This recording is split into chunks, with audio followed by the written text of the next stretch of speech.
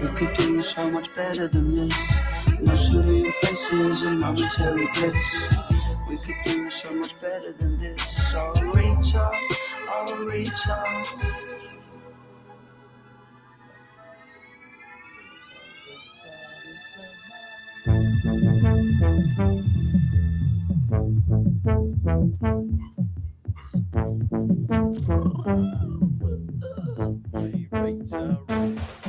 Your potential, you lack credentials, and you are special. Special, oh how you need it, oh how you're needed. And you keep squeezing the truth from the middle. You put the seeds, but your arches they ain't golden. And you was gagging for some gags and now you're rolling. Bet you shut your trap and keep it hush.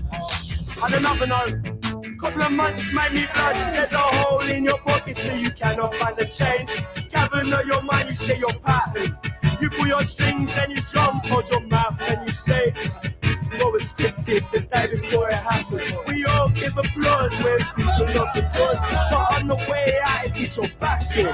See, everything in life is silver and gold, but mine is from metal get platinum. It makes me sick to think you ain't happy in your skin is where it fit. To think like ball don't play, get your flickers to them then it pops. And whether you're a top, keep twist that you deserve. It's more than it makes me sick. Poster girl.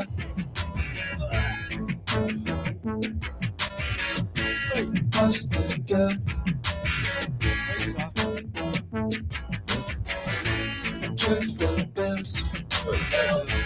Must be paid. Poster boy. Poster girl. The truth, the bills, they must be paid. And what is left is sod and cake. Typical, oh, you need to change your face. You get it sold, it's such a waste. You know we could do so much better than this. Swimming in pools of momentary bliss, where you gotta fight a bounty cause everybody take it. Meanwhile you keep on adding, I bet you gotta grow. It makes me sick to think you ain't happy in your skin is where it fit. To think like ball don't play, get your stickers to them then it pops. And whether you're a top, keep twist that you deserve. It's good then it's make me sick to think you ain't happy in your skin is where it fit. To think like ball don't play, get your stickers to them then it pops. And whether you're a top, keep twist that you deserve. It's good then it's make me sick.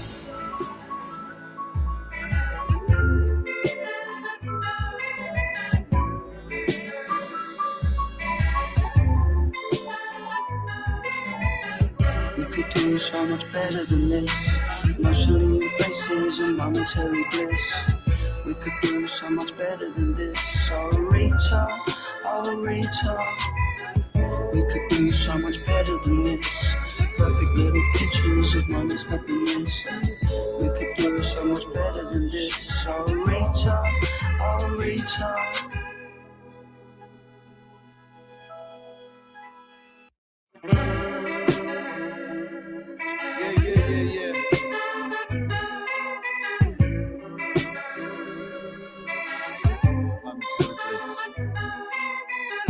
We could do so much better than this. No silly faces and momentary bliss. We could do so much better than this. So reach up, oh reach up.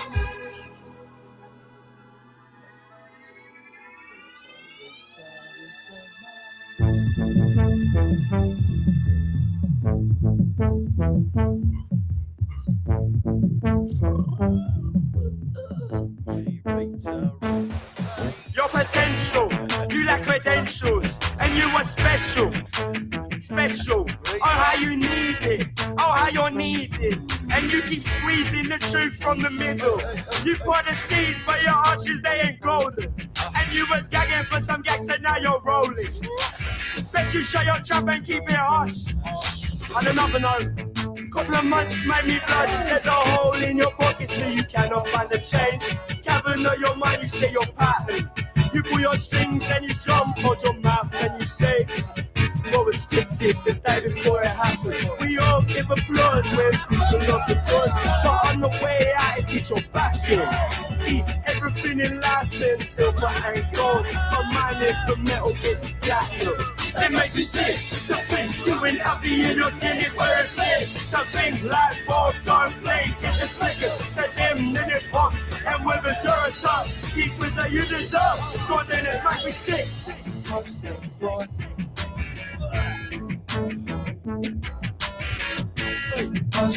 girl.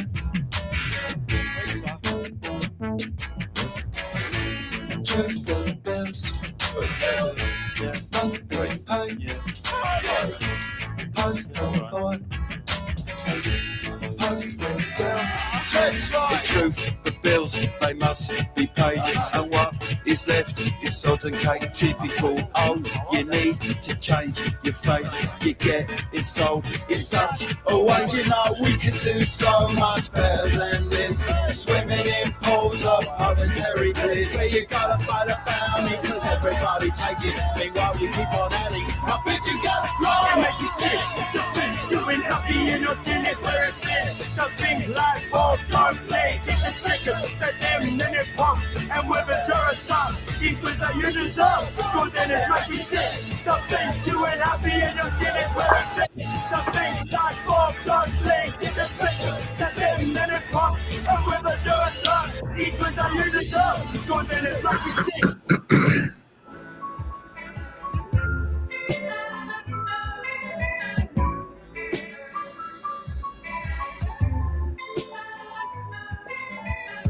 We could do so much better than this. Emotionally with faces and momentary bliss. We could do so much better than this. Oh Rita, oh Rita. We could do so much better than this. Perfect little pictures of moments that we missed. We could do so much better than this. Oh Rita, oh Rita.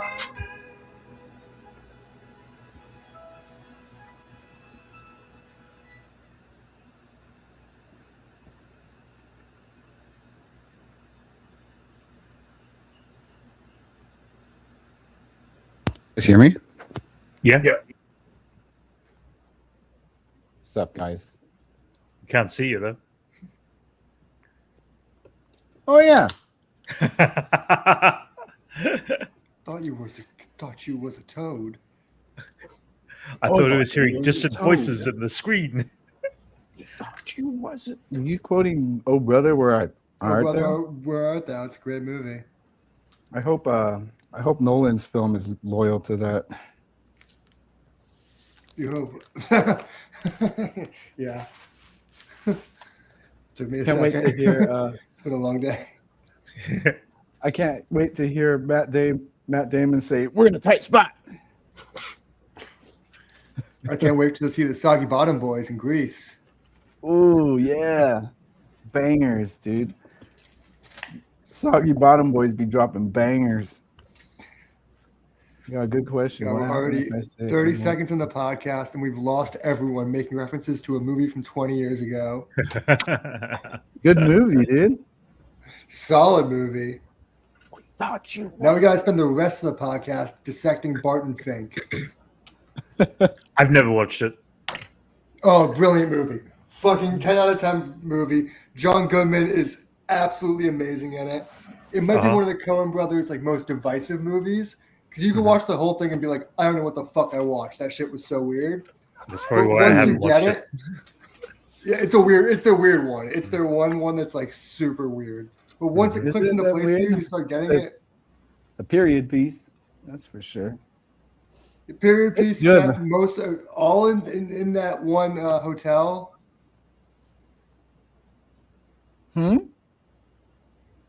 Isn't John Turturro? Isn't it a hotel or apartment building John Turturro's living in? Where? Which part? In Barton Fink. Oh, you know what? I haven't watched Barton Fink. Oh, we should just do a Barton Fink podcast right now instead.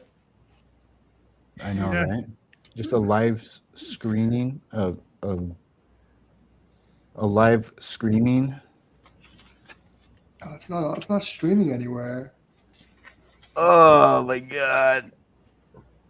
Yeah, it's not streaming. So Steve Martin can't lately, but this week I got my green card renewed, and it came in the mail. So I'm legal for another 10 years, folks. You got me stuck in here Hell for yeah. 10 more years. I'm Yeah. so sorry. Congratulations. Yeah. I'm so sorry. Hey, Is it coincidence? regimes will fall and new governments will rise, but I Is it survived this coincidence one. that Iran supposedly threatened to bomb California this week? Is that coincidence? Yeah. I know, right?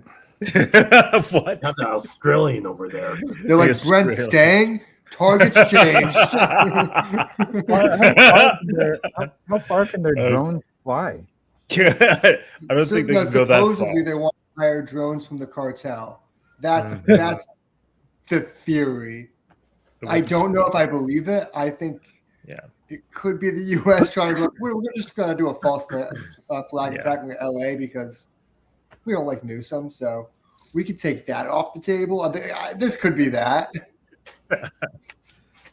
What's that? Yeah. What about Newsom? I said it could be a false flag attack. It could be setting up a false flag attack. Newsom? Kidding. All of a sudden, something horrible happens in California to Gavin Newsom, and Trump sitting there in Washington like, oh my God, guys, did you see what Iran did? Could you believe they did that? It's like just like 9/11. They're just like going down a rabbit hole. That idiot. Yeah.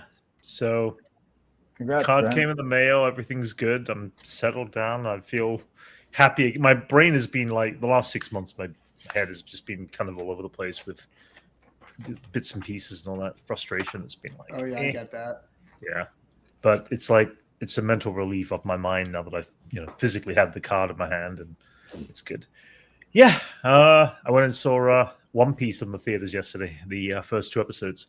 Oh, season shit. 2. Oh no. Nice. Yeah, It was cool to see on the big screen. Yeah, they had it for one night only, and it was cool. It was. Did they find the cool to One see. Piece? Not yet. We're only in season 2. I love asking that They- to One Piece fans, like, especially the anime watchers, because their face just is like, what are you talking about? Yeah, there's It's a like- lot I need to learn. There's a lot of people that were laughing and cheering over certain characters that I had no idea that had minimal representation in the episodes, but obviously something down the line kind of thing. So Dang, Anthony, that picture of Bambi looks like a painting. Yeah, right. Just a good lighting from the sun. It's like a Renaissance. It's like a Renaissance painting. shows. Let's see. Hold on, let me bring it up. It's a story, so can you pause? Yeah, it's a story, so I gotta bring up Anthony. Okay. This was yesterday afternoon, just laying in bed, and he was just sitting in the. It's just like it was sunny yesterday, Uh-huh. but like, was there clouds? Which it normally is in California. Well, like, it's gonna get. It's been weird weather lately, so yes, Yeah. me saying sunny is like a new thing. It was like bright, but like just like the right like just angle. Right. Look at that. Cool. Dang. A little blurry, but yeah, just staring at me, just like come play, please. Really Accidental bright. Renaissance. Yeah. The lighting on the. I think it's because it's like the white fur with the shadow. Yeah. And then the red bouncing off the blanket is And like causing some pink on the side there. each strand of hair is like visible too. I think Yeah. that's what helps make it look. It still looks like a painting on here Yeah. right now. It's like I think I'm looking at a painting. It's crazy. This is all thanks to the iPhone 15. Oh, you finally got a new one? Oh wait, that was a while Yeah. ago. Yeah. Is it the 17 is coming up next, right? I think it is. Yeah. It's I currently never out. I never get the latest one. I always get like the 2 model. This is the current one. Right. Just in case something happens. I'm still at 12 right now, but mine's keeping slow. It's like, well, battery is slowing down. It's not as powerful as it used to You be. still use it as your camera, huh? Yeah. Yeah. Why wouldn't I? looks fine Oh, it's for my a camera. it's my camera. Oh, the video camera. Yes. Yeah. Yeah. Why wouldn't I? I looks I fun thought for you a meant camera. like click photos. Sorry, you meant video camera. Yeah, okay, all right, okay, yeah. Jeez. It's better than the one on my laptop. Gridfinity. This episode of the stream is brought to you by Gridfinity. The organizing system. I'm putting a grid on one of my drawers. Cool. Which Do you drawer? 3D print the grid? Yeah. Cool. 3D print the grid. Ah! Grunting in the back and us not seeing what's happening. I can't say what it is, but there's a certain project that I'm doing part 2 of that I did part 1 of earlier this year. And it's been officially greenlit to do this new commercial piece for I think. Oh my god, you want to play Conan? yeah, sure. That would be it. But yeah, we're gonna go ahead and be doing another kind of cool toy commercial, which is gonna be really fun. Gridfinity. And then the grid on here, so it snaps in place. Cool. No, don't put it in that corner. Put it in the far corner. Now, just 12 more hours, I could have 2 more boxes in here. That's what overnight's for. Yeah. Jason, I'm gonna put some ad reads in the chat for you. I hooked up some ad sponsors. Some ad sponsors by Yeah. BetterHelp and Telehealth and Lisa Mattress. Oh, me and Elijah went to the Gorillas Oh yeah. pop up, the House of Kong. Dude, that shit was sick. Cool. I mean, me and Elijah are huge Gorillas fans, so we were just stoked to be Cool. experiencing it. It was Where cool. was it at? It was dope. Did you see them on SNL? I didn't watch it yet. I want to though. It was in downtown, like the Arts District downtown. Okay. What was that? It's like a plant shop distribution center that closed, and they used that warehouse space. But it was cool. Immersive. You wear these headphones, you go in. It starts out as a gallery, and then something happens, and you all have to evacuate. You end up in like Murdoch's trailer, and it stinks. It smells like what you think he'd smell like, and then yeah, you go through like recording studio. It's like all built in, it's totally immersive. Cool shop, cool art. There's a huge scale model of the plastic beach too. That was pretty sick. But yeah, I saw that on your story. Yeah, I wish Elijah was here. You could talk about it too. Let's see, Max the Body Epstein. Jeez. Vagisil. I scream, you scream, we all scream for vagina cream. Vagisil. Vagisil. Vagisil. Tampax. Mother Nature attacks your slacks. Tampax. Nice. Max?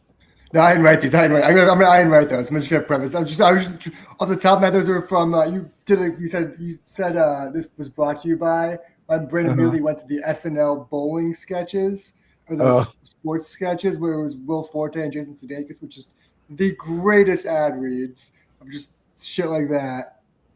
We all scream for vaginal cream. They had some good ones in there. That extra cheese on your taco, use Vagisil. Isn't that's me, myself, and Irene, right? Is he like doing a price check on Vagisil or something? I don't know. Well, when he turns into Hank. How familiar are you guys with that movie? I've seen that movie like once. You guys memorize it like I do? I never saw it. The one thing I remember that I brought up to like someone laying down on the ground. He was, like it was like during basketball practice or something, and he was just like laying down on the ground. I was like, "You should do that thing from me, myself, and Irene, and just spit up and catch it, or spit up in your face."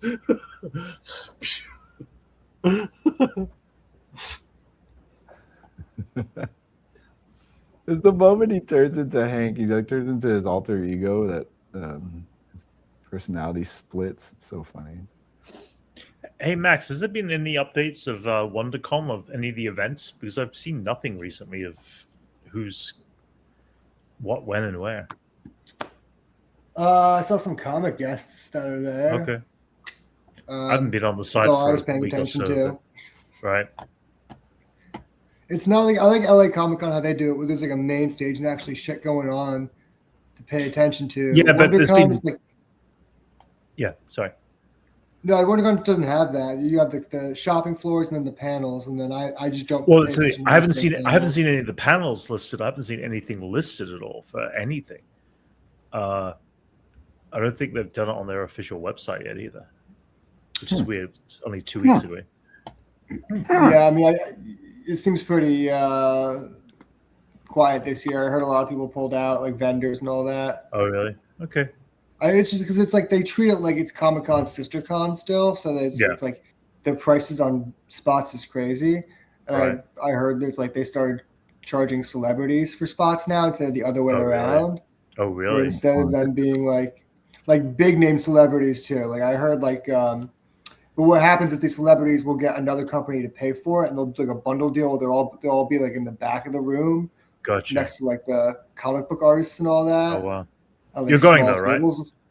Yeah, I'm going. I Yeah, can drive yeah, if you yeah. guys need. I know you guys showed up last year, but my car, I have a new car, Yeah. so I could drive.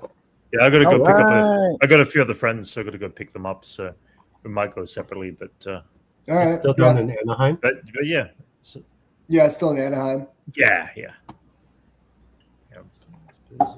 Anaheim. Anthony, do you have a San Diego? If you get a San Diego Comic Con pass, you get a free WonderCon pass, so you should have one. Oh, really? Well, I've got the WonderCon. I just don't have. I never purchased the Comic Con, so Why do they make me and you pay, but Elijah doesn't have to pay? It's crazy. because I think Is it Elijah's just been doing it for 20 years plus. I was about to ask, is it just grandfathered in? Yeah, I think so. Yeah, because it was That's probably dope. free I'm at so one jealous of time. that. I mean, Well, you'd yeah, it expect used to though that be- after you paid maybe once or twice, you'd get a bigger discount. And what? It's ridiculous. But just Obviously keep going, not. they go up like 10% each year. Each It's year's like ridiculous. 20, 30 yeah, bucks. yeah. No, you're in the professional side of it, and it's like they're still making you pay pretty much full price, right? Feels Yeah, like. well, that's the idea now. In San Diego, so Yeah. you basically pay full price, but they reserve Such a your rip. ticket. You don't have to do any of the queue, which is Yeah. the one thing I like. It's the one thing that's Okay, good about alright. it is That's you an can wait advantage. until a week before Comic Con to buy your ticket, so you can Right. really save up all year instead of being in that Comic Con rush in Right. September when everyone's all freaking out to get their badges. Yeah. So that's good, but yeah, that's why I don't pay for a hotel though. It's like I'll just drive in every day. That's still a bit of a drive, though. I mean, Sorry. you know, Anaheim is. It's like, yeah, it's still Orange County. It's like. It's not as bad as San Diego. Yeah. It's San Diego. That's where I'm driving. Oh, sorry, to. San Diego. So I was thinking of Oh, WonderCon. shit. My bad. Oh shit. That's No, where I'm going to ridiculous. San Diego. It's Yeah, San Diego. Oh, yeah. Sorry, in the my brain morning, was on if I leave WonderCon. early enough. It's Yeah. 2.5 hours to 2 hours 45, which doesn't feel that bad. The Yeah. way home sucks. The way home, it's Yeah. like I had like 4.5, 5 hours.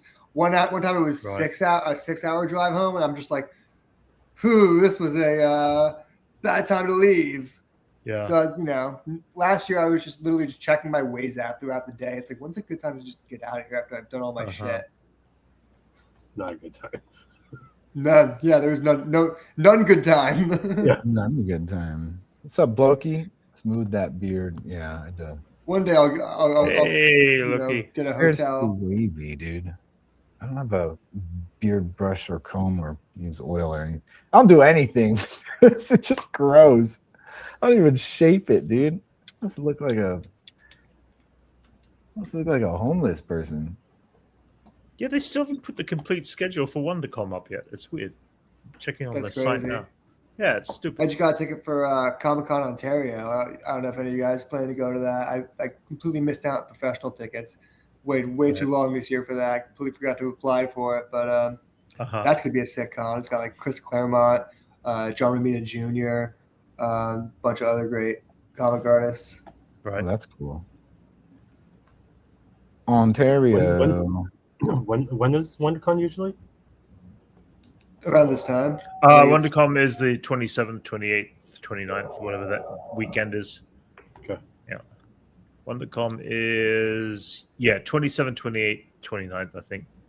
Might be the Thursday as well.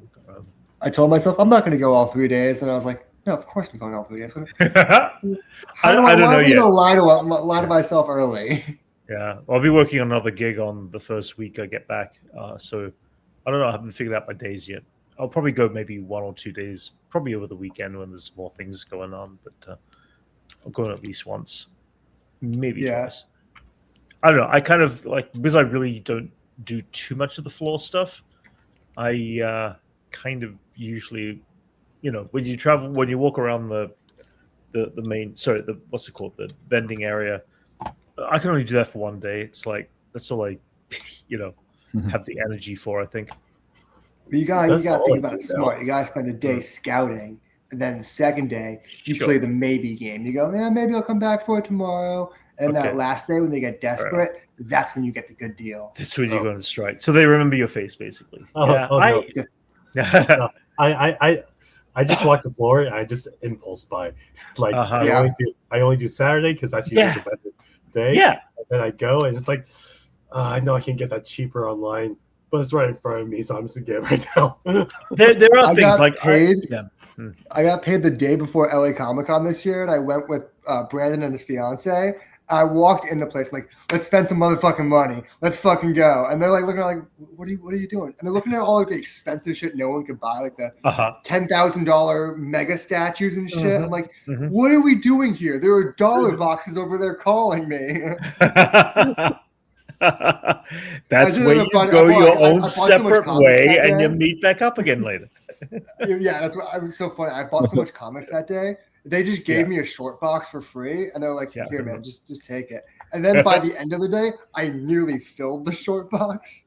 Just by the end of the day one. Yep, that doesn't surprise me. This was day one, and by the end of it, I met up with Brandon and his fiance. And I was like, "All right, guys, like, the fuck is that?" I opened it, and it's just like full, and it was only X-Men books. Just like, what the fuck? I'm like, some guy gave me a great deal. I can't really explain it. It's hard.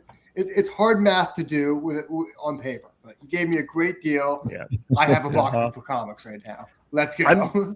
I'm usually very selective with what I find and see, and usually it's either something I either really truly want, but it might be too expensive, so I'm not going to bother, or it'll be something that surprises me. Very rarely something surprises me that's there, and I'm like, ooh, that's actually a decent price, and I never thought I'd see that. So that's when I will purchase something usually. But I'm not going to pay, crazy prices for stuff when I don't want to be spending that kind of money, kind of thing. So besides, I also have to watch out because I'll be I feel like a lot of people at cons now just use it as an excuse to jack up prices more than they did. I know it was always that way, but now it's become even more of a thing, especially with the idea of con exclusives and different ways they found to just what are those called? The blind bags. Yes. All that to just boost nonsense. I feel like they just become a way to just snake money instead of make money. Yeah, of course. Snake money, snake money, money. Yeah, I don't know. I'm excited for WonderCon though. Yeah. I'm me too. I put aside some of the money I won in the casino. Well, I'll be doing my taxes on the Thursday of WonderCon, so I'm either going to be owing a lot of money or owing not as much as I thought. It's either going to be one or the other because I got a lot of 1099. Yeah, I'm probably going to owe some money too, but I'm not. I'm choosing to not think about that. Fair enough. As I said, I'm doing it literally the week before, the weekend of, the few days before the weekend of. So I'm either going to have money to spend or I'm not. But then again, I've also got a lot of hot toys that are coming in, and I have to make sure I got money set aside for those. I've actually been putting money aside every week I'm trying to get something sick at San Diego. I want to get maybe a cover. I want to get like a, I like. You don't know what it is yet, though. You don't know what it is until you see I've been looking online and browsing the vendors that I know are going to be there. I like my original comic art. I want to get an epic piece. I want something that's just like something fucking sick. Cool. So I'm putting money aside every week for that. And there's some pages where I'm like, ooh, oh, I could just buy that right fucking now and make a terrible decision, but actually I could do it. Yeah. Usually, Max goes, I go, and Elijah goes. We usually try to make at least one day where we're all on the same day. This time, I've got 2 other friends who I've got to pick up along the way. So Maybe I'm by myself. doing that. Yeah, but it's Ontario, California, not Ontario, Canada. But if everyone's doing Comic-Con Ontario, I'll be there. Not to be mistaken. Yep. Come on, Loki, come through, dude. Yeah, come through. That'd be sick. Yeah, dude, come to California. You can Stick see around for a few how days. my poor decision making goes down in person. I've witnessed that. I've witnessed the conversation and the standing there drooling over something, saying, "I'm going to get that much cheaper than what they're selling it for," and he usually does. That's the surprising thing. There was this thing. Where was it? This book. Yeah, this big book. Signed by Stan. It was one thing I just saw walking on the floor last year, and my head turned. And I was like, I need that. And I just went home. I told Brandon's girlfriend, his fiance, I was like, I'm going to get that tomorrow. I'm like, no, you're not. You told us your budget. You told us you could afford. You're not getting that. And I was like, I'm going to find out everything that I have that's super valuable right now. I'm just going to fucking sell that to my friends tomorrow. And then I'm going to come to her with that money and I'm going to buy it. And I just did that within the first half hour of the con the next day. I went home and I got all like the books that were like trending upwards. Like I sold my New Avengers #1, or not my Young Avengers #1. All that good stuff that I was like trending upwards. I just sold all of that and got this, and it was epic. And I went back to Brandon's fiance, and I was like, "Look what I got!" And they were like, "How?" And I was like, "Told you, I just found some random shit. I flipped it real quick." There you go. I did sell a Jim Lee Sig that I'm kind of mad I sold, but I might buy back from them for fairly cheap.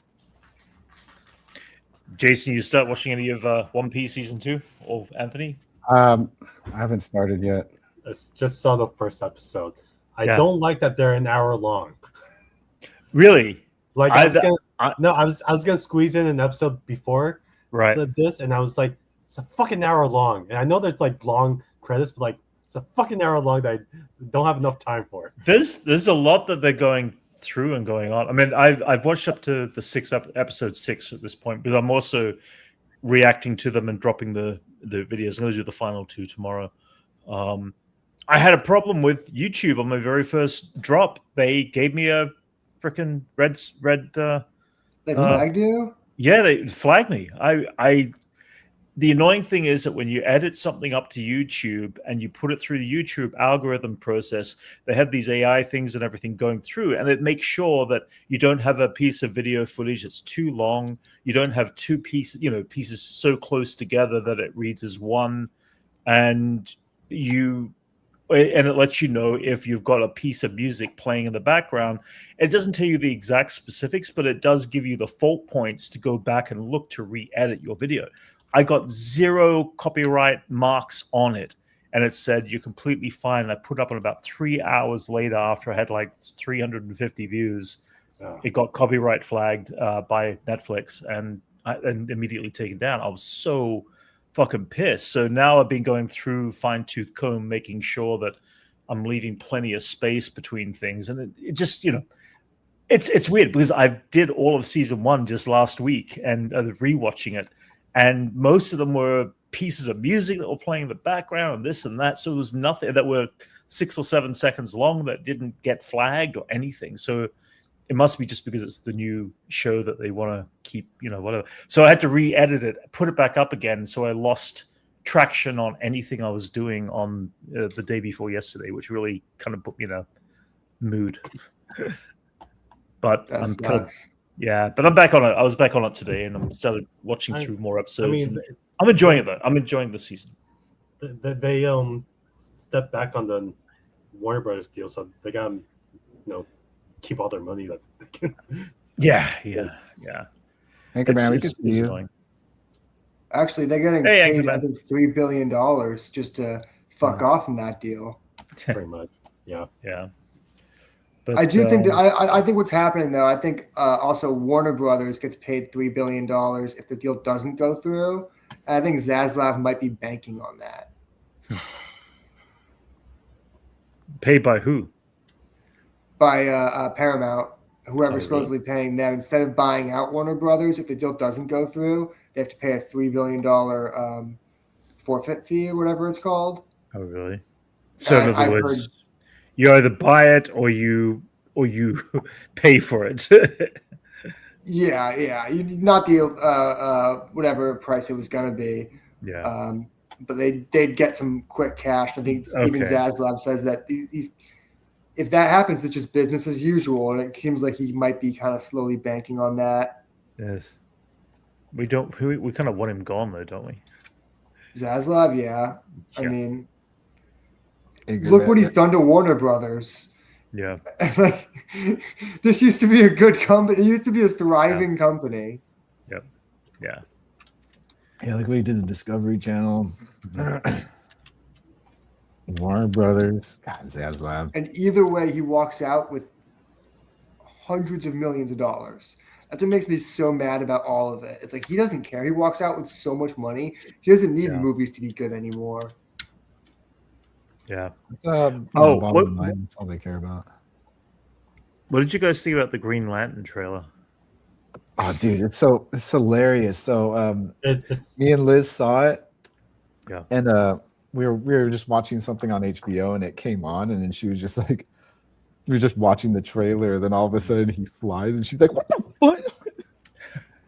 It just didn't look. It looked out of place, but it's like coming from her point of view. She had no idea it was Green Lantern. Yeah. She just thought it was some boring, crime show. Yeah, that's what they're trying to pull it off as. And unfortunately, that might flies be. away. That's going to be one of the funniest things ever. I thought this thing was just a teaser, and we haven't seen everything yet. This is most of the show, apparently, from what I hear from friends of mine who are on set. The thing is, like, that's what I thought they were talking about the whole entire time. So, like, I wasn't surprised by not seeing much. So I was like, cool, like, this looks great. But the flying scene is probably one of the few scenes you'll get to see of anything related to Green Lantern doing anything with powers. Cool. It's more like I a can training. break down role. the actual problems with it, like because there's real physical problems with this trailer that just point how much. And I love the people involved with this show. I love Tom King as a writer. I love Damien Lindelof. Lindelof. He has my on and offs. He's either good or bad, but yeah. I think he's fantastic. I think, but here's what they're getting wrong with this show. Number one, the idea of Hal or John. That they're Hal and John, not Hal or John. There's no one ring between them. I don't know why it's like Hal's like, yeah, I'm dying off. Here's my ring, kid. Like that. It doesn't. Then Hal says that he's the only human lantern when we've already seen Guy Gardner. Well, that I don't understand. So, but then is Guy Gardner not human? Chip, who is an actual Green Lantern's character. Yeah. So he's not human. Was Guy Gardner human at that point? Technically. Here's the thing. Okay, here's the debate online. Guy Gardner had one alien descendant like 1,000 years before he was born. Guy Gardner is basically human. Right. He also hasn't even gone through his warrior arc yet, so he doesn't even know that. So he's human. That's why it doesn't really make sense. I don't think like I've heard a few places, and I like this, that Hal just doesn't like Guy and just doesn't want to acknowledge him as such. So that he's just saying like, I'm the only human Green Lantern. I know he's there. I just don't want to acknowledge him. That guy. Because I think Nathan Fillion is going to show up at some point. So like, it's gonna be, I think he's going to get addressed. So it's just like he's just a piece of shit. So it's like, maybe he left the guardianship and took the ring for himself. When he started working with the Justice Gang, it means he's not literally a Green Lantern anymore. He's not part of the Guardians. Could be. Again, I'm sure we're going to get the explanation in some loose form, but for the most part, it's a buddy cop story, and that's all it's going to be apparently. So I don't know how It's that'll such play a waste down. of Hal you know? Jordan. It's such a waste of Hal Jordan. Why could this guy never have like? Is Ryan Reynolds and Hal Jordan the best we get for like a Green Lantern Hal Jordan? It's like, come on. Oh man. I think it would be so easy to have John Stewart be the Green Lantern for the Justice League and have Hal Jordan be solo Green Lantern. Yeah. I think that was firmly established in for a while, and I think that really worked. And I think John worked in backup for Hal. But I don't like this idea of immediately shafting Hal after this True Detectives like season. Yeah. I don't know. I mean, I the more I'm realizing, the more I'm like, I'm superheroed out right now. I'm gonna watch all this stuff, but I just haven't really truly cared about anything I've been watching. I think it's because none of what they're doing is good. They're doing these weird, trying to find these weird angles on characters. They're doing everything but just giving us the fucking characters. Yeah, Agatha all along was probably the only surprise for me, and I enjoyed it, but it was very theatrical, and I guess having a theatrical background, I kind of What about Thunderbolts? Thunderbolts was excellent. I didn't get into it. I thought it was I thought it was okay done, but it just didn't pull me in at all. I was not pulled in by the story, by the arcs. I watched it once in the theaters and forgot it. I didn't, I don't know. I just didn't get to it. I love that one. That's a good one. Yeah, That's my favorite. I loved it too. Yeah, I'm not saying it was a bad film. I'm just saying and we I walked out of the experience just going, I feel empty. That we like it. Yeah, I know. I just think these companies are like doing the weirdest risks instead of doing like traditional. They're like, what do fans want? We'll do the opposite because that's the risk. Yeah. Like, I just take a risk, kill somebody really important that doesn't get pulled back again. This establishes the further problem within just because I think James Gunn could do an excellent job, but I think the projects he's presented thus forth have been a really weird DC slate. If you're trying to introduce they have been because it's like Superman, great, starting off strong. We haven't even seen any of these yet, so maybe they're good. Let me. It might be good, but let me break down what I mean. It's like Superman, starting off Superman. Might be great, starting off strong. Then he also does Creature Commandos. Cool. How is this going to factor in? Kind of doesn't. Peacemaker. Then he goes into Peacemaker. Another obscure set of characters. But it does tie in a little bit. And I'm not saying these shows aren't good. I've liked all of these projects. I've liked every single one of them. No, I agree. And then the next one would be like, the next one should be a Green Lantern project that is specifically titled Lanterns, which maybe, hopefully, it could be the spectrum of lanterns, and that's why it's called that. But if it's just a True Detective show like this, I don't know if that's the strongest way to introduce like a Hal Jordan and a John Stewart. I think they really need to. They're the most superhero-y superheroes. These are the guys in space with the cosmic ring. Like, to put them on Earth to solve some mystery it needs to be really good. And I'm not saying it won't be, but it needs to be really good to pull it off. No, well, I guess we'll see. I can't wait till it comes out. Well, I can see if I'm wrong. Because I do love everyone involved. That's the thing. I love Tom King as a writer. I don't know. I grew up on like DC, and I like all I used to prefer them over Marvel, but now I do like Marvel. But the thing is, like yes, you have read more comic books than I have, so I don't know stories. But it's just like this stuff I've seen, like in like animation and movies. Like I'm looking forward to just seeing a different version of just the story. Yeah, sure. And like every time they put a Batman out, it's just like, okay, it's just a little variation of the Batman story, but like, at least so this it sucks that I'm not gonna see a lot of like green lights, but it'll be cool to see like this version of it. And this is me coming from working on Wonder Man, where it's not like a full blown superhero show.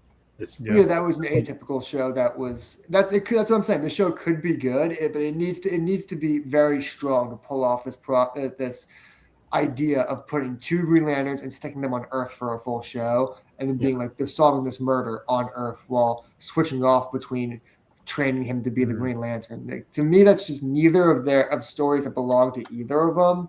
Like in terms of like it doesn't make sense for either of those. It's not the strong point of either of those two characters to be What are they doing supposed that. to be basing this Lantern show It's all around? original. Within It's just all original. There's no comic book tied to this or that. It's a pitch. It's a pitch by Damien Lindelof and see, that's Tom my King. hit and miss situation. That is my hit and miss with David Lindelof. I hated how he ended Watchmen. I loved that show up until the Dr. Manhattan reveal, but the rest of the show was great. I'm hoping the show isn't like a full season of Dr. Manhattan in that show, where that felt like more just pissing all over the comic book, being like, nah, nerds, I know better. I'm hoping the show isn't that. I think that's what you might get, and again, it's like that's what I'm worried about. It's and like, it's going to do well. Even the super suit didn't make sense to me. Why would any Green Lantern? Okay, the only way that would make sense theoretically is if it's Abin Sur's suit, the Green Lantern that died and Hal Jordan found and got his ring from, because he does canonically keep Abin Sur's suit in his closet, but Hal Jordan's suits have always been constructs. Yeah, he would never have a physical suit. Construct. Yeah. Abin Sur had a physical suit of armor that he died in, and that could be that, which I'm hoping it is. Yeah. But if that's the rumors are that's Hal Jordan's suit, and they see him wearing it, and they showed key art that looks like he's kind of wearing that. Yeah. And he gets flashback scenes. To me, that's such a bullshit idea. What they're trying to do is they're trying to erase what they did with Ryan Reynolds, which is like the CGI suit. But like Hal Jordan wears it's the reason why I like the CGI suit, and I'll always defend that, is because Hal Jordan's suit's a goddamn construct. It's what do you think it fucking looks like? Yeah. I guess we'll see. Yep. Did Max love Arrowverse? Anchorman's asking. Some of it. I thought it started off strong. It had some really good moments that were like not like technically good, like from like a directorial standpoint, you'd be like, oh, they didn't have enough money to pull up what they were trying to do. But from like a fan perspective, I really admired what they did for a lot of years, and then they went off the fucking rails, and then but there was some good, really interesting stuff they did. I admire it. I think they, as a whole, I respect it. I know it went off the fucking rails. They did some shit I really fucking hated. But the idea that they got to do a whole contained DC multiverse on TV in a low budget format like that, honestly, we gotta respect that. It's what we were asking for that we were never really truly getting, and we still haven't been. And we still haven't been asking for all of the drama and romance. I think that was a little bit of budgetary constraints and network mandates, but. Some of the other storylines were great. Yeah.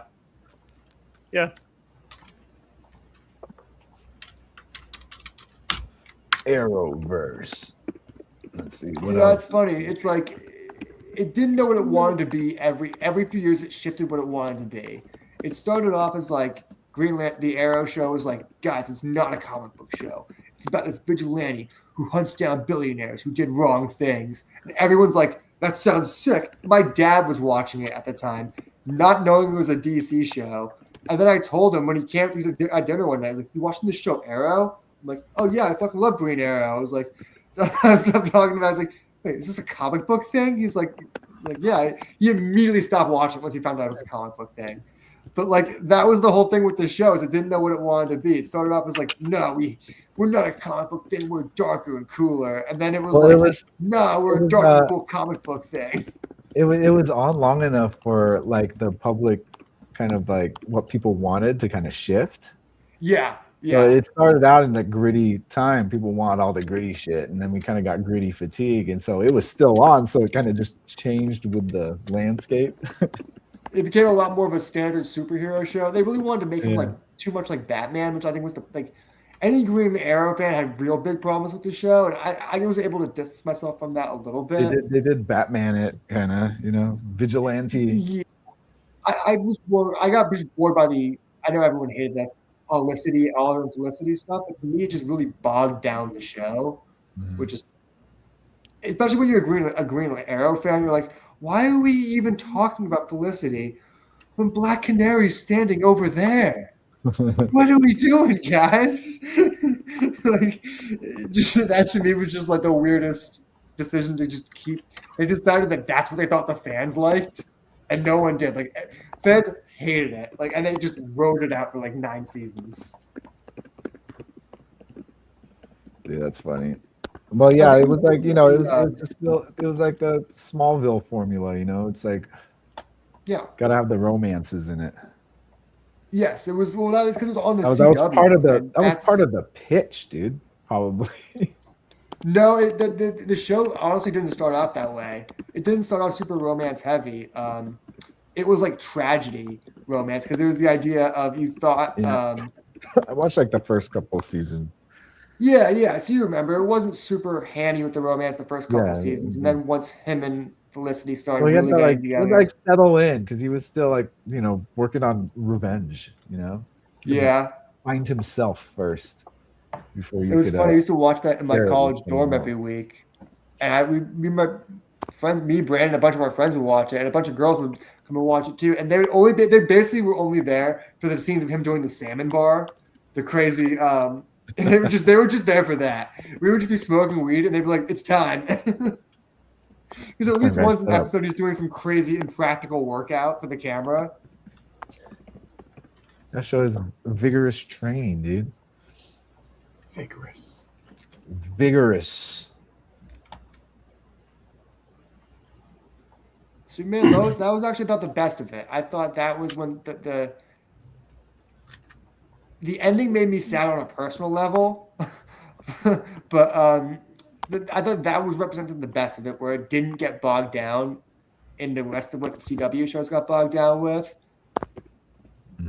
But it did have the weirdness of like trying to add too much stuff to the lore. Like, we're going to give Superman an extra kid to add to the drama.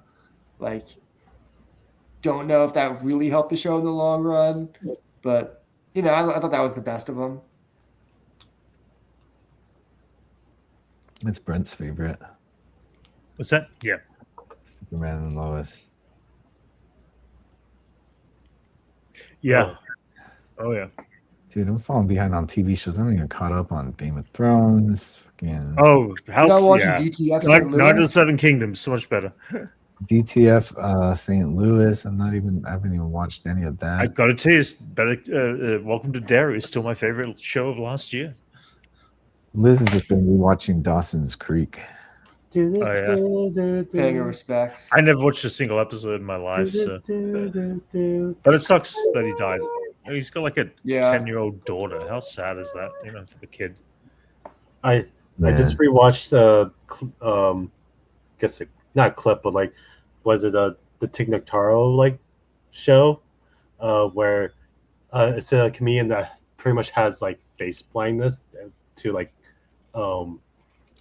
just famous people. So like she had James Van Der Beek on the show, and she just had to guess who he was. Oh, really? Like he was in front of her. It's just like and facial blindness. It's like, okay, so I guess you're on a TV show. Okay, here's a hint.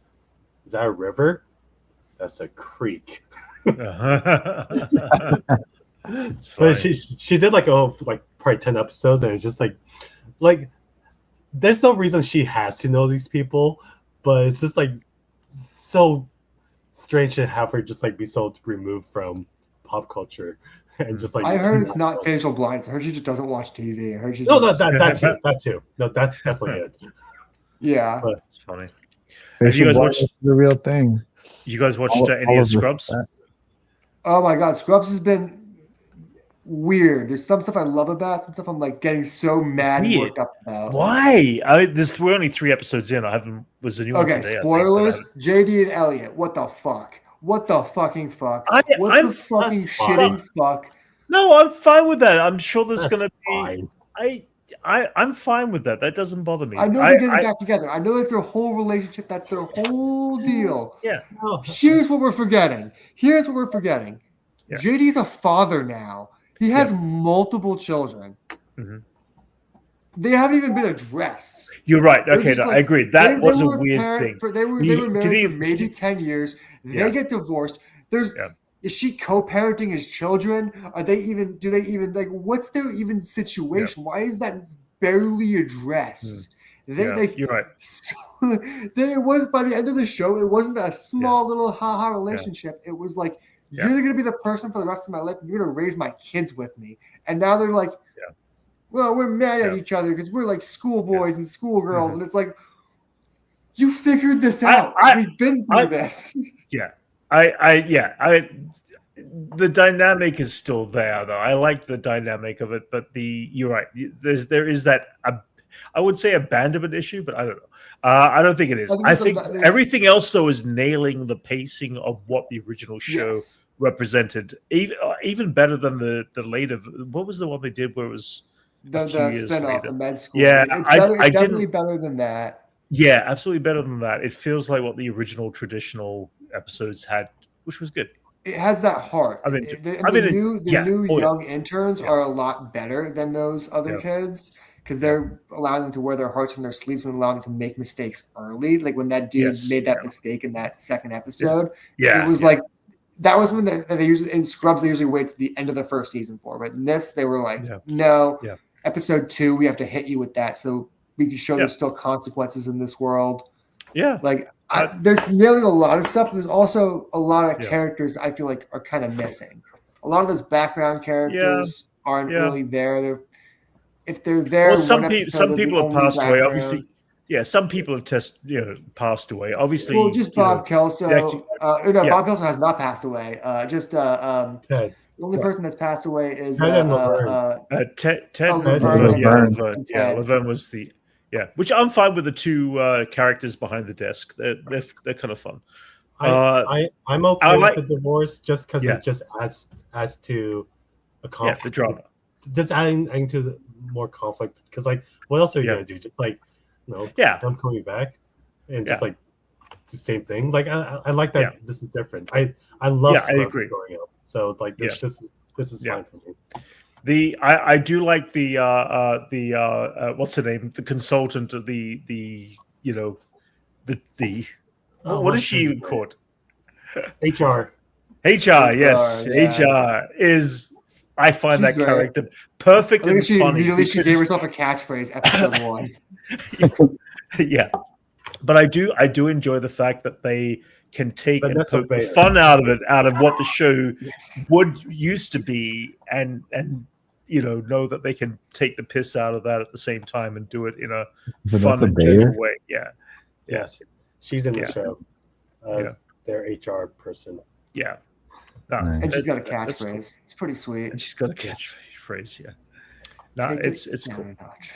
Yeah. It's such I don't know. It's like they're trying to they're making her like, what was that show where they're like, cut it out? Yeah. Full House. Full House. Yeah. Dave Coulier. Yeah, did I do that? It's a I'm enjoying it so far. It's been fun. 3 episodes in. Again, I think there's enough focus on Carla. I feel like Carla's barely been in it. Every episode, I'm like, I need more Carla. Yeah. I mean, I now that after the 3rd episode, JD and Ellie has kind of whatever. I think they'll have the core 4 hanging out more. But I think the whole entire time the core 3 has always just been the main. I think that's what they because I just saw the billboard. I know Carla's not on the billboard. It's always been the main 3. But did you see the billboard next to Golden Apple? Oh, the Melrose or right off Melrose? Was it no? The one with the capsules. It's freaking crazy. It looks they always have cool billboards there. Yeah. But no, Jason's there too. He's doing his own thing. He can't see us. I think he can hear us, but he can't see us. No.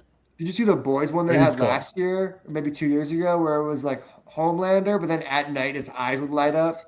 Mm-hmm. Oh, really? I haven't seen that, but that's creepy. Cool. Yeah, same spot on Melrose near Golden Apple. Cool. What do you think of the new trailer for The Boys season 2? That's 5. I mean, sorry. Wow. The Boys kind of seems like it's kind of becoming what it was making a commentary about. Right. Like it's become the satire. It's become the thing it was satirizing. Yeah. It's like get ready for standard superhero action fare. I'm It's still like, ready to. I can't wait. I can't wait to see how that plays out. Final season. Yeah. I think it looks decent, but I just think for the show that was like always satirizing like Marvel movies, this one like was really trying to be like this one's like the event season. Right. Yeah. Well, isn't that interesting how that happens to like something that satirizes something then becomes the thing. Yeah. That it satirizes. Yeah. Yeah. It's when you start to stack up seasons, there's always kind of like this huge establishment for all of the characters, so it does kind of become the thing. Yeah. Because you're introduced to them when you don't even you haven't even seen them before, and then they're just always existed. And so for us now, they're always existing. Yeah. So that satire kind of gets lost in there. You know what I mean? I think this one's a little bit of a failure of media literacy, where like right wingers kind of latched on to Homelander, and people like didn't get the satire behind Homelander, and they're like, "Yeah, man, that dude's fucking sick." It's like, yeah, dude. Yeah. The rapist superhero. That's the one. You're like, yeah, he's my fucking guy. Is that so surprising though? Because in real life, they pretty much latch on to the rapist. Yeah, I know, but then they kind of like now that they really did lean into that, where they're like putting Homelander in video games, which is like I know all rights to them to make their money and shit like that. But it really is the thing they satirize. I think the credit goes to how well they did like that kind of portrayed him to kind of appeal to conservatives. Yeah. You know how they kind of just saw through all that. It's like, yeah, that's good. He's doing good stuff. He's a good guy because he's a hero. One guy I see almost every morning when I'm in NoHo in the Arts District. He's a fucking Trump bumper sticker or Punisher bumper sticker with Trump hair on it. And every day I'm like, if I crash my crunch a little bit into him, it wouldn't be the worst thing. Bumper, Trumper, bumper. No. Dumper, Trumper. It makes me so mad. I don't know why. The bumper sticker makes me so fucking mad. It's the dumbest thing. It's just like a Trump. It's like literally the Punisher skull, yellow fucking Trump hair on it. That's so fucking weird. I'm like, yeah, it's like this guy's the ultimate. Yeah, doesn't. Hey, dial it back, Max. Got that Trump syndrome.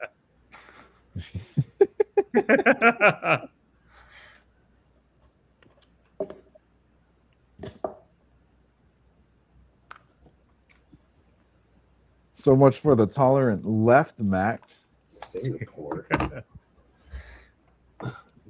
I don't know. I'm kind of done with being tolerant. I feel like I'm in a more intolerant portion of my life, but I'm choosing who I'm being intolerant towards. And right now, it's the tolerance paradox, man. If what they represent is devoid of all tolerance, we should not tolerate. That's what I'm saying. Like, why should we respect people who have no fucking morals? No, that's the whole thing. Like, tolerance can cut both ways, but some would argue to tolerate the Nazis then. Like, no, right. man. I want to be on record. I've always advocated for the punching of Nazis. Yeah, every Nazi should get punched. I agree. You see a Nazi, you punch him. Mm-hmm. There was this funny clip I saw years ago of this dude was like at a concert. He had his shirt off. He had a big swastika tattoo on the back of his shoulder blade. And some dude like shoves him. He turns around. The guy just fucking decks him with a fucking elbow. And security comes over and they're like, go to break the fight. And the guy just immediately grabs the guy, like flips him over and shows the tattoo. And they grab him and just take the Nazi out.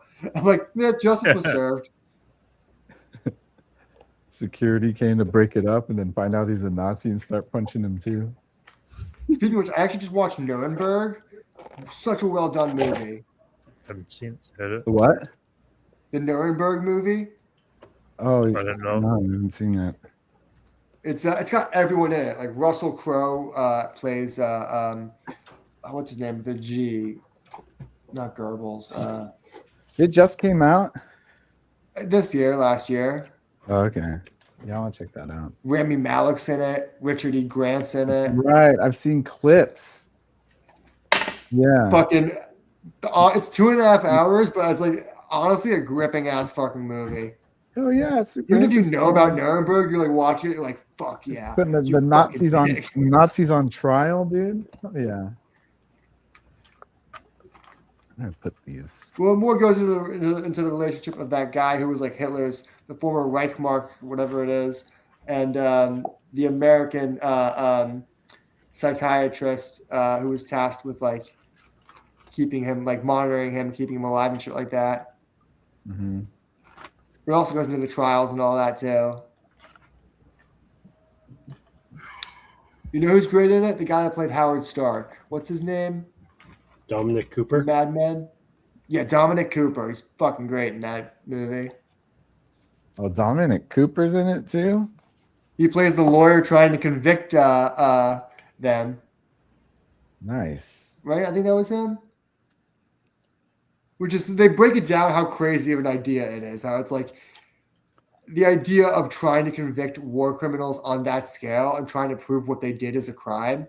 And the one thing the movie keeps hammering home is that I think that most people today in society don't get is that people in the world didn't know what the Holocaust was right away. It was like rumors and like no one knew about it. It wasn't like a known thing. It was like a it's so hard to believe that, like, because it's World War II. You know. Well, now all the photos and all the history. evidence and videos have been brought out and shown to It's the like public. common knowledge, but there was a point when people had to be told what happened.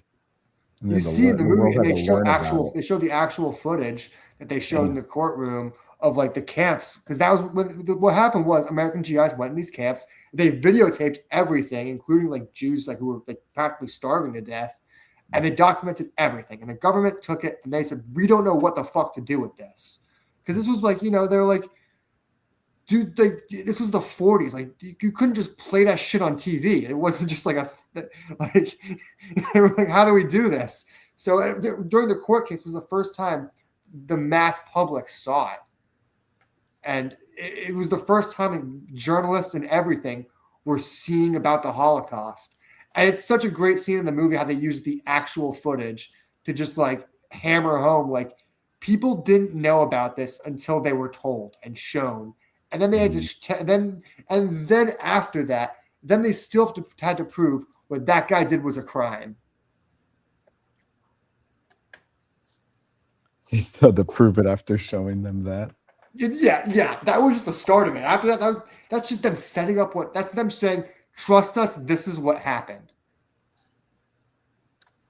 That was video footage. I don't want to spoil too much of it, but there's that court scene is so fucking great. And Richard E. Grant in that scene is just like, he's such a baller actor. That guy's like, I don't know what it is about him.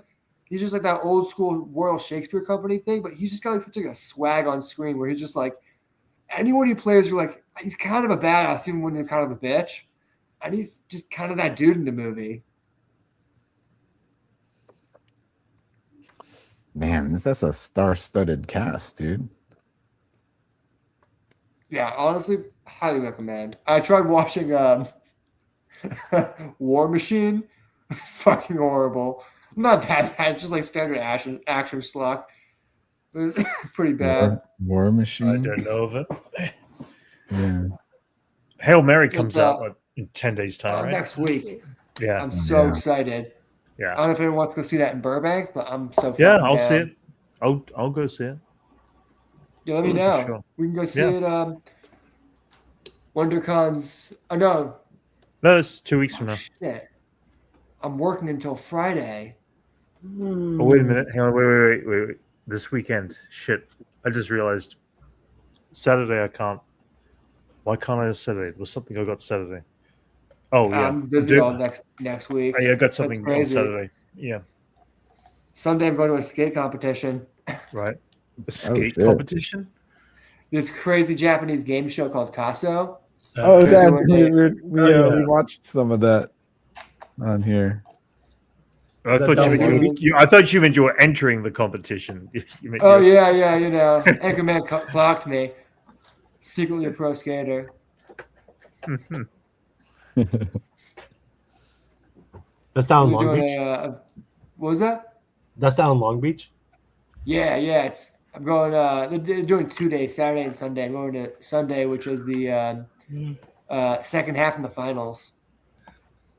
Hell yeah. You watch Casso? I mean, I've seen the clips that just come across my feed, but Yeah. I mean, pretty sweet like show. I So, like loosely follow skateboarding, so it's a lot of skaters I'm really excited to see. So I'm like going with a friend from the that works at the comic book store. He doesn't like skating, and he was like, dude, he doesn't like Casso too. He like saw me one day. He's like, dude, they're coming to fucking Long Beach. Let's just get fucking tickets. I was like, hell yeah, let's just go. I actually just saw him. I told him I got parking.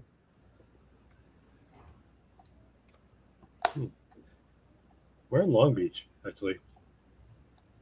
I forgot. I got parking like not even a half mile away. Where is it being held? I would look it up. I forgot how to spell it. KASSO.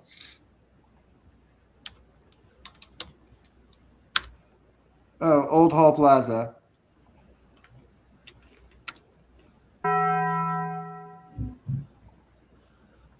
I was just trying to look up that sound to make as a ringtone for my group chat. But man. I get it really quick. Speaking of which, this is why I'm here.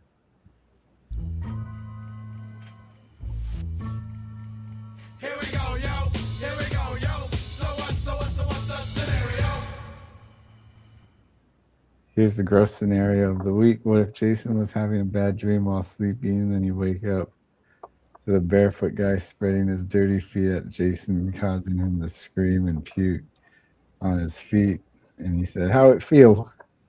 Still, as you wake up, and again, next to Ben Shapiro's thick eyebrows, then wake up again. That'd be funny. Who's saying how's it feel? Is it Jason after he's throwing up, or the barefoot No, it's guy? gotta be barefoot guy because he's the one who says that. But then it's also like you're throwing up on his feet, and it's like, and he's like, how's that feel? But like I'm the one feeling it. Or is he saying, "How does it feel to throw up?" Yeah. How does it Okay. feel? That's Yeah, Oh, he's I no see. longer barefoot guy. He's just vomit foot guy. Vomit foot guy. Jason, Here we you go, threw up. You threw up. Threw up. Oh, you threw up. Oh, my feet. Have you been seeing the new Pokemon game, like screenshots? Mm-mm. I've seen a billboard for it. What's the deal with it? I don't know about it, but that's so apparently like there's screenshots of all the Pokemon with like speech bubbles, like where they're talking. So like you can see them talk, and there's one that's going around with Charmander, and it's just him like looking sick, and it just says I threw up with an F, and like that's been making the rounds lately. And I was like, oh, that's cute. Like they're just talking now. I threw I up. thought it was gonna be like some crazy innuendo. No, no, it's just a very cute version of no. Well, you know the theory about why Professor Oak wanted Ash out of the house, right? Yeah. So they can hook up with his mom. Yeah. Yeah, it's good. You're 10 years It's old. like, you okay, Ash, fucking there's 8 champions. I need you to defeat all of them before you come back home. Here's a Pokédex. Get the fuck out of the house for a couple hours. And one of them was my nephew, Gary. And you remember the Squirtles with their sunglasses? Yeah, the Squirtle Squad. Squirtle Squad, yeah. Yeah. Bro, I think about those guys every so often. I'm like, man, I wish I had those guys' life. There's fires. Those Vomit guys like go through, They Live like probably don't do sumo shit. They probably wrestlers. put on sunglasses and everything gets done for them. Oh, And Squirtle Like, gives you're- up that life, dude. He gives up that life to join Ash.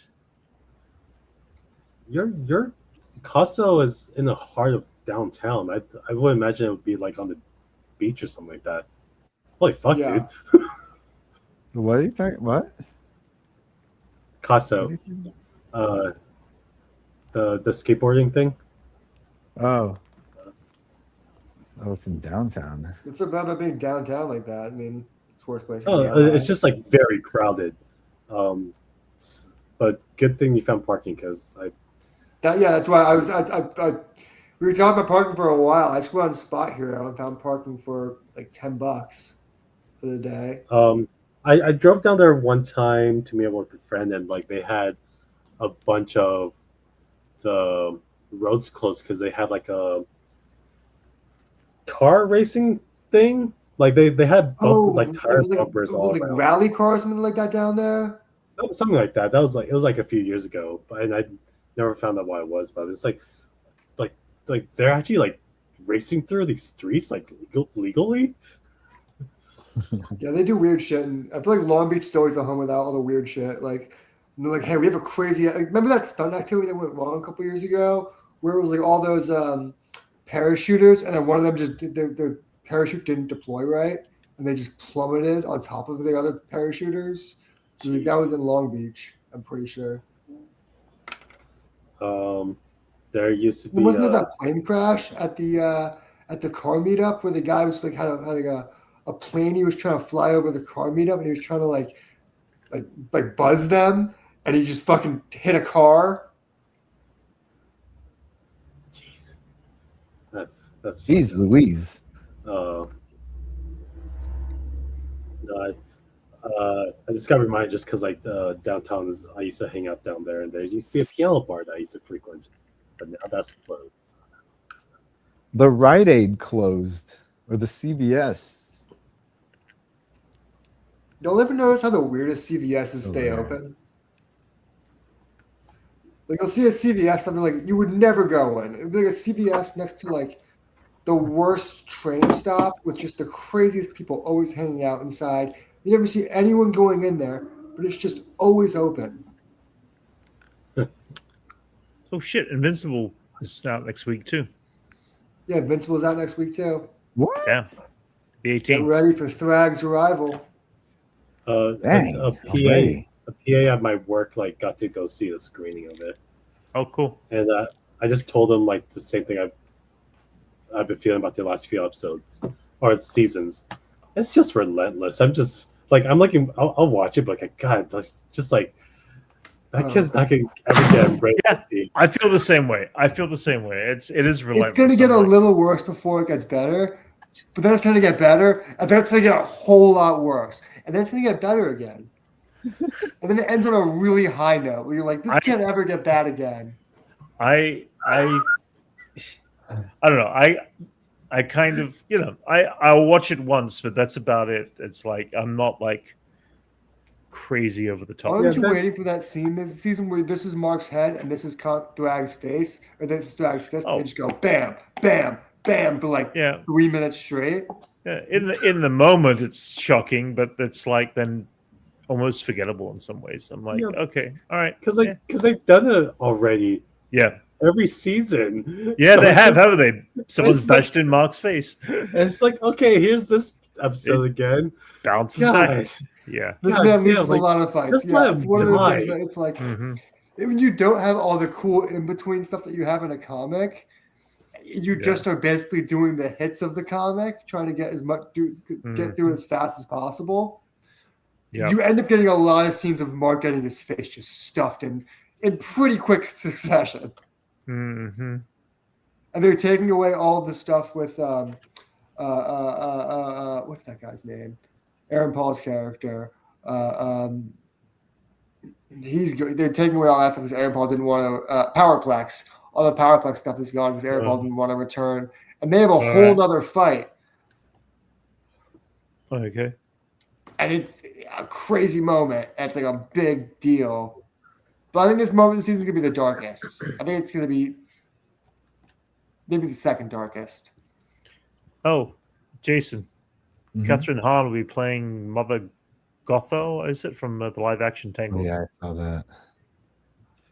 Good They're doing cast. a live action of that too. Huh? I like how He's the only Catherine Hahn's actor I getting know a who. renaissance. He's the only actor I know. Knows Yeah, for kids. Yeah. I was But like, she who- is good, who? that's for sure. Yeah, Well, yeah. she She's was so probably gonna. underappreciated in Hollywood for so many years. Yeah. Yeah, she's gonna carry the movie, dude. Yeah. I'm just waiting for the scene where they just it's just Rapunzel swinging just like Spider-Man, just because, like, why not?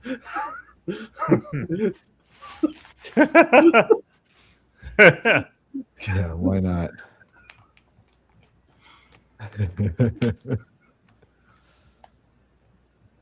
Oh man. But yeah, that I've never was cool. seen that. That's funny. Yeah, whatever. Live action remakes. Yeah. I've never Right. seen that one, but I don't know. It's weird that they're doing all these so fast. Yeah. Yeah. Things are getting faster. Especially when not all of them have been making money. Yeah. Like, didn't Well, like, the last one they do? Lilo and Stitch like was the last like successful one. So like was it Snow White came out like, oh, this was a bad idea, but let's just put Lilo and Stitch out. Oh wait, this was a good idea. Let's keep going. Yeah. Yeah. Yeah, they kind That of was everyone. Yeah. and then we're gonna stop. And then, like, oh Yeah. shit, did well. All right. Yeah. Maybe they should choose their directors and the writers better. Maybe. Yeah. But are you asking Hollywood to think critically, Brent? No. Do you think I the people expect above way us, too this much. industry, are thinking critically? I expect way too much. I wouldn't stand behind the producer for a solid 85 seconds saying points, points, points while he stood in a doorway, and I wanted to keep saying it until he knew what the fuck I was talking about. Has anyone? I don't have Peacock, so I haven't been watching Ted. But has anyone been watching Ted? I or watched it. I watched season all two? of it. Honestly, Okay. How is it? it's surprisingly very, very good. Yeah. But we're never going to see this character again. It's too expensive. Like Yeah. Seth MacFarlane's right. It's just like it's hilarious for what it is. So it's their last season, or Yeah, I think oh, so. okay. It costs $8 to $10 million per episode for a Really? half-hour comedy. Because Yeah, of the 'cause- animation. Yeah, because it's They want smoke 10 cap. to look. Yeah, smoke cap, and like the main character is CG. Yeah, but they want Ted to look right, and he does look great throughout the whole show, like seamlessly great. yeah, Because he also the thing with the show is Ted is interacting with other people. Yeah, he's all not the just time. in his Yeah, own environment. yeah. He has scenes where he's having sex. He has scenes where he's smoking weed with people. Spoilers. Saying things to people. I'm just using. I think I saw that all in the movie. I'm pretty sure that was it. Although the gummy bears piece that I saw online was pretty funny too. No, I do want to watch this. I just need more reasons to start Peacock again. I just started Apple TV just so I can. I'm not caught up with Shrinking, but I was gonna say the new episode was so good. yeah, I missed the last episode. I saw it, but I saw that it was on, but I forgot to watch it. You And then- watching Monsters Monarch? Yeah. Been all right this season. Been a Always little- saw the first episode, so I'm. Not All right. caught up with it. But yeah, I'm. I just watched that show for the Durs scenes. The Durs. Yeah, Durs is in it. Anders Workaholics. is in it. Yeah. Yeah. I just It's- mute everything else. Anytime a Russell or one of the Kurt Russell or Wyatt Russell's talking, I just mute it. Like, yeah, let's wait for Durs to be talking.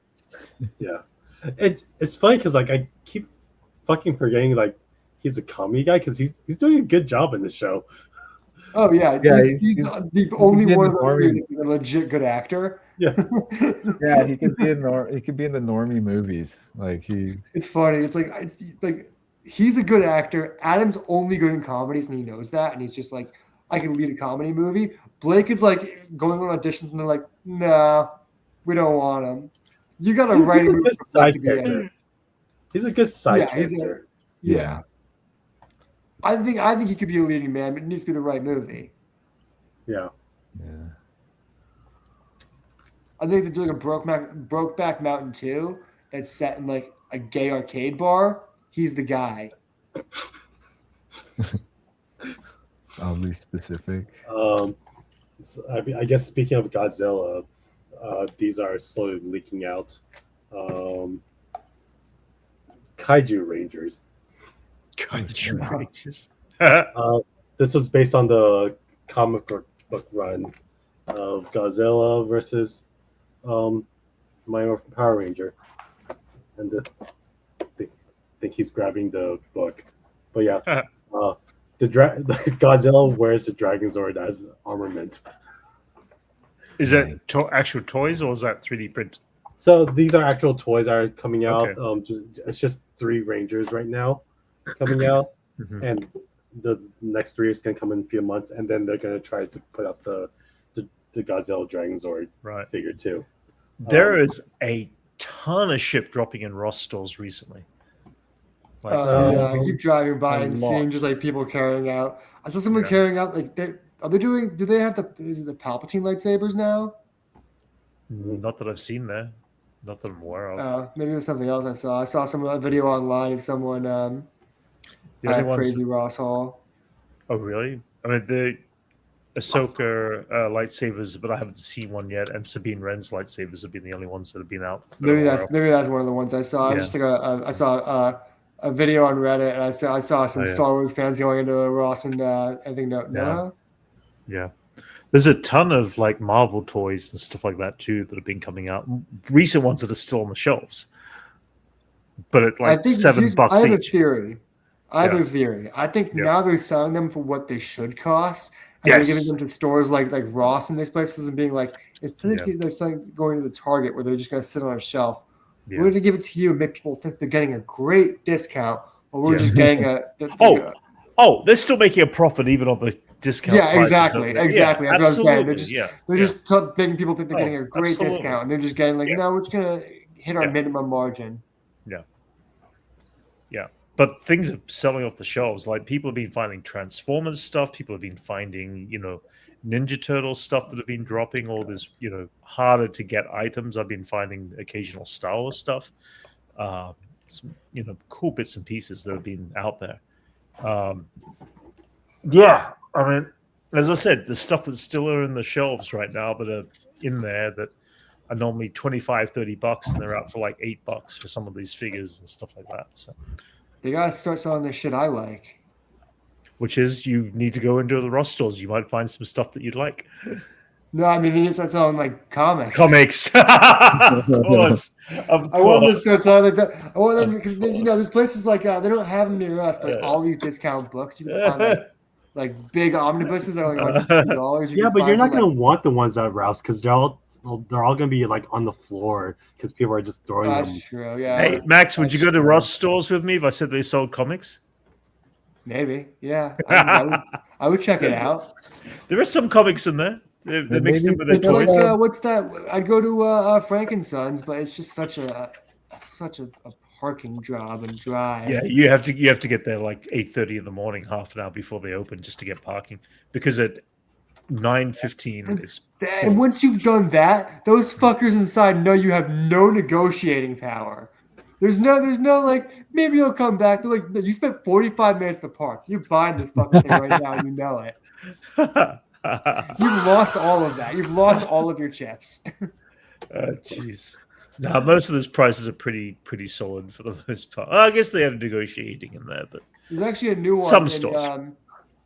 Where is it? San Gabriel, Santa Clarita, maybe. There's a new a new collectible. They call it a collectible show. Okay. Yeah, building that houses a bunch of other stalls, like kind of like Frankensons, like con style. What is it? Is it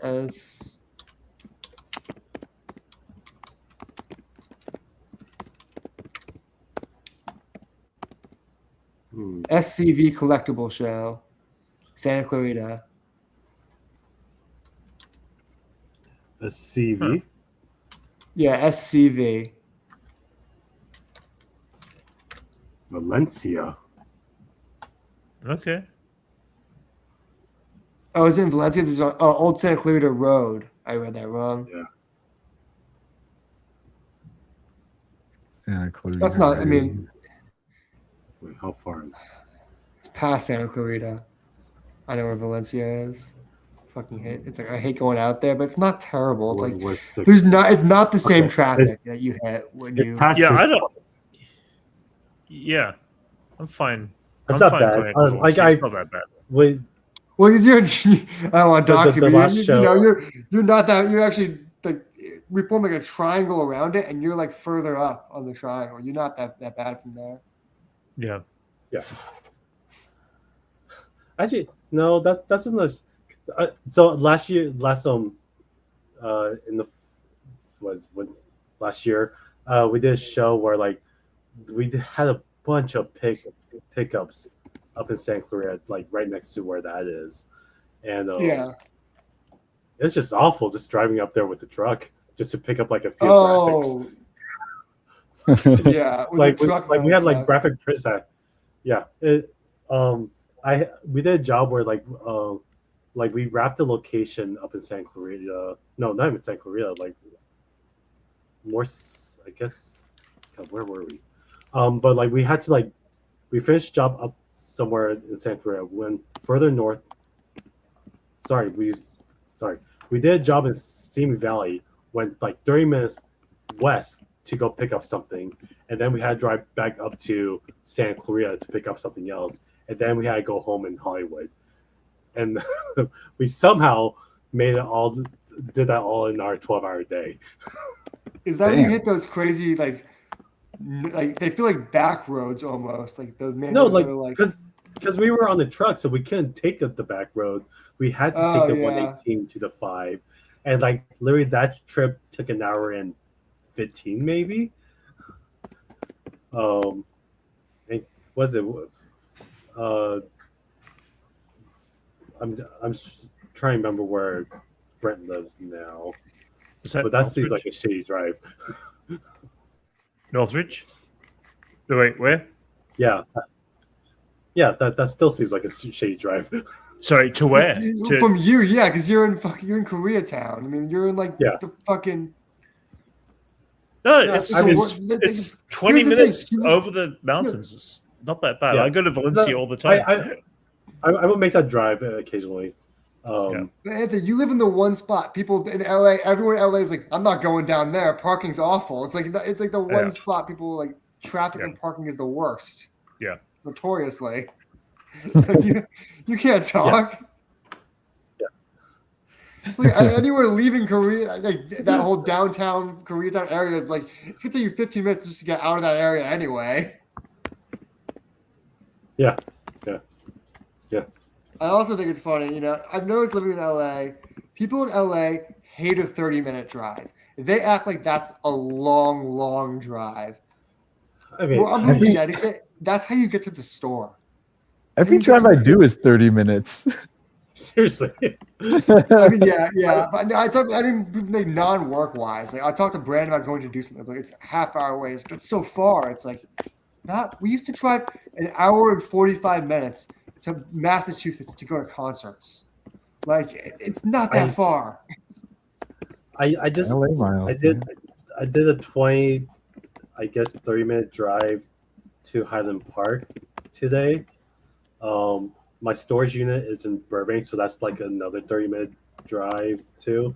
I mean, like I think having lived in Orange County, I've used to like commute so much that I was just like, no, it's just another 40-minute drive. It's nothing. Yeah. Depends on like- when you go to. If you go to anywhere on a Sunday morning, it's a breeze to get in. Oh no, I won't Yeah. leave my apartment if I have to go like outside of like Koreatown after 3:00. Oh, If I can do all my runs be like from like 9 to 3. Oh my god, that whole that's not even around 3. I think it's around like 4:30. That whole area from like just downtown onward just becomes just like gridlock, and it's just like, where are we all going? I know it's that old joke of like, well, where are we all going? But seriously, it's like there's so many people in this city, and we're all just like now is the time. And it's like, Yeah. Rush hour. That's why if You I know go what- anywhere is Sunday morning. It's early. You know what would help with the traffic? If Two there was no things. traffic and no people. One, if they actually had like controlled left turn lanes at every like green lights everywhere. Yeah. Two, if banks were open past 5, because I feel like a lot of people would be doing their runs after work. Yeah. I remember one of my first jobs in LA. I was like just a PA on some fucking concrete commercial, and they sent me on. We're the stationed in fucking NoHo. They sent me to some place in fucking like the West Hollywood, Beverly Hills, like around that area. Like it was like right off of Sunset and that kind of area. Yeah, at 4:45, and they're calling me an hour later saying, "Where are you?" I'm like, I like turned like Sebastian Maniscalco. I'm like, where am I? I'm still in the fucking car. Going to or coming from? It's like, yeah, it doesn't even matter at this point. I'm in the car. Yeah. No, it's ridiculous. Ridiculous, dude.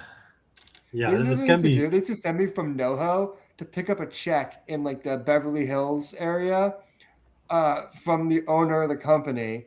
And it would be just driving to NoHo to Beverly Hills already kind of sucks. And then they had this dude have me waiting. Like he'd be like walking his dog and he'd be like, come back and like, sorry, I took the long way home. It's like, I've been here for an hour and 15 minutes. These Beverly Hills cops hate me. They don't like it when you just park there. They really don't.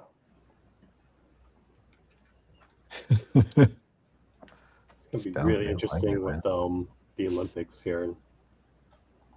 Oh my god, I'm not looking forward to that. Oh, that's like, gonna be shout a out to mess. all the Uber drivers who are gonna make this city a living hell during the Olympics. Yeah. But they're gonna make so much money. Right? I think I was They thinking about just logging back into my old app just for that weekend. Just to be like, just to see what the fuck happens. Yeah, imagine that surge, dude. Just be like $2,000 in a weekend. Like, all right, cool. We're fucking, I don't know, not What year even. is that? 2028? Yeah, 28. Oh god. I was so LA mad when will they were be- like, they Think LA proudly will be a walkable city by then. it's in the valley. Like, why? I mean, they are like fixing up like all the sidewalks everywhere. Yeah, they Like, just fix up so all the much- roads in time. Yeah, it's just like it's all. What Like, are they gonna do with the homeless situation? Because they usually just ship them out to wherever they're not, like the event's not happening. I'm not even joking. Like, it's like if there's an event happening like the Oscars, they just send them to fucking like North Hollywood or some shit, and or Burbank or some shit. That's something they actually do. it's only During for the work, it's Olympics- fine. They sweep and then like relocate them somewhere. I keep saying I think they're just gonna drive all to Bakersfield and say good luck.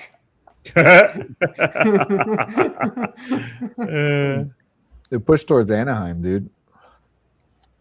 A lot of them go. Have you seen the aqueducts at Anaheim? It's shanty town. No, I haven't seen that. We got like the Vegas Crazy, dude. tunnels out here. The what? Are we getting like the Vegas? You know the Vegas tunnels? Like people live in those tunnels under Vegas. We're just getting that in the aqueduct, just tents, just miles. Have you seen that Channel 5? That Channel 5 one actually changed me as a person. The what? No.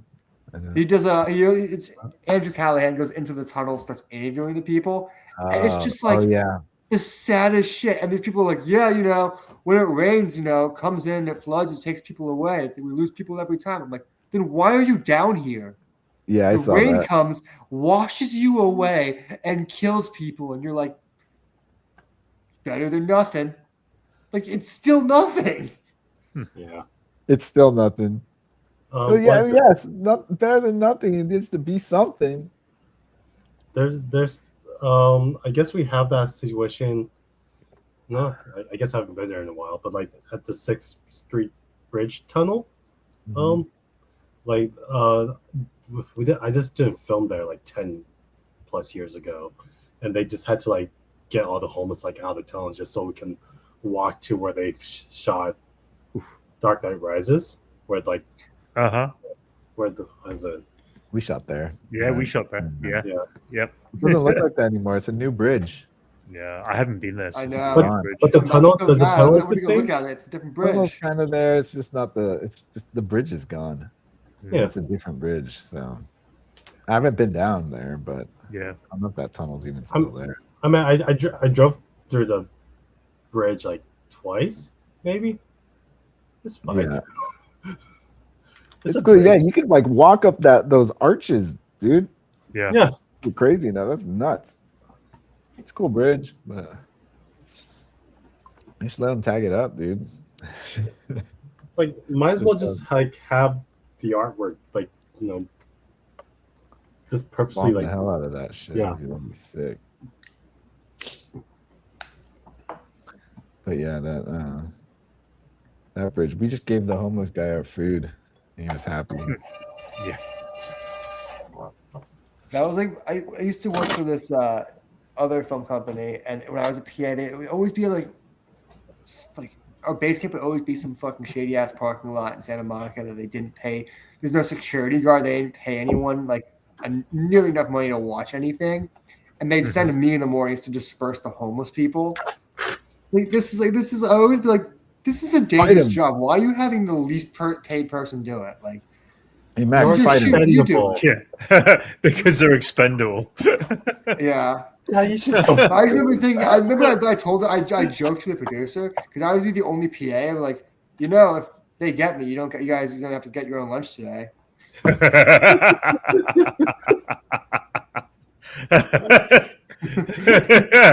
Which you always see like actually thinking about that for a second, like, oh, is it worth it? I have to go out to actually pick it up and myself. Like, deal with traffic or deal with homeless people. I told you about the last time I PA'd for Kristen. She sent me on this ridiculous Starbucks order. Like it was the type of order I should have told her like no. She got it was a crew of 30 plus people. She got everyone's individual order. And this was like before when Starbucks was putting drinks in bags before like Uber Eats. So they're just giving them to me in trays. Oh, yeah. And I'm just like putting it in my car. And we were filming what's that place in like Glendale? I forget that fucking place is called. But there's like a turn to the parking lot. Like it's on the I had to go from the left hand to get onto the road. Right. As I made it back with all the drinks perfectly stacked. Everything's so secure. I'm like feeling so good about myself. As I'm turning in, a random person runs into the street, and I slam on the brakes, and I lose half the drinks. And I go up to Kristen. I'm like, dude, I tried to explain it to her. I'm like, I'm so sorry. I got to go back. There was an emergency. Like, I made it here, and then I didn't. Oh man, that sucks. Jeez. I think I've never worked with Kristen as anything other than a PA because I literally haven't worked with her in maybe 6 years. Yeah. But I think that might be one of the last times I worked with her. I think she might have thought I was incompetent based on that. Also, she asked me that day to be an unpaid actor. I said no. Yeah. Yeah, she's calmed down a little bit from a few years ago. Let's put it this way. She's still hyper crazy though. Like, is there ADHD that? I never minded that. I only ever minded when she asked, because she asked me multiple times on different shoots to be like, how Concrete does it, where like sometimes they'll need like an actor or something, like, and they know it needs to be done, and they're planning the days to ask a crew member to just embarrass themselves. Like they asked me, they said, "Hey, do you mind taking your shirt off and putting on this monkey mask?" And I was like, "No."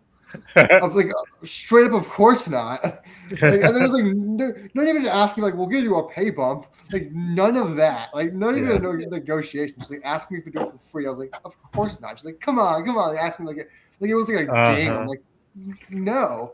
And then I went to the grip. Actually, you know him. That guy I see at all the Comic Cons. Who's in the Ghostbuster Guild. Right. He like. Oh yes. He's a Sergey.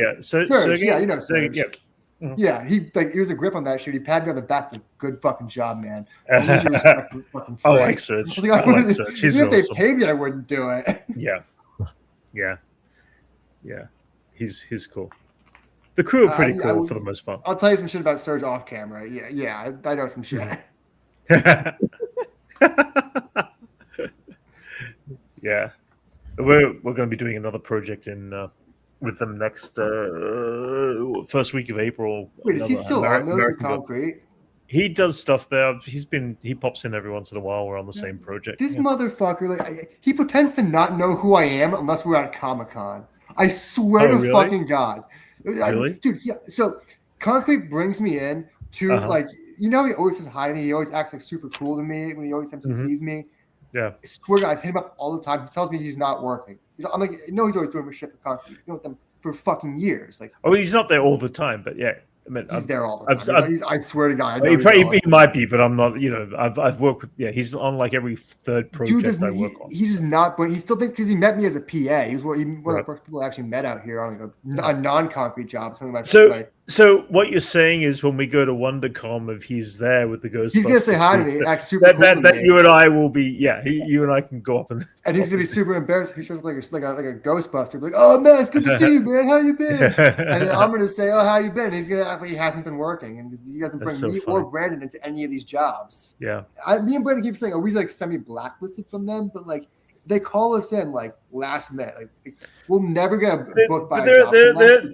They're still going to only pay you $250. It's ridiculous the what they. Pay That's still the rate. PAs. That's why we priced him out. Yeah, Brandon will work for under 300. You know. Yeah. Dude, I think there's like a few producers I'll still do like PA jobs for because I know it's like light work, and they'll pay me 400.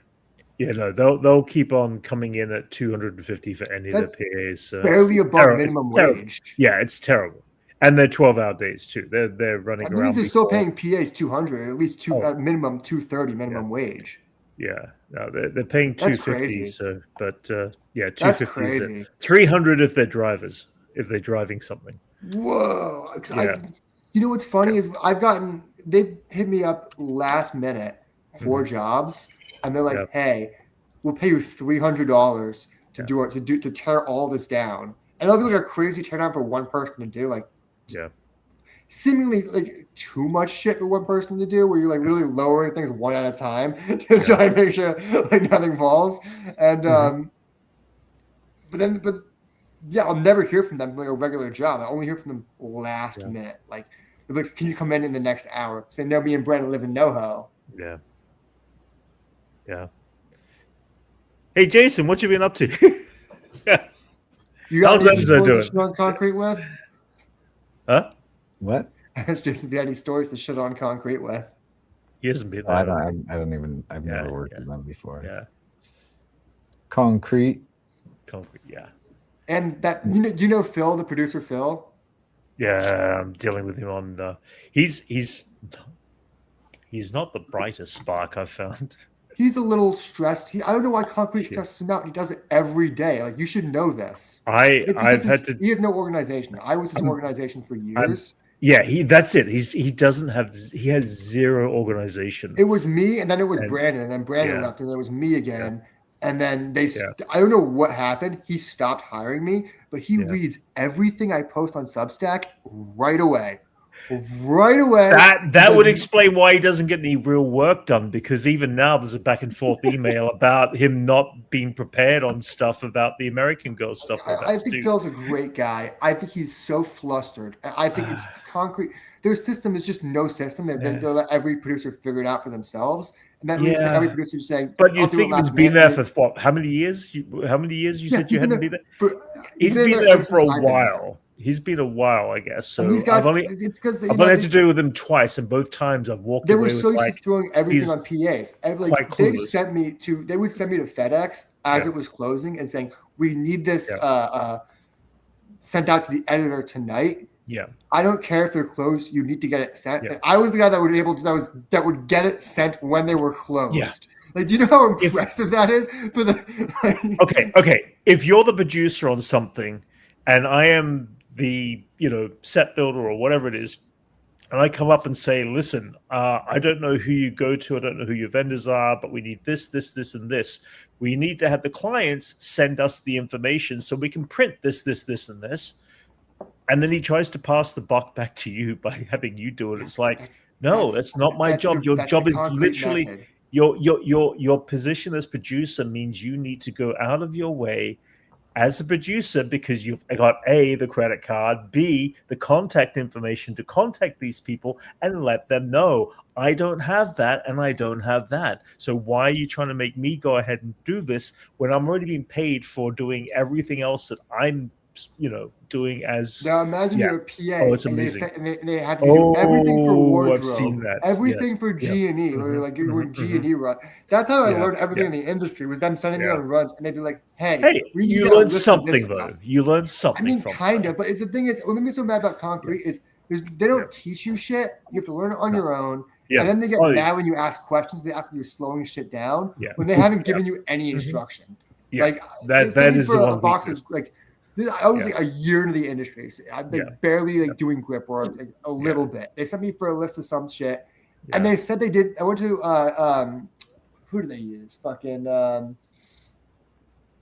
can't remember who they were using, but I went. They didn't have something, and they wanted to give me something else. I didn't know what the fuck it was, so I called Phil, and he was like, "I don't know." I'm like, "Well, I don't know. So what do you want me Phil to do?" doesn't know a And lot. he like gets it mad at seems. me. It's like, Yeah, Phil doesn't Yeah. know a lot. It seems when it comes to things, it's like, but you're the producer who has to find out. That's what a good producer does. They find the information out.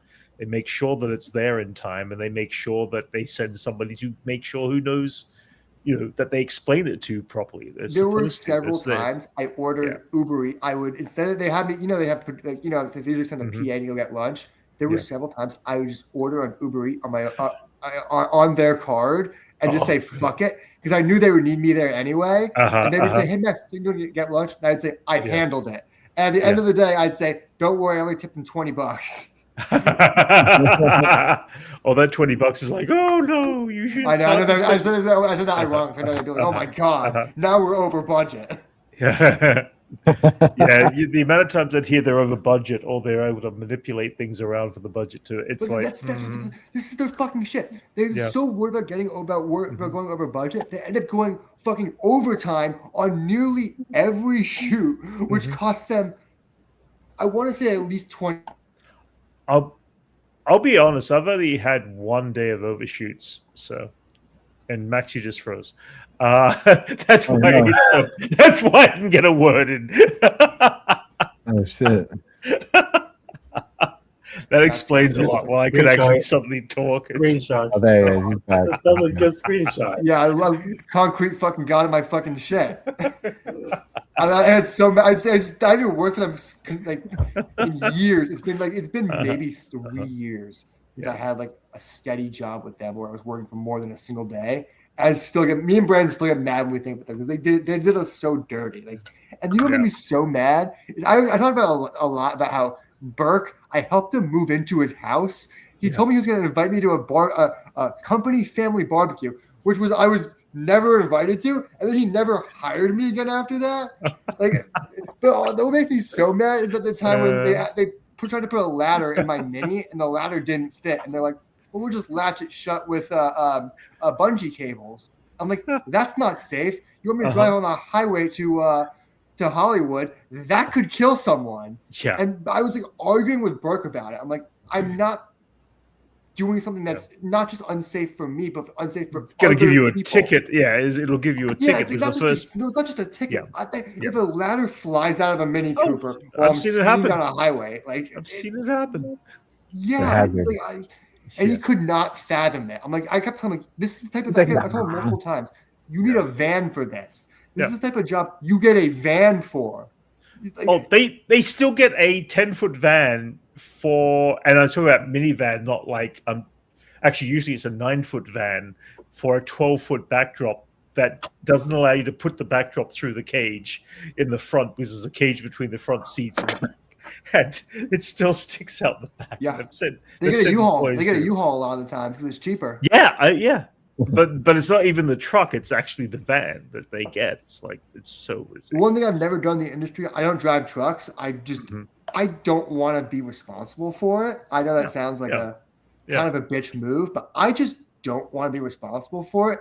And Concrete would try and gaslight me so hard and say every PA on every job drives the truck. And I was like, I don't think that's a thing, but I don't have enough information to argue against it because it's not like a production truck. You'd be driving like the grip truck. That's yeah. As production designer, I've come under budget every time except for one. And that was the one time I found out that every time they said they were actually storing stuff that I was actually asking them to store in the storage, which is nothing more than a single box full of stuff, they didn't. They've been throwing them away. And that one time that I needed almost everything I thought was being stored away and counted for it. I went out and went over the budget by spending so much money on rebuilding the entire everything I'd lost that I asked them, and just blew their budget out of the water. And just said that's what happens when you actually don't store the stuff I had requested be set aside. I texted you what happened before you could even respond with the confirmation because I knew what happened right away. I was like, they put it. They threw it away. Then client was coming over and they panicked and they said, "Oh no, get this trash out of here! Throw it away!" Stuff around. And they always worried about the client seeing the other stuff. We can't have them knowing we're also working with them. So rather than just putting it anywhere else, they freak out and they throw it in the trash. They still stack all their flats up on top of each other against the back wall.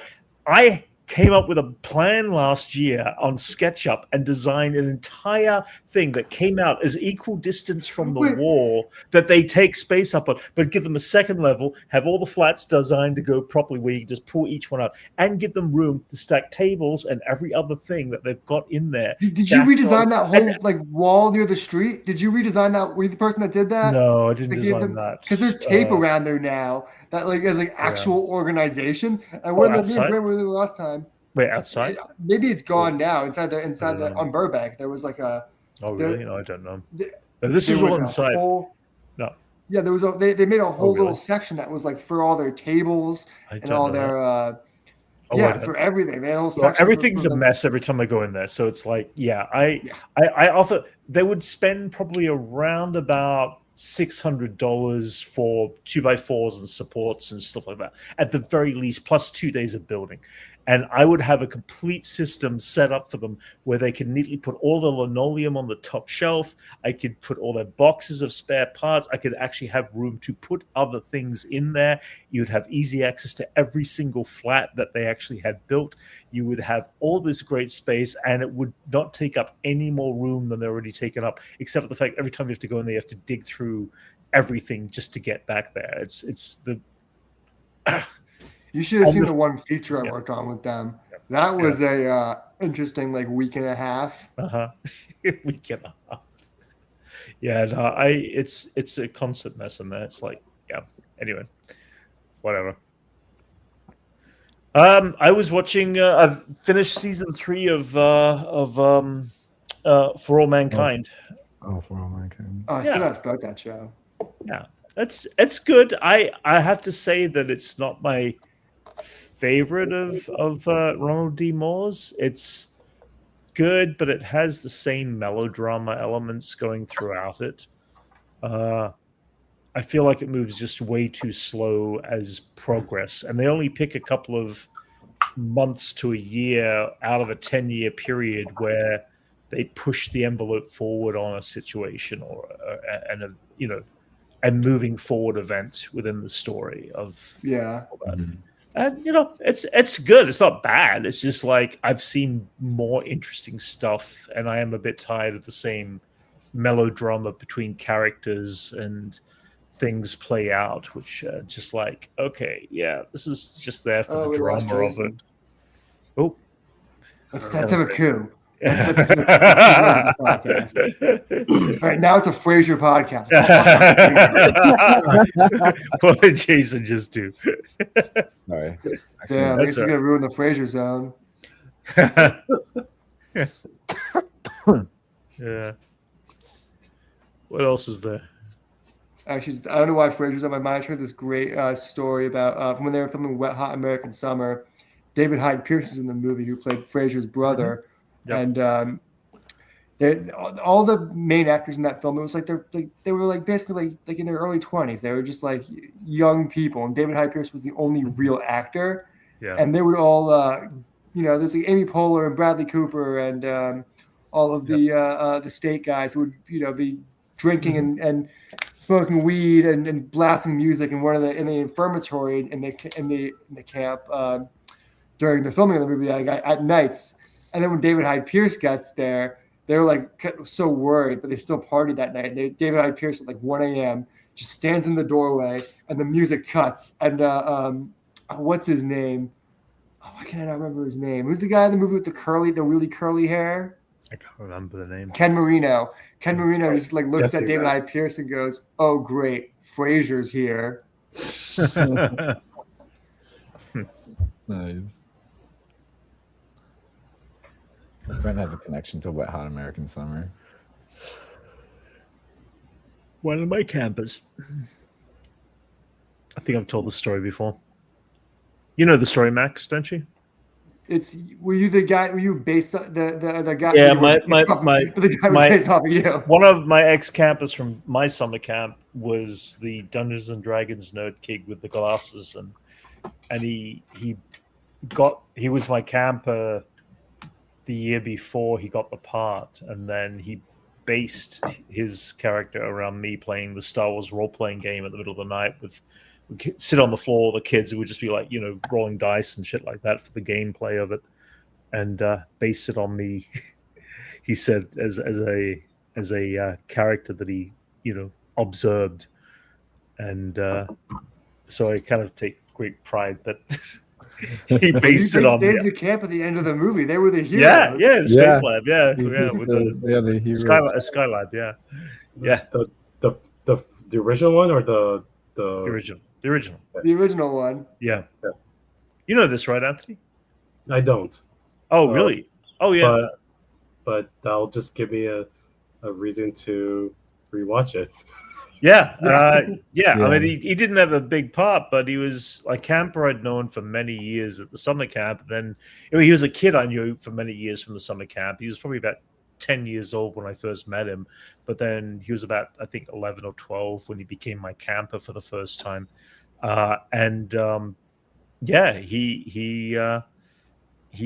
told me the following summer that he came back, and he said, I just played a part in a film, and I was a Dungeons and Dragons kid in this film with David Hyde Pierce and whoever else he rattled off, the names of the other cast and all that. And he said, I actually based this character I played around watching you, play the Star Wars role-playing game we'd play in the bunk kind of thing. Actually, he was my camper the year before. He was my camper for about 3 years in a row. So, yeah.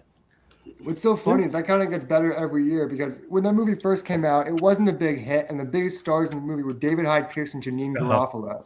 And now when you see it now, it's like Amy Poehler, everyone. Yeah. Paul Rudd, Bradley Cooper. Yeah. You're like, so many people are in the movie. You're like, what the fuck? It's like a Christopher Melody, just like beloved actors are in the movie. Well, it's like a freaks and geeks situation, It's like, all these people are huge now. Same kid, a couple of years later, he's about 15 at the time, came out to LA for an interview out here for Austin Powers 3, I think it was. And one of the friends he had worked with in another film was also going up for the opposing role between young Dr. Evil and young young Dr. Evil and young number 2. My friend, my friend at the time, camper at the time, ex-camper, whatever, he was up for the role of Dr. Evil, and his friend was up for the role of number 2. And his father basically made me the guardian, while he was out. Again, he was only 15 at the time, but made me the guardian just to help, pick him up, drive him around, and get him to the interview and all that sort of stuff.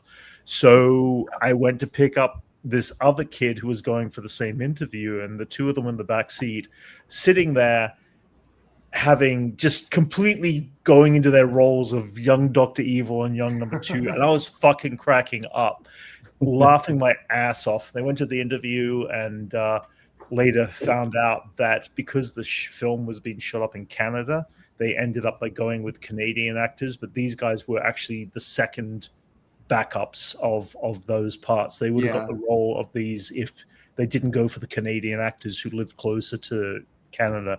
The other kid who was in the car was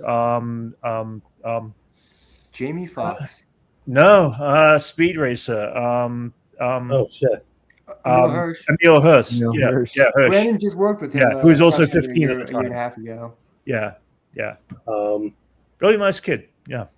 this I was thinking about because on Aspire 3, the joke on Comedy Bang Bang. It's not really a joke, but like actual fact. Scott Ackerman played young Austin's dad, so Michael Caine, but you only saw him from the backside. Oh, really? Oh, I was about to say, I remember Scott Ackerman being in that movie.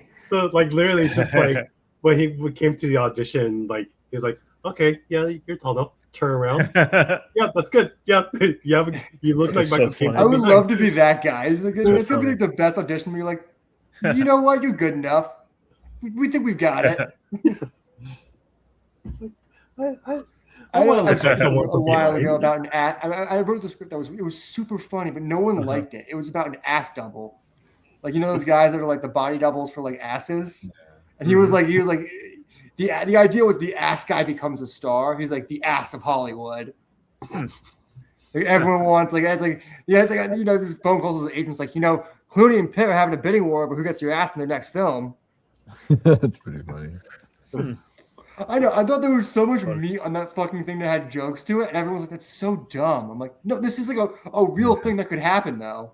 Like, so much meat. At least 2 hams. Yeah. I thought that was a decent premise. No one liked it. I mean, they kind of like sort of did that in Love Actually. Did they? I've never actually seen Love Actually. They're like stand-ins, right? This is stand-in, like it was for a porn shoot. It was a porn shoot, and like there's a stand-in for like a close-up of the act happening. So the story was just about like the two like having sex with each other on screen, but they're just like actually having a relationship. But like it doesn't go further than what you're saying though. But it's just like that's the only. They're just stand-ins for lighting, so like they're kind of just straddling each other and like the positions, but kind of just casually talking to each other as coworkers. Yeah. And, that also kind of happens. The whole bit. Yeah. But yeah, I do think like it's funny because like ass stand-ins and like dick stand-ins and like boob stand-ins, that's a real job in this industry. Like, and it's something that doesn't really get talked about, but like that's just like someone's job. It's like you go and say, "Yeah, I'm the guy that's just not ashamed to show my dick on camera." And guess what? Willem Dafoe had to get a different dick because his was too big and distracting. Could you imagine? Like, no, I'm not ashamed. They are. They're like, no, it's not you. That's like, it's fine, but yeah, it's way too big. It's weird. You know what's funnier? Yeah, you could there's a video. I don't know where it is. I saw it on Reddit years ago of a young naked Willem Dafoe dancing. One of the largest soft penises I've ever seen in my life. I swear to God.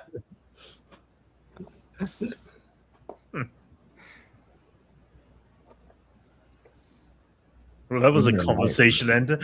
I know. I didn't know where to go from. Yeah. All right, Jason, pull it up. Let's pull this up. Pull it up, Jamie. I want to see this. But yeah, butt doubles, penis doubles, doubles. You know what it kind of reminds me of? Then that I'm thinking about it. I think I had the idea before it came out, but remember that movie? I didn't see it, but that movie about the professional clapper. Fluffer. Clapper, like is a clapper like A clapper. Oh. I never saw the movie. It was like I think Ed Helms was in it. He's a clapper at game shows. It's the idea of like the clapper gets exposed as like he's the guy that gets like, and then he becomes like a viral thing. Yeah. Very different than my take on the ass man, but similar concept in terms of the guy the guy who's not supposed to be famous gets famous. The clapper. That's pretty funny. Like he's just an audience member who claps. Yeah, I don't think the movie was. I think the movie was What? supposed to be a comedy, but I don't remember getting good reviews. And remember, I don't think it was like actually a great movie. The concept I thought was good. It was like, Yeah, I think a rom com. Ed Helms is just like a guy who was like, I don't even think he wanted to be an actor. I think he's just a regular dude that gets paid to be a clapper at like game shows and like just like events like that, like TV like events. You need the guy like the guy who sits in Jimmy Kimmel and starts to clap whenever they put the clap light on. He's that guy. And the idea is he gets spotted a bunch of places and then like I guess someone makes a video like, look at this guy, he's everywhere. And he just goes viral and it affects his life and affects his love life. And I don't remember it being particularly funny, but like, I feel like it could have been a good idea. Yeah. The clapper. Let's see what Remember that with the lights? I had My it. grandma had one of those. I like having one because my friend bought it for me knowing that I would love it. And I was like, holy fuck, this is amazing. Two, it was just convenient to do because it just works off of the 2 consecutive sound. So you don't have to clap. You can like just click, like do that.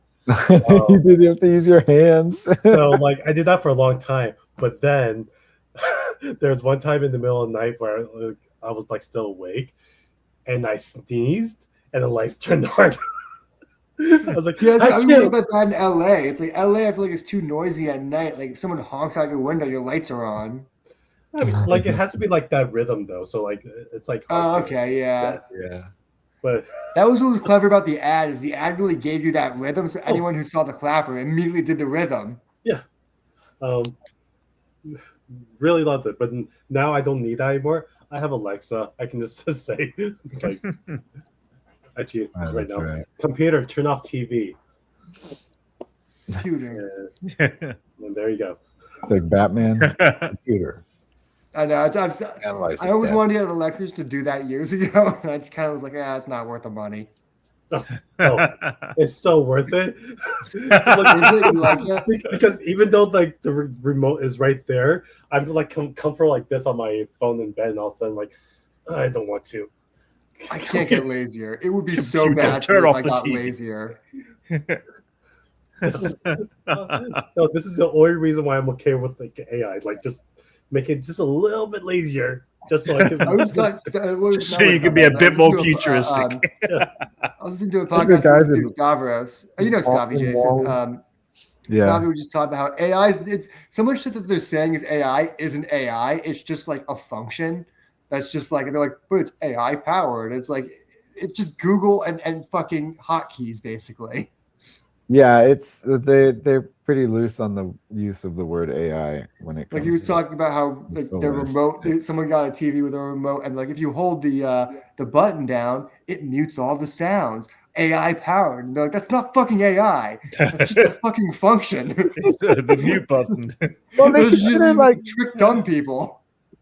What they call it AI, it's like Alexa's been AI this whole time, you know? Mm-hmm. Yeah, because that's pretty much like multifunctional. It's the same thing as Google. It's like automated search shit.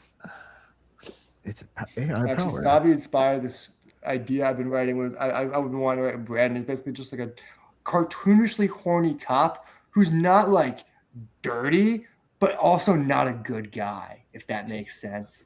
Like he's not the guy that's like taking money under the table, but he's the guy that's like.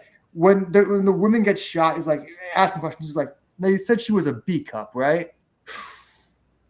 Like he's like that kind of guy, like just a misogynistic asshole. Yeah.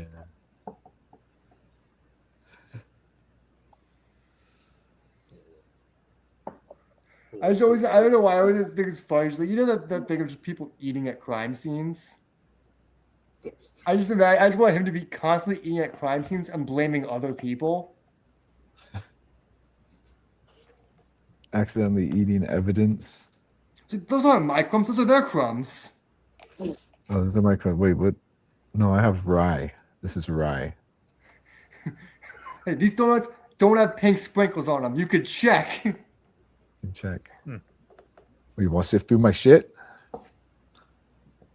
Just like cartoonishly, just like not cartoonishly evil, but just cartoonishly like inept and stupid and just like horny. It's like a very Stavi character. I was listening to so much Stavi's podcast. I was like, this would be like that guy as a cop is just hilarious. Like not like a dirty cop, but just like a bad cop. Like if Always Sunny was trying to just like take advantage of the system without breaking the law. So he's just like bad. So he doesn't even solve the crimes. No, he'll solve crimes if it's like important. Just kind of accidentally solve the stumble. If it comes full, I always imagine this guy accidentally solves the crimes. Yeah, that's right. When it comes full circle, it's like that motherfucker. He did take my chicken wings, and then that's how he discovers that that guy was also the murderer. It affected him personally. Yeah, exactly. He took my fries. Took my good fry. This guy's I going think that's what down. I'm talking to Brad about. Like, it'd be funny to do a procedural cop show that's more like Sunny than it is a cop show. I like that it's something petty that causes him to like actually solve the crime. Yeah, exactly. He like stumbles on a random gripe with the main suspect. And then just like his wife mentioned Brandon, I was like, he discovers that sex trafficking is bad when the prostitute he goes to see every night isn't there. And that's how he gets involved in the case. It's effective. That's when he finally gets the motivation to actually do something. He's like, what do you mean Roxy's not here tonight? What do you mean they took Roxy? Who took Roxy?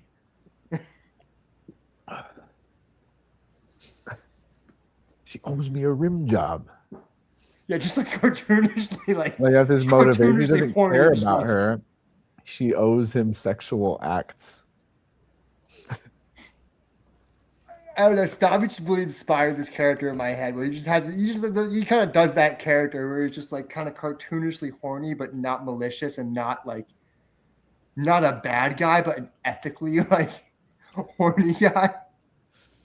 He is in Tires. That just made me laugh so much about this character that he would never take money under the rug. He would never. But if you offer him a blowjob, you might consider it. Like that's where you're like, now you're getting a territory where he's thinking.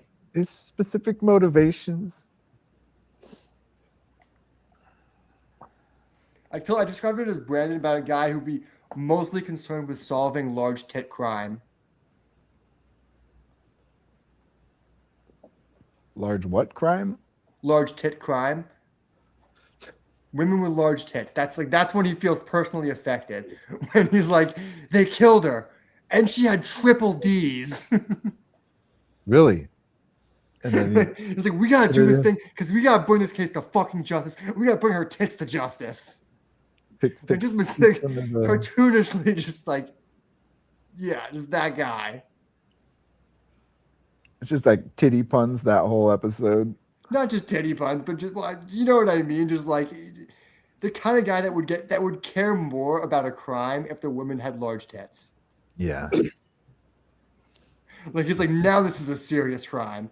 We need to get all the task force on this immediately. You've perked my interest.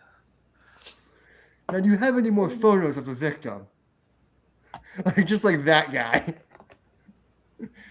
How funny would it be? Him arguing in the station, cuts to the argument. He's like, what? It's not technically illegal to jerk off to the victim's photos. Just like it's like something else is not technically illegal, but you're like, ethically, I don't know where you're standing. It's unsanitary. It's the main argument. Yes, unsanitary. He's an unsanitary guy. I was just telling Brad, I literally just texted him before the pod. I was like, we need to have a guy that balances this guy out. It's like a different kind of crazy. Like he can't be normal. He can't be just having a normal partner. He needs to be the other side of it. Like maybe like I don't even know like what could balance that guy out though. Like maybe like a conspiracy nut, like just a right-wing crazy person. Nah, that'd be too much. It'd be kind of bloated. I know it's like that's the thing. It's like what balances out. I want Brandon to figure this out. I have the one guy. What's his partner though? If you need him just as crazy, I'd say like a Well, young I don't even think rookie. just as crazy. You need to be like Sunny, where the crazies balance each other out. Yeah. And I'd like to see him paired up with the rookies by the books, but then what would his flaw be? That's the thing. That was my first thought, though. That's such a first thought thing is rookie by the book, because that seems like, well, that's the go-to thing, but that's almost too procedural. That's like too Yeah, but that's entertaining though. kind of, yeah. You know, it'd be good. You A could do a rookie lot who with doesn't that. know shit, and he's teaching him all the wrong ways. Yeah. Yeah, that'd be kind of funny. He's like trying to do it like he does. And then he's trying to like he gets into a situation where he's trying to explain himself, and he just like he doesn't know what he's doing is technically the wrong way of doing it. So he's explaining that how he's doing shit the wrong way, and he's just like, you know, that whole situation where the other cops staring like, what are you telling them that for? You don't tell them we don't do paperwork. Everything is just contradictory that he tells them, anyways. Yeah. So no, we don't do that. We don't normally do this. Like, you don't tell them we were having lunch at the strip club. You tell them we were investigating the strip club. All right, guys. I'm gonna head off to bed for 4 hours. All right. and All right. get some things I'm gonna do in the Later, morning Brad. too. All right, later, guys. Coming on. It's fun. All right, catch you later. Peace. And I always like the idea of procedural cop shows that aren't like procedural. Like, remember, did you ever watch Angie Tribeca? It was kind of like Rebecca.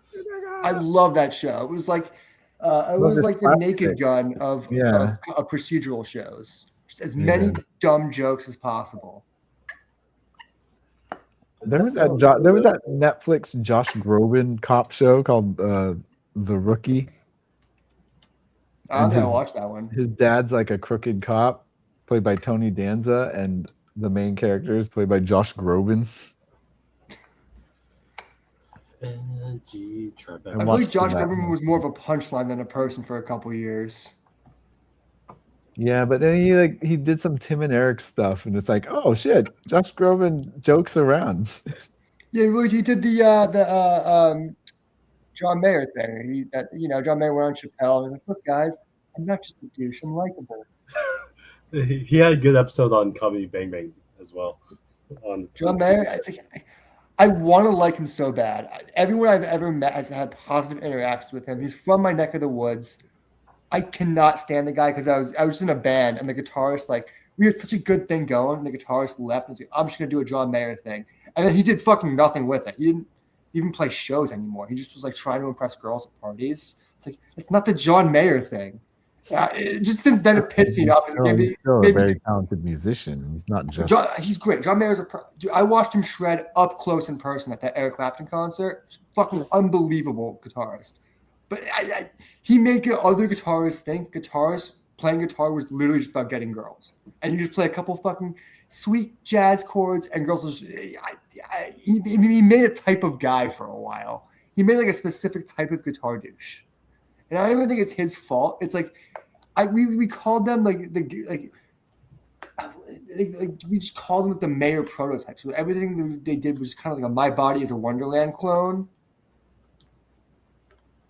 Yeah, he did kind of start a genre of douchey songs to sing to women at parties. You just have an acoustic guitar, and that was like their whole thing. Yeah, I love the sorority girls they get with this shit.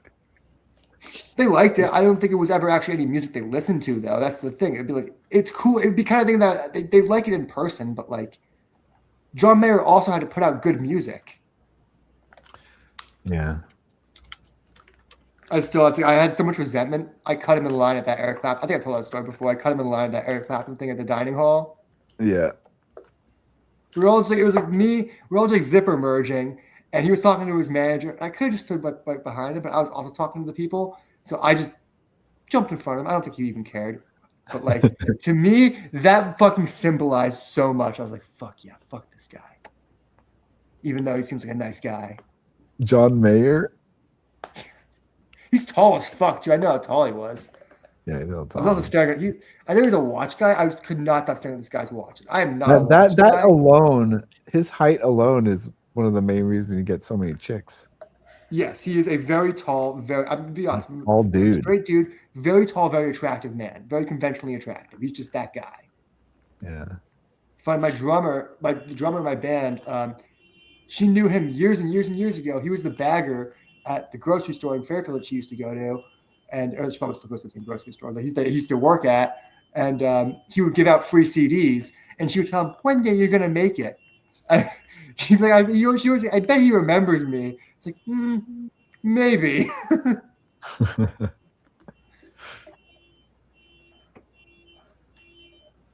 John Mayer. It's funny now he's just like playing with like Grateful Dead though. Yeah, who would have thought the guitarist of that generation is going to be John Mayer? I mean, that makes sense. He is an unbelievable guitarist. I think there was people like the Muse guy really wanted to be the guitar hero, but he was too weird with it that he couldn't just play like he had like one like normal guitar solo, and he's like crazy sounds always. Like Tom Morello was like the crazy sound guy for years, and then the Muse guy tried to do it, and I think didn't they play the Super Bowl at one point? I think so. It's like he was like on the way to being a guitar, like the next guitar hero, but he just couldn't. He didn't have enough solo in him. John Mayer's he could solo for hours. He could play that shit. Yeah. John Mayer. Dang, John Mayer, dude. It is annoying how good of a guitarist he is, though. It's like he's annoyingly good. Like it's like, why do you play such shitty music if you're that good at guitar? This is just the music he likes, dude. It's weird. That's so unfortunate. It's done well for him.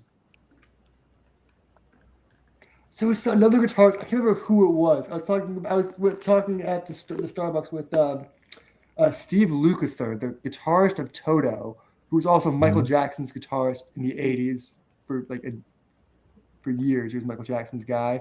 He's like one of the most legendary session musicians of all time. And he said someone else. We saw someone else. I said, he's such a good guitarist. Why does he write such shit music? Can't remember who it was.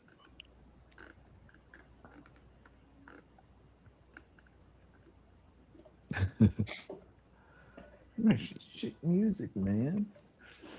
I don't know if I talked about this before. Why did you go see the Eagles? Do you guys know Joe Walsh from the Eagles, like the famous singer? You might know his song "Life Is Good." Yeah, sure. What about him? Very famous classic rock guitarist. You would know if you got it, but when I saw him, he sounded like almost exactly like, I don't know what happened to his voice. He sounds exactly like Randy Newman, like exactly like Randy Newman now. Like he always had a little bit of that in him. Like, Anthony would know what I mean, because if you know what he sounds like as a singer, like, he kind of always had that a little bit. But live, he sounded just like Randy Newman. So he's singing some Eagles song, he's singing his own song. I'm like turning to my brother, I'm like, this like, I was like, he's loving it. I could not get out of my head. Like, this is like, he sounds just like Randy fucking Newman. Why does he sound like Randy Newman, dude?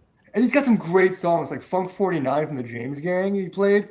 Fucking great song. It just sounds like Randy Newman singing it. Oh man. He used to hang out with Drew Carey, doing like some of their improv shows. Oh really? And Joe Walsh like would be like the musical guest and just like improvising all like the songs that they would like have to improvise. Did you see that? You guys like you watched that?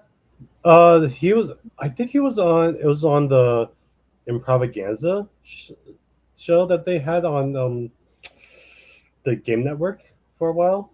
Like you saw it like live. No, but like he was like that's how I knew him. Like he was associated with them for a while, just because he That's likes funny. I don't know what it is. I feel like my generation is so ingrained in classic rock. Like our parents shoved so much classic rock down our throats that we can't even think. Like, if you told someone in my generation like someone didn't know who Jimi Hendrix was, our brains would explode. Like classic rock was just like shoved down all of our throats. Yeah, I didn't have that. Yeah, I think it was just like I don't know if it was just my You're generation. born of it, molded by it. Yeah, my dad I just remember- taught me the Beatles. Yeah, the Beatles. I think it's pretty universal. Everyone had the Beatles. Yeah, our parents dad were was big into, immigrants. like, They like the normal shit, you know. Yeah, Beatles, Stones. I don't think My the Eagles are mom pretty loved the normal. Beatles, Joe Walsh too. was like he was a pretty. Yeah, Eagles are pretty normal. And then Joe Walsh had a pretty big solo career. He did like some big he had platinum records. It's funny. I actually didn't realize how many Eagles songs I like really knew until I'm like the Eagles really like. So I'm at the Eagles show. I'm like I know this song too. My There's parents songs I taught just me well. forgot were by the Eagles, like Take It Easy. Forgot that was by the Eagles. Life in the Fast Lane. Forgot that was the Eagles. Like Like, holy shit, they did all the music. Weird. I know. My dad said to me before shows, she's like, how many Eagles songs do you know off the top of your head? And I named like 4. And he's like, well, you're gonna know way more than that. And I was like, every other song, I'm like, oh my god, it is this fucking song. It's this one too. Like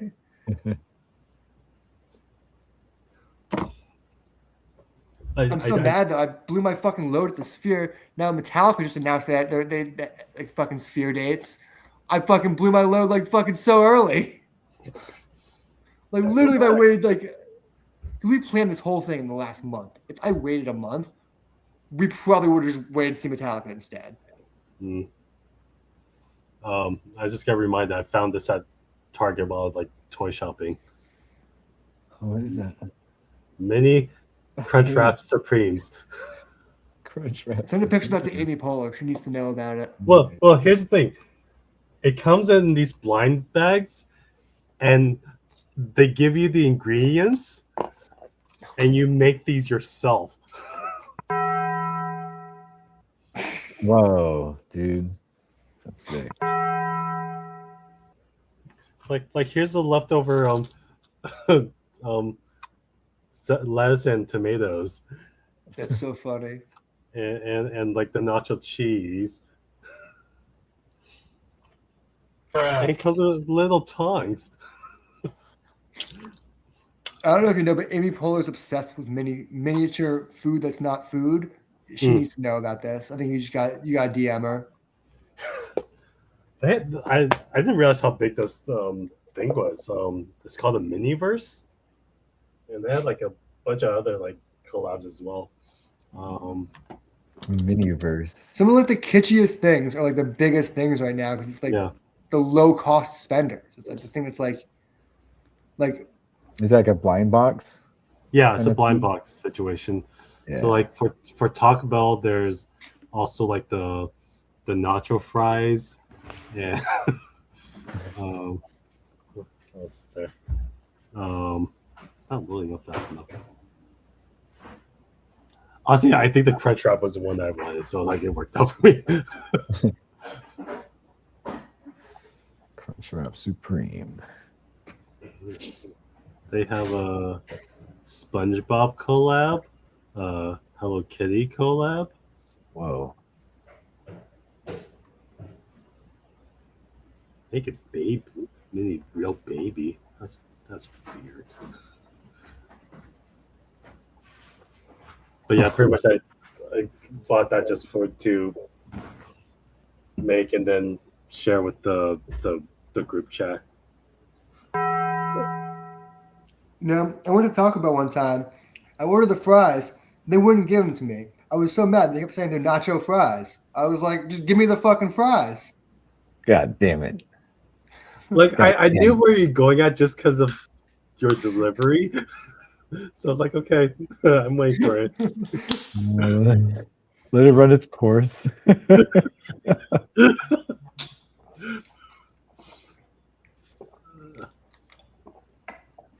Oh my god, I'm choking. They should have done that though, at least one. That should have been the commercial. I'm sure that was. Was it like no? These are nacho fries.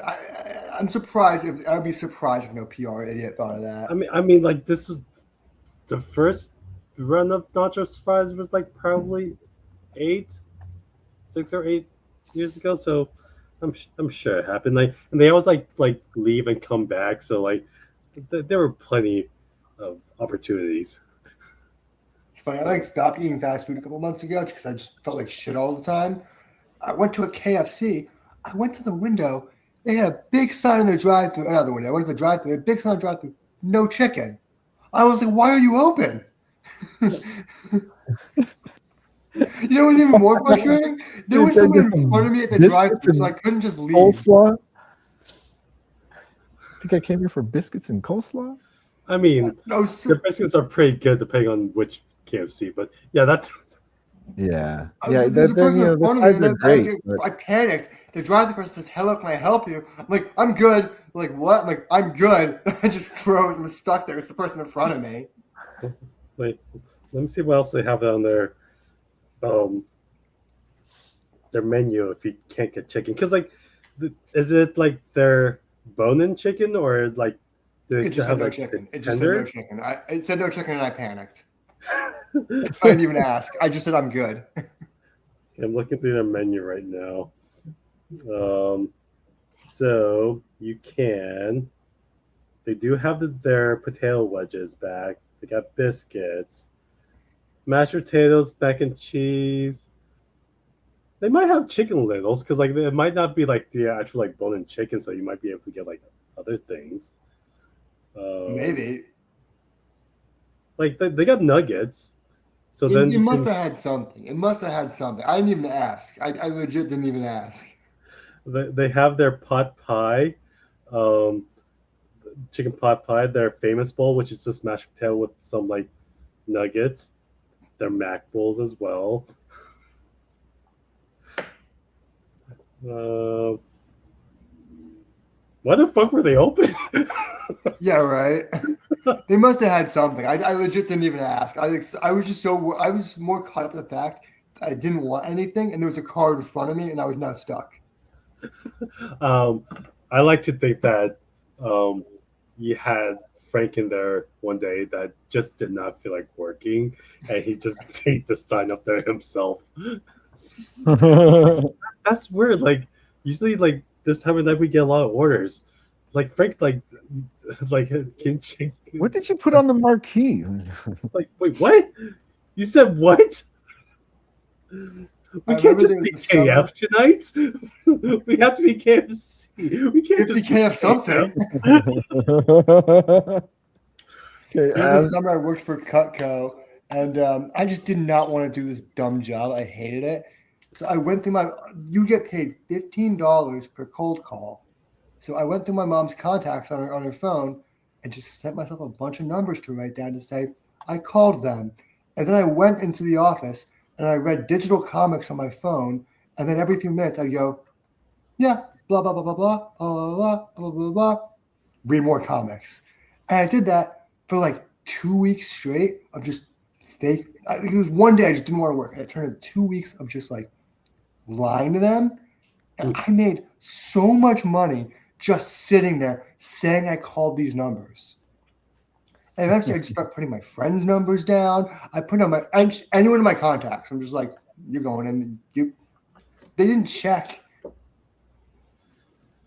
Yeah, that's something I can do right now too because it's an invoice situation, and now they just like switched over to a clock-in situation. But the thing is, like, because I'm a contract work, they won't check if what I'm doing because like everyone else that works in the office is all like scheduled to work a certain day. Every time, like for this new system, every time I work, I have to like click on unscheduled work. So I'm like, I can just turn this on anytime I want, and the clock will run.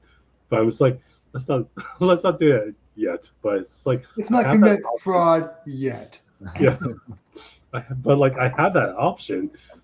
It's kind of nice that you can just clock in because like this whole entire like few months like doing the invoice job, doing hourly work, just like okay, I think I spent 5 hours on this, and then like 2 hours on the other one.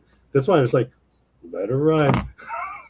So there was this best boy that I used to be on all these jobs with. His name, we used to call him Fraudy Freddy, because at the end of the day he'd pull out a bunch of weed and he'd say, let's go hide somewhere and act like we're packing something heavy and just get super stoned for like 45 minutes. And he would just run up the clock at the end of the day. And then he would just, like, literally, like, an hour to sometimes 2 hours into overtime. He would just put his last bit of shit in his car and just drive off. I mean, that's what's. And I didn't even mind it. I was like, you know what? I don't even want to go home right now. I'm kind of content just collecting an extra couple bucks smoking weed right now. Yeah. No, we kind of do that too with set tech. Like, every department kind of does that. If you have the ability to, I mean, like. Well, like, it's also like if you're guaranteed, because like with our contract, like you're guaranteed like a certain amount of hours, like at least 8. Sometimes it's like guaranteed 10s. So like if you're like you've done all your work by 9 hours, it's like cool. Let's go home because we're guaranteed. I do that too. It's like a lot of jobs, you know, it's weird. Have you guys noticed a lot more like 10-hour days recently where they'll book you for 12 and it'll only be like a 10-hour day, and they'll just, you know, obviously you just write. Maybe it's just me. I'm getting lucky. I'm getting a lot of jobs that's like, you're getting lucky. Dude, I didn't tell you what I'm on this week and next week. I'm on this job. It's me and my friend Katie and all these Indian dudes from India, like, and we're the only 2 white people, and they're filming a feature. I don't know if it's an actual feature. I haven't even been there for the filming. It's the weirdest thing. But they're paying us decent, and they're paying us like 12-hour days when we're only working like 6-hour days. And that's nice. Yeah, it's not bad. But I've been on a lot of these jobs recently where it's like, you know, they'll be like, hey, when they hit you up, they're like, hey, it's 400 whatever by 12, and then you get there and it's like 10-hour day, sometimes even an 8-hour day, and then it's just, you always just put 12 anyway because that's what they contracted you for anyway. Mm-hmm. Like you would never shortchange yourself and be like, well, I only worked 8 on my time card. Yeah, like I had an RPO with me once during a job, and like I was talking to him about the time cards, and I was just like, so he was like, so I just clock out for like right now, like no, do 12, like wait, what? Yeah. No, that's the thing. You're not doing anything bad. That's the thing. It's for just accountant purpose. I always tell people it's for accountant purposes. Yeah. Because I help a lot of PAs with time cards and all the times. I always just, if you just say it's for the accountants, people will get it. Because these guys, like, it literally is for the accountants. They don't need to do the math of how long you worked. They have your paycheck, but basically like in their system cataloged, kind of ready. Like it's not made, but like your paycheck's like in the ether. They know what they're going to pay you.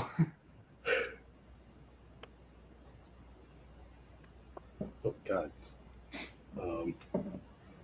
I had a PA forget to. He didn't turn in his time card for a shoot. Just like no one followed up. I see him on a job months later. He's like, "Hey, did you ever get paid for that?" I'm like, "Yeah." Like, did you follow up? Like, no, I didn't even.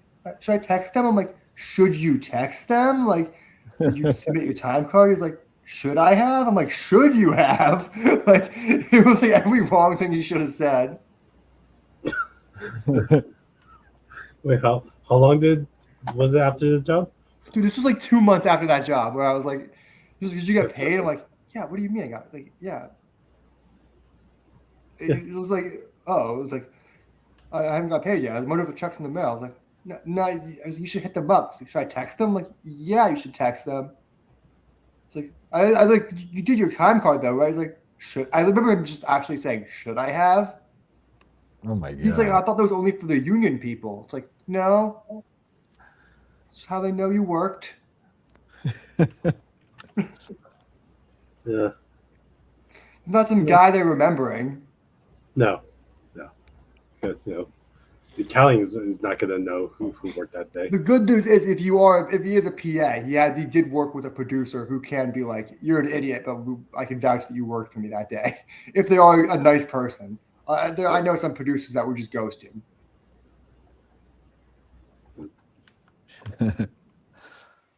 Well, what did they call it? The clause after time runs out.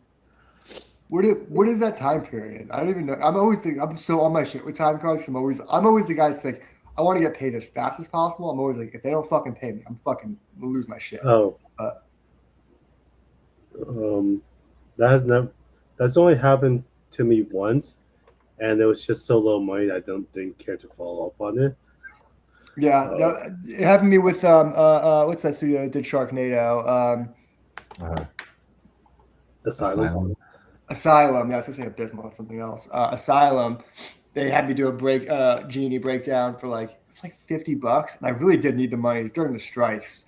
It was like I really did need the $50, and then just right. It was like I don't know if you remember, Jason. Remember when I got really sick in Connecticut? Yeah. I was like in the hospital. Yeah, I remember. Yeah, I got super sick for like a month. Like I was like out, and I was like I sent in my time card and I tried to follow up. I followed up as much as I physically could. After a month, I was so sick. I just gave it up. I was like, fuck it. It's $50. They could suck my dick. I don't need it that bad. Like I'm not gonna die if I don't have this $50. Yeah, I did this graphic job 15 years ago. It was just $100, but just did not hear from them at all. And it was like a referral from a referral too. So it's just man. like there's just like no way I was gonna like reach them because I just like never met them. It was all through a computer. It's just like okay. I get so much anxiety of people saying saying something bad that I didn't pay them. Even if I have I get worried about PayPal glitches because everything I do is like I'm paying artists like PayPal and stuff like that. And I pay people right away. Like as soon as someone sends me something, they're getting paid. But I always worry like my biggest fear is for PayPal not to go through. And I'm trying to figure out like, hold on. They're like go on Instagram like this guy didn't pay me. I'm like, no, I don't have a career. Don't ruin me.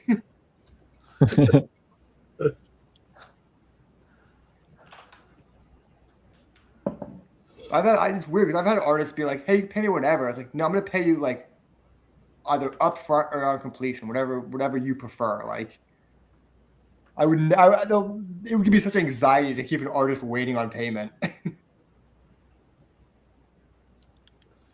I know, yeah.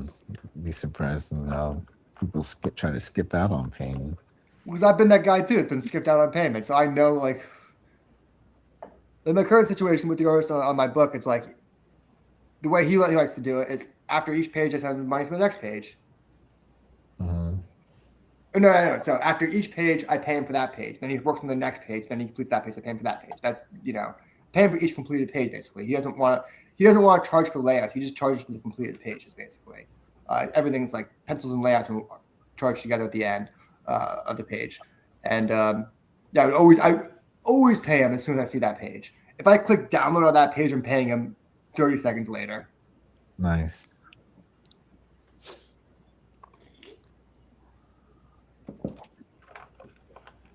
You're a good client. See, good clients exist. I hear stories about how like Robert Kirkman got like he didn't do like not pay people, but he really did kind of do some dastardly things to get ahead in the industry early on. Like the story of The Walking Dead is such a kind of sad story. I mean, I think he eventually made it right, but it's like him and his best friend were like high school best friends, middle school best friends, or maybe like worked at a comic shop together. He was a writer. His best friend was an artist. All they ever wanted to do was make a book together. Robert Kirkman convinced Eric Larson to put Walking Dead out, an image of them together. And then Robert Kirkman basically took the money and ran. He was like, the artist on that book wasn't getting the job done in time, and he basically fired his best friend, took the rights for himself, and then as soon as he fired his best friend, sold it into a TV show. Damn. It was a controversy for years about how he was like, the artist was not getting proper compensation on from the TV show. And Robert Kirkman was he made so much money off of AMC. Like he made fucking bank. Like, that was when TV series were just printing money. And The Walking Dead was one of those shows that was just printing money.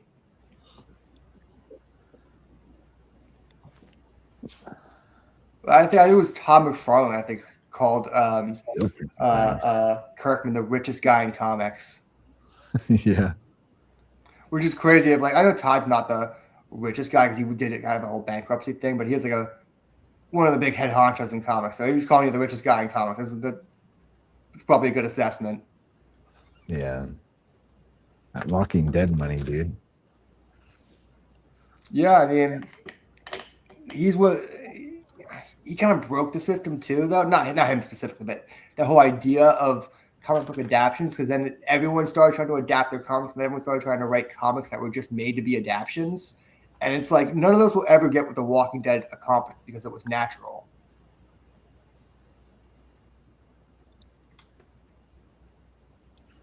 Yeah. I thought you could spot it right away when you like a comic is written to be an adaptation. Like it's usually like, especially when an actor is writing it, it's a lot of self-inserty stuff.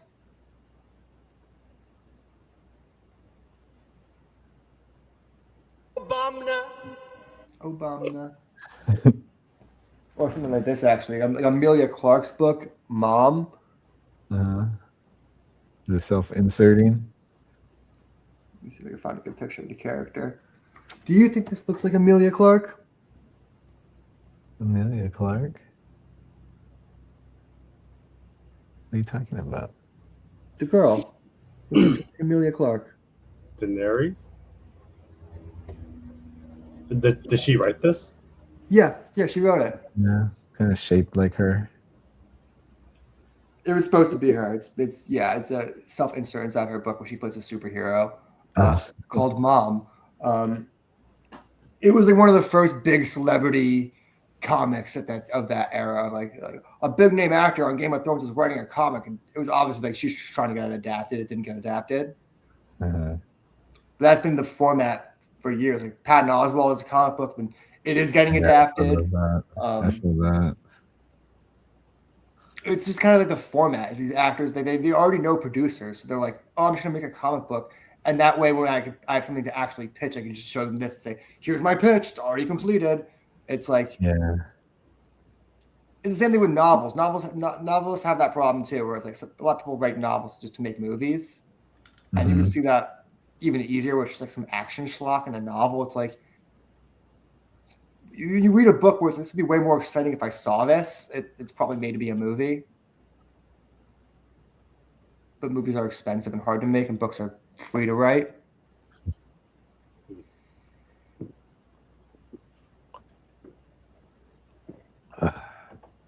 I know it's always comes down to I do think a lot of those fail just by I do think stuff needs to be written for the medium. I don't think you could just take everything and adapt it if it works in one thing for another in another. Mm-hmm. But I also think it shows that some of these books don't have any integrity. There's actually this one guy when I was first starting this comic. My mom knew this guy. She's like, "Oh, you made a comic." He made his comic through Boom. I was talking to this guy. I'm like, I could just sense the bullshit through this guy. What this guy was saying, everything he was saying was just like setting off my comic book bullshit detector. I do a little bit of research on this guy. So the comic book is listed under a website for a movie he was trying to make, and the comic book was literally only there to be there to try and pitch the movie. And he's listed under the comic book not as a writer. He hired other writers for his comic book. He's not listed as an editor. He listed himself as a producer for a comic book. Like I think that's not a thing that I know people keep claiming that title in comics, but it's not a fucking thing. Like it's not a job in comics. That's the editor's job, is the theoretical production. You having an idea doesn't make you a. It's like I just sense my bullshit to me like right away off of this guy. You know what's funny? He talked all this shit to me about like how much people he knew in the industry, and he's telling me how great friends he is with Mark Waid, because Mark Waid was the CEO of Boom at the time.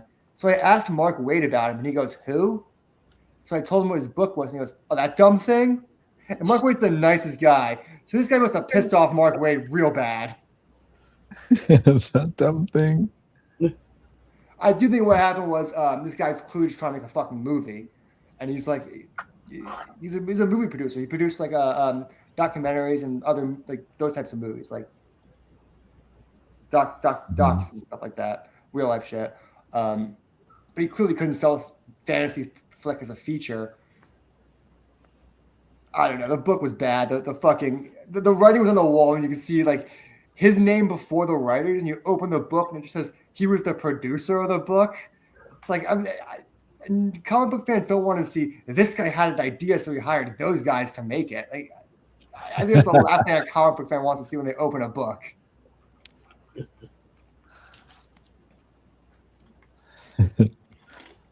Yeah.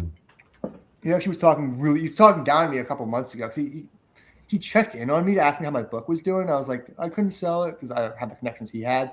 Because he was already an established award-winning filmmaker when he sold his book. So he's kind of giving me shit about that. And he's like, you should have just done a one-shot like I told you. It's like, I actually completed I'm not completing a 12-issue series.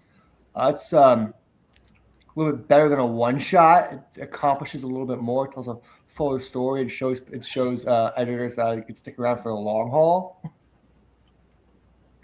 Mm-hmm. Wants you to do one shots, son. He kept saying his advice to me was I should only do one shot. I'm like, I don't think that will. I think it's a good idea in terms of like financial decision making, but I don't care about financial decision making. I'm a crazy person. I'm going to do like a full comic book series. I want it to be like as legit as any other comic book series. It's going to be, and I know most comic book series now stop at 6 or 10. I'm doing the old school 12-issue limited series. Like that's a legit year, book. Man. That's a full year. It took multiple years. It took multiple years to do it. But the idea is now if I have a publisher, I have a year's worth of content I can give them.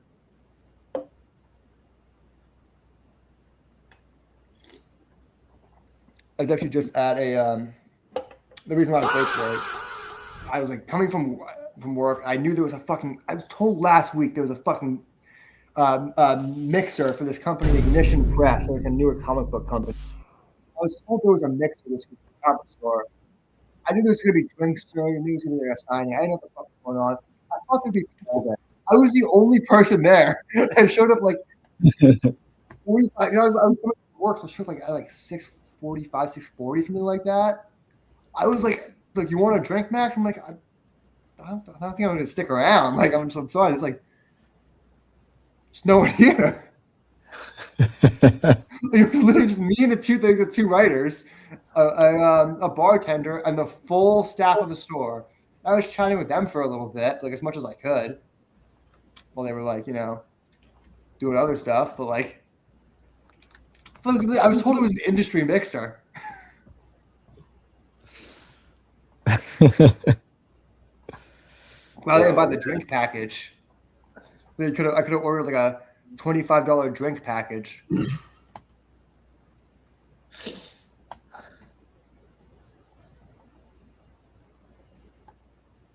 Obama.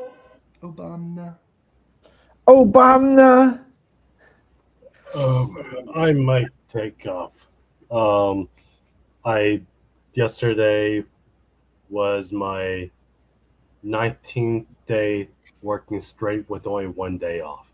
So, oh my God, why do you do that? Like, it was an unfortunate scheduling because I was double dipping, I guess. So it was working on the feature and then working on the other thing. But I was also overlapped. Technically, yes, but I was outsourcing like the build to someone else. So, but I was still like having to take care of that.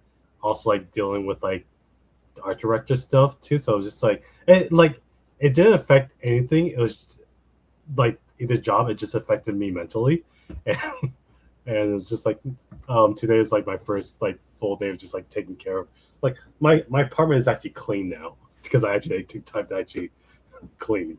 Oh, that's nice. I feel that, yeah. I mean, I feel like isn't that the best thing to do on a day off? Where you just like you come home, everything's a little messy, and you the day off you straighten everything out. And you just like relax in a clean environment. Yeah, it feels better.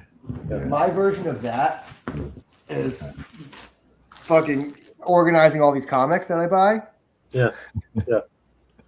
No, like the big problem with this like this office job is that I'm ordering from Amazon all like the set dressing stuff, and every time I open it, I just leave the box like on the floor, just in the way of everything. And it's like I don't want to take this out, like because like I like to like break down the boxes, so it's like I'm gonna take time and actually do that, but like I don't want to crowd up the box the dumpster right now just because of space is limited.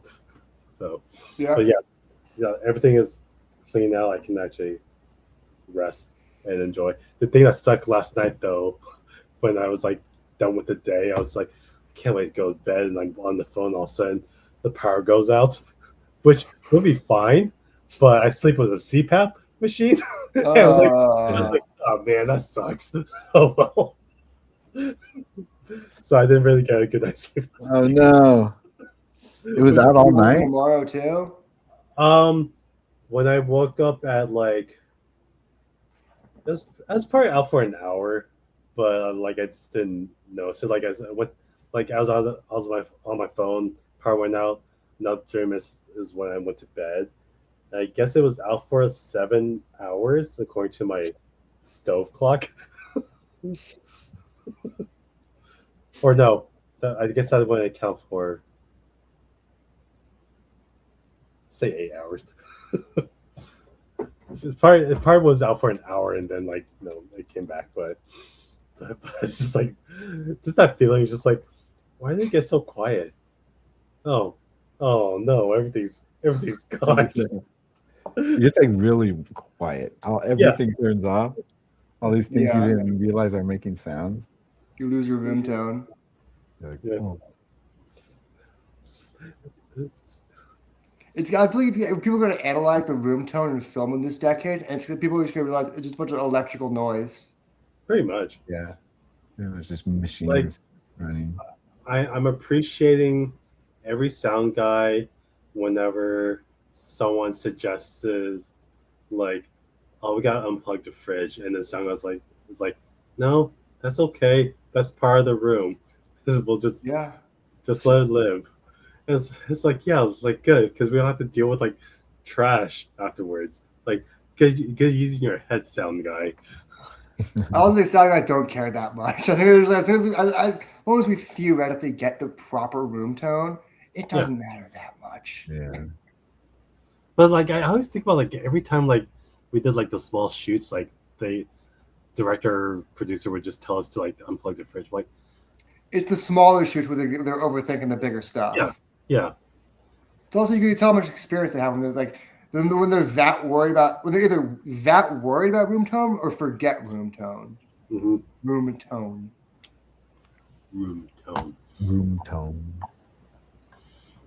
I feel like when you see a producer at the end of the day, I'm like, oh shit, we forgot room tone. It's like little green. But at least they remember.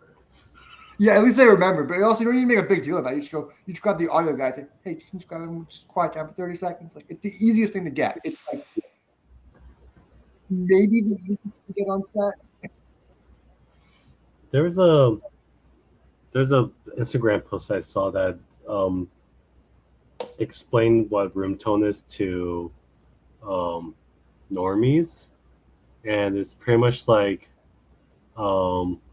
someone explaining room tone to someone else, and they were just like, it's like drinking a bottle of water. If a bottle of water was like a specific room, and then you drink another bottle of water that's like for another room, the difference in taste is what room tone is. Like room tone in the living room sounds different because it's just a different brand of water. And then it's all the things you don't hear in a room that make up that the vibe and the feeling of that room. So it's like when you get the sound of a living room, when you put that in the low mix of a shot that's in a living room, it feels like you're in a living room because you even if you don't even hear it, those sounds are there. In my sound editing class, I had I think I told you this, but we were given a video of a commercial without any sound, and we just had to throw in our own sound in there from a library of sound effects. And I remember getting good reactions more than everyone else throughout the whole entire video. Just like someone heard this, someone heard that, but then like the one thing I forgot to do was put room tone in a track and field steady, because like, well, I mean, but I get it, but like this is open air.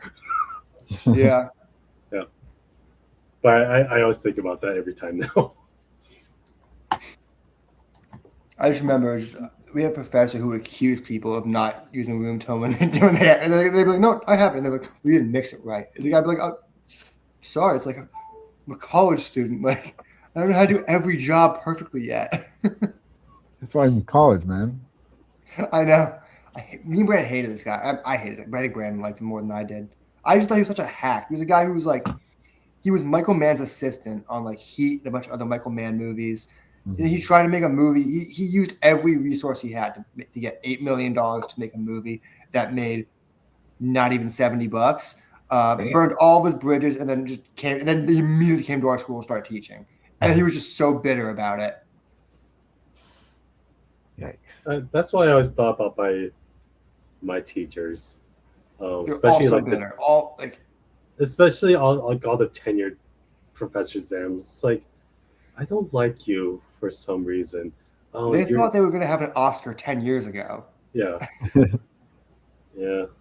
Like we actually like Brandon's teacher who would fake being friends with famous people who a lot of times were often dead. And he once said he was close friends with Ingmar Bergman, and we're like, you were definitely not friends with Ingmar Bergman. You'd email him, and every weekend he'd pretend to be in the south of France, and he would email you back saying he can't answer your question because he's in the south of France enjoying his leisure time. Every weekend. I don't even think he had a place in France that he claimed to own with some famous silent movie actress who is still somehow alive. That's fucking crazy, dude. I had came to own a house with a 107-year-old. I had like two teachers that like I actually like. Oh, you actually did work in the industry, and you still still have good connections. I won't tell like the full story, but like we actually had like two actors from The Closer come in to like talk to us. I'm like, oh, that's cool. But there was this one teacher who it was like I was taking a commercial class, just like how to make a commercial, and like our teacher was a voice acting director, and then he did like other commercials, and like he told us like a few stories here and there. Like my favorite story is that he was trying to get the actor to be afraid in his like voice, but he wasn't getting it, so he just came in, grabbed a broom, and just start swinging it in front of his face. It's like right here, and it's like, now say the line. It's like yeah. But like those are fun stories. But then like I was listening to the podcast of the voice of Yakko and Pinky, Rob Paulson. Mm-hmm. And multiple times on that commercial, he and other voice actors like name dropped my teacher. And I was like, holy shit. That's like funny. he is prolific. There you go. Oh, shit, this guy's legit. Yeah. I think me and Wayne went to such a shitty film school. We kept saying like we always kept saying like we're in the right major in the wrong place. Like none of these people are interested in even teaching us shit. Yeah. So me and Brandon would just make short films with like comedians we met in Hartford. That was your talent pool. Comedians. Yeah, it was our drug dealer who was just like some dude that lived in Hartford was just like a comedian, and he had aspirations of more. He was a legit comedian. Like, he's not like an open mic. This dude was actually like a comedian. Like he did comedy at major venues in Hartford and around the East Coast and shit. And he performed at like the Comedy Store out here one time. He's like a legit comic. So he just has all his comic friends, and we would just film shit. We start with a documentary on him that he wanted to do. He was just like, he wanted to do not like a documentary like about him, but more of just like what he's been up to and making comedy and what it's actually like making comedy. Like from like the idea of where a joke starts. Like me and him just like because me and him always just like would riff and talk jokes, and just I'd help him write jokes and shit. And I'd punch up his punchlines and shit like that. And we started with that, and then we moved to a comedy club where we were in the green room, and we filmed a whole set of his with multiple cameras. So we'd have like not like a special, but like a 15-minute set within the documentary, and then we did like the post hang and all that, into like a bunch of interviews with other comedians that he knew. Yeah. Nah, that's cool. So we work with like actual like comedians who are like, you know, still in the comedy circuit. Like one of the guys we did was like Godfrey's sidekick. Holy shit. Nice. Yeah, like, actually, we were working with like actual comedians in college. Like it's like it was a good time. Yeah, our talent pool is just the theater department. That's what me and Brandon wanted to avoid. We tried working with some of these guys out there, and we did not. For the stuff we wanted to do, they had no edge. And we were doing. These guys could not play criminals. We were so much like kind of like not noir stuff, but stuff like about criminals doing crime shit. The kind of stuff college kids like to write about. And they feel like these kids didn't live a life. So we've got a lot of comedians. We hired a lot of actors for this one short film I did. That was like a pseudo superhero film. That was like the reverse of a superhero film. That was like the idea of an origin told differently. We hired this actor who was the son of the second RoboCop who came in from New York. And he's still acting today. He's a good dude. Liam Burke. Shout out Liam. It was funny. That day we were like filming all these comedians. We were using the comedians still because that was our talent pool. They wouldn't charge. They would act for free. So we were working with this actor. He's like an actual actor. And this comedian's like late to set. And he's like getting all like worried and shit. He's like, you know, I don't usually tell people this, but like my dad's a RoboCop.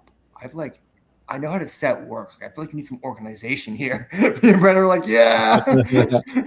We were just so used to like working with like literally our comics friends were like selling us weed. So we were like, you know, used to being a little bit more relaxed.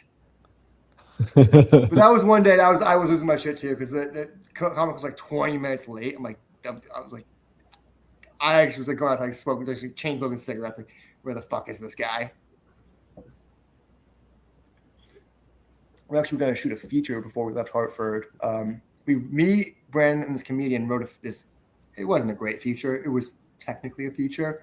And we were going to finance it through drug money. There were a bunch of other drug dealers and just shit. Like, yeah, we could just. And here's the thing. I'm not going to do it through drug money now, but there's a YouTube show out in Hartford that all the comedians are making that it's not drug money fueled, but they all pooled their resources together to make a show that's 20-minute episodes on YouTube that they're still making now. I was like, it's cool that we like started something that they're still like kind of doing. But I don't know, it would have been crazy if we shot that feature. It would have been horrible for our careers, but it would have been hilarious. It was called Stonerific. Stonerific. Ironically, it wasn't like that wasn't supposed to be a cool title. It was supposed to be like ironic. It was supposed to be about guys who stole weed from a drug dealer and then started selling it themselves before they get way too in over their heads. You know, classic hood stoner story. Yeah. There's some lines in there that I wrote that are so fucking dumb. I'll go back to every couple of years and be like, I can't believe I put this in a script. There's one that's like they're at an AA meeting, and this one guy's telling a story. He's like, "Yeah, man, and he's telling the deepest throats of his addiction." He's basically like, "Yeah, man, I stole a kid," and he keeps telling about the story about how he stole this kid. And he's going in, he's like, "She's 19 now, going to Stanford in the spring. I'm so proud of my little girl." Just raised her. I just raised her. Now she's going to Stanford. Right? Like exactly. It was such a funny twist. And then another character, they were really stoned. We used like a stoner thing to say. I was like, hey, man, and then I had to say, do you think dinosaurs believed in aliens? And I was like, that's the peak stoner thought. All right, I'm gonna take off. All right, later. Thanks for coming on, man. Later, guys. Enjoy. That's like a script I'll just look at least once a year. I'm like, I can't believe we wrote this shit down. That's good stuff, though, man. I think I had some funny jokes in there. I don't think everything that we wrote was funny, but I think I had some really good bits in there. I still like, do dinosaurs believe in aliens? I don't know why. It always made me laugh. I think dinosaurs believe in aliens. What's this long mid marker for? I've been trying to do this new way of writing a comic. I don't think it's not innovative, but what I'm doing is like, so it's like 2-page splashes intercut with 6 panel grids. And the way it's done is like, so a 2-page splash will have one thing set in the present, one thing set in the past, and it switches off. Like, so, and then when it starts, so the word on the second one, so if it's what the first one's in the present, the second one's in the past, then the next 6-panel grid for the next like 2 pages will all be flashback stuff. Then it'll go flashback half, present half in like a 2-panel splash, and then it'll start going into the present stuff. Mm-hmm.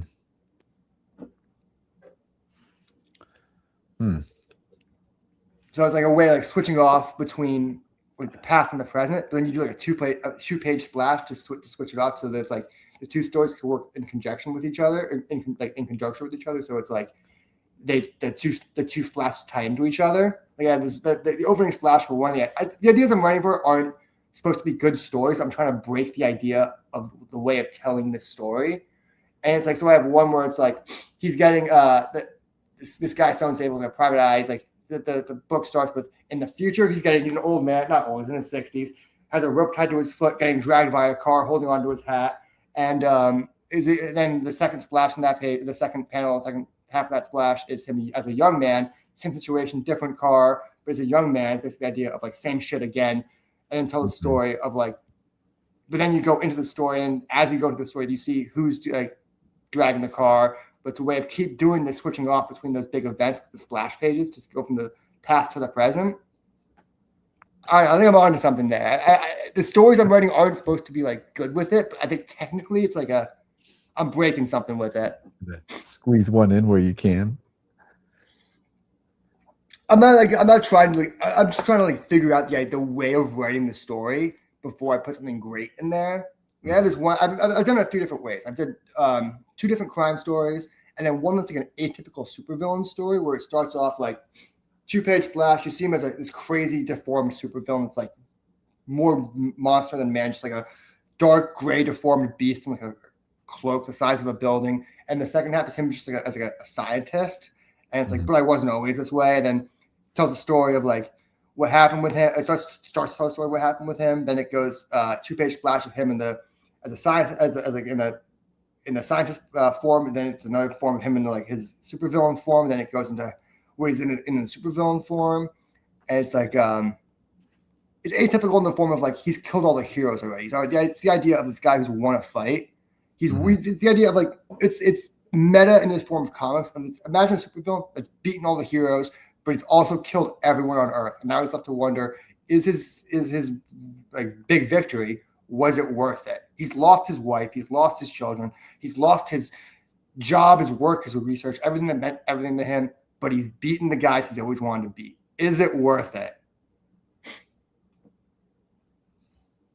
That one might have something there. I don't know. Yeah, that moment where you get what you've been working for. I have this meta aspect. I don't even know if it's good. Maybe it's just good in my head. But the idea of what I want to call him is the end, like the meta aspect of like the end of a comic, which comics, like a traditional superhero comic, doesn't typically end the way a normal comic does. It just continues. But this guy broke the story. He killed all the heroes, destroyed the Earth. He is the end. So that's kind of cool. Like after the big battle, but then everyone lost. What happens next? He's just just kind of moping around. That's the exact problem I'm in. That's the exact problem with the stories. He's just moping the fuck around. Like I need something. I need to go back and add something more for him to do in the fucking present because he's literally just like moping around looking for rats to eat. Like. But he's like giving off like a fucking nuclear waste with every step. Each step like emanates like the nuclear waste fallout. So he's just like contaminating everything within him or everything around him. Yeah, what kind of what is he? He's like a monster? Yeah, the idea is he's like almost more monster than man. He's just like a big, dark, gray. I don't even think he should be. You should see his full form. I just kind of imagine him like a cloak that's kind of like draped over him, so you can't really see his monster form. Then obviously in his human form, kind of looks like Bruce Banner, like that kind of just like nerdy scientist guy. But it's the idea of like what if a Lex Luthor just like beefed himself up and won, but like took the world out with him. Did he still win? Was his victory worth it?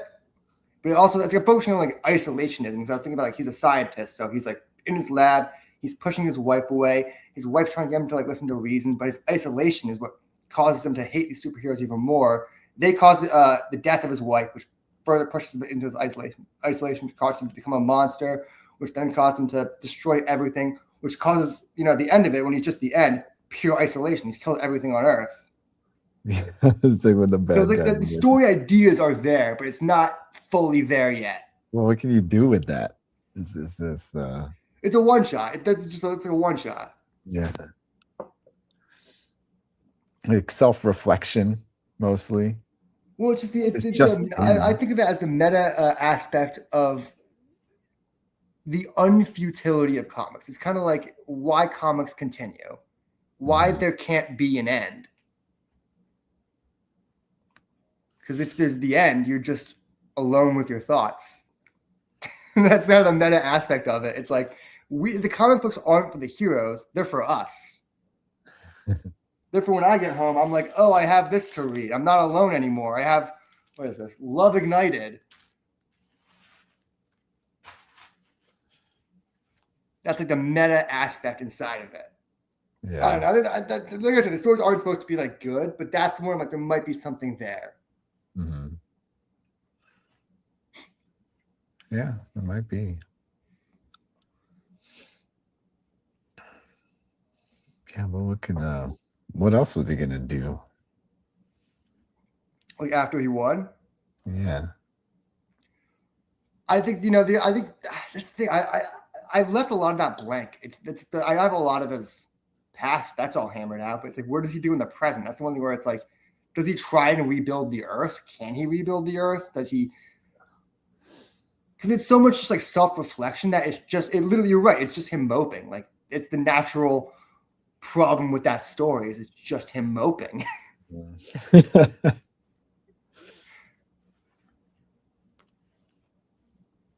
Yeah, what can you do with that?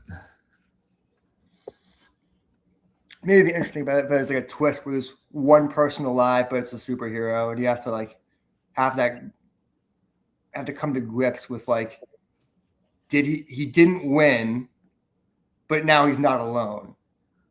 I feel like it's a different story. So what does he do? Other than that, I've been writing. It might be like a graphic novel that's like, it's so dumb, but it makes me laugh. It's like, so it's about a sidekick, right? But the idea is he used a sidekick to like, I think like an Avengers style hero stuff. But what are the big guys in the universe, right? Before the story starts, and aliens invade the Earth, which typical normal comic book stuff. Aliens invade all the time, except these aliens strike a deal with the humans to just take over everything. They just immediately cut the superheroes shaking their hand, and like, all right, you guys have it. You guys have Earth. And then the superheroes just join them, and Earth collapses into like a authoritarian state controlled by the aliens and their superhero, basically like not pets, but like watch guards kind of thing. Mm-hmm. And then it takes place 20 years into the future where these sidekicks are just like living this apocalypse, becoming like, and they're like, the main guy's like he's like a courier, kind of like what is a legal courier is called? Like mule. This is a mule.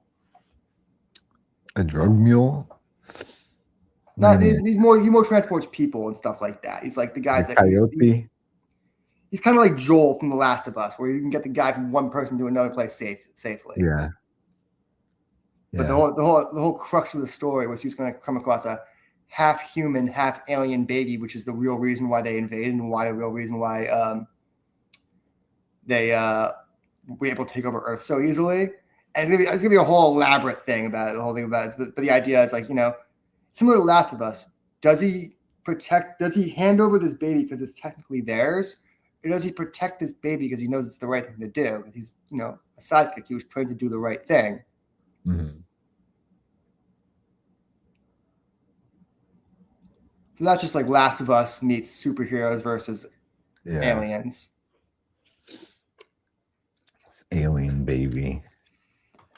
I'm the kind of guy, I always have too many ideas going at once where I'm like, Yeah. Dude, Yeah. the other night I was like, so tired. I wrote down an idea. Let me read this to you what I wrote down. It's such bullshit. This is why I hate myself. Like, not actually, but like, this is an idea I wrote down. So I named it Cannoli Won't Oli. I just wrote down, after stealing a cannoli at a wedding, a young female thief must steal a flash drive of evidence before a trial, putting her life on the line. What does that mean? Where did she steal it from? I guess like she stole. I guess my mind must be like a mob wedding where she steals a cannoli as like a waitress. And like, you stole the cannoli, now you gotta do a job for us. Like, what the fuck is that? Yeah, what was the cannoli supposed to go to someone else? I don't know. I just wrote that down. I was so tired. I'm about to pass out. I typed that in and then I fell asleep. That's funny. That's good stuff, man. A cannoli. The problem is it's so dumb it might work.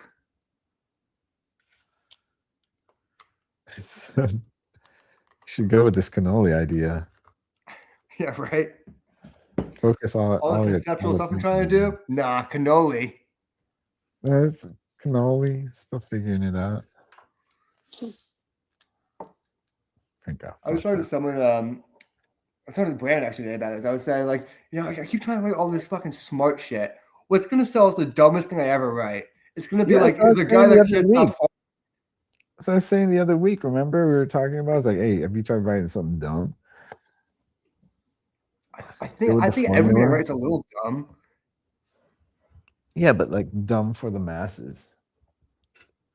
I think everything I write is like a little dumb. I think I'm not like a hardcore intellectual, like quoting like Tolsky and Chekhov in my books. I'm not like there's a lot of comic writers that try to feel so fucking smart looking a fucking quote from the internet.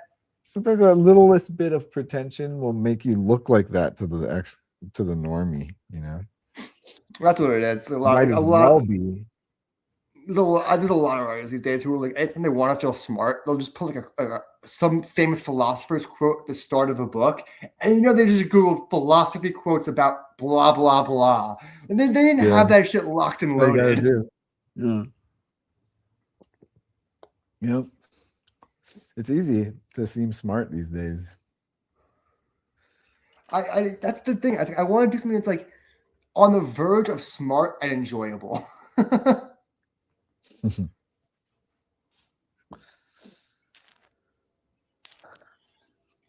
Smart and enjoyable.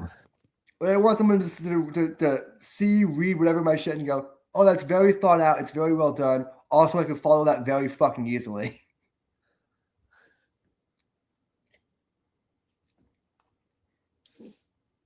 There's like a few writers now who are like, I cannot distinguish they're writing. I cannot distinguish their plots in their book because this is one writer, Steve Orlando. His books make no sense to me. So much is happening at once, and they're all just talking about it instead of showing it. And they'll just be like one splash page of just like ethereal nonsense. I'm like, Like he did this one plot where years ago, there was this planet, this mutant colony called Genosha, which was like Genosha. He was in the TV show, and you saw Genosha. Everyone died there. It was like a big thing in the mutant thing. He had this idea to bring everyone back in Genosha, but instead of just talking about it like that, he kept talking about seeds and planting all this other. So no one knew what the fuck was happening, and then he just shows this like planet, like the stage of Genosha, like coming through like a portal, and he's like, no one knew what the fuck happened. Everyone had to like tweet the writer. They were like, "What the fuck happened in this goddamn book?" It's like, "Oh, I rebirthed all of Genosha." Everyone's like, "What?" Why are you doing? Without asking. Damn, dude.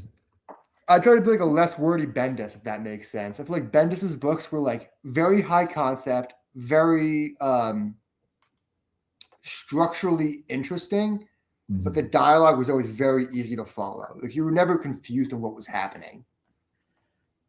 Yeah, that's the way to do it, dude. Yeah. It's poetic in that,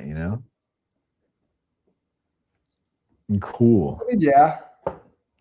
I think there's a lot of writers now who try to get like a little too poetic, where they get into like because comic book writing is literally called prose, and some people will try to go the full Grant Morrison route and like I'm gonna make it indistinguishable from fucking anything else. Like they just write a bunch of nonsense.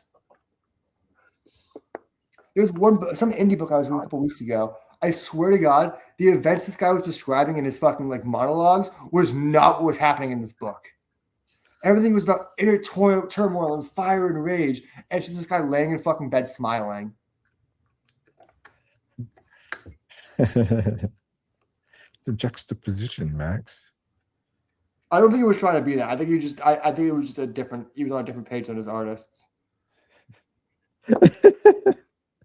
Actually happened. There's a really funny example of that in the new X-Men book where there's like there's this new X-Men school. It's like a psychic school where everything happens psychically. And there's these new students, and there's one student who's like, I guess, younger, and this like Beast is like, guys, we have to be extra careful around Lulu. She's so much younger than you guys, but she just looks straight up older than everyone else.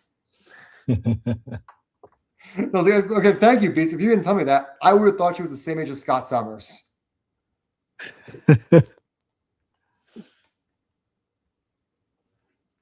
Looking hella old. That's pretty funny. Scott Summers is looking hella twinky these days. Oh, yeah, you brought that up before. It was a legit X-Men controversy. It was like people were like, "Why are we aging down Scott Summers?" Yeah, he's all twinked out. Huh? They You made him younger? Is that No, what they they didn't make did? him young. He looked significantly younger, Yeah. and he looked significantly like Cyclops was always his name is, they call him Slim. So he's always a bit of a slimmer dude, but they made him a little bit too like clean cut, too swoopy haired. He just looked like very twinky. Yeah. Especially everyone he was staying with is very tall. With Psylocke and Juggernaut. He's shorter than all them? Is he shorter than Psylocke? I think he's Psylocke is like 2 inches shorter than him, but Juggernaut's like a foot taller than him. Yeah, Juggernaut's huge. Yeah, I'm glad that Juggernaut became like a good guy, like officially a good guy, like 6 to 10 years ago. I'm glad they like actually kept it.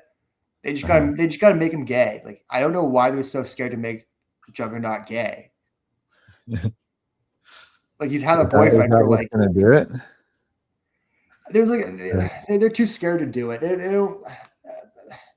I don't know. I feel like Marvel gets really weird about making characters gay and then choosing to keep their gay relationships. He's had like his canonical thing was that he lived with Black Tom Cassidy for years, and they were the typical like 60s roommates, like. Mm-hmm. And it's heavily implied that they care for each other, maybe more than friends should.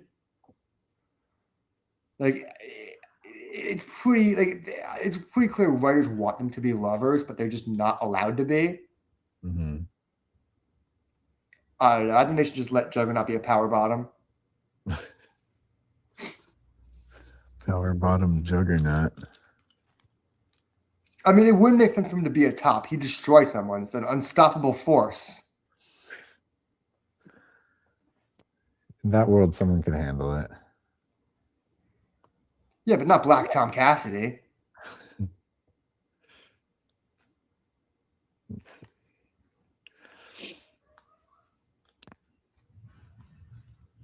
I'm so mad. Marvel keeps doing these fucking blind bags. I'm such a sucker for these goddamn blind. I was talking to the manager of my store today. I was like, I'm such a fucking sucker, but I'm feeling lucky today because they got more of them. I got the same fucking cover I got the last 2 fucking times. And what makes me so mad, so like DC, the way they've been doing it, they don't put any of the regular covers you could order in the blind bags. It's only special covers in there. Marvel's like, we're going to put all the regular covers in there too. So every time I open one of these goddamn blind bags, I've just gotten a fucking like B cover.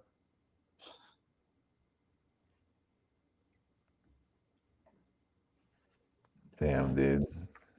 I know. I had one win on these blind bags like months ago, and I keep riding that wave. It's like a casino. Yeah, next one. I gotta get. You just like pull up that meme of the guy digging and giving up before reaching the diamonds.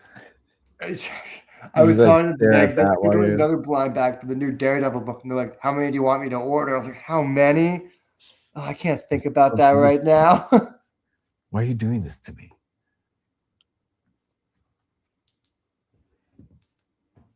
Manager of my store is cool. We have a new manager. She just moved to town, but she was talking about her old job. She used to work for Heritage, and she used to catalog. I'm a big fan of Mad Magazine. You know my humor.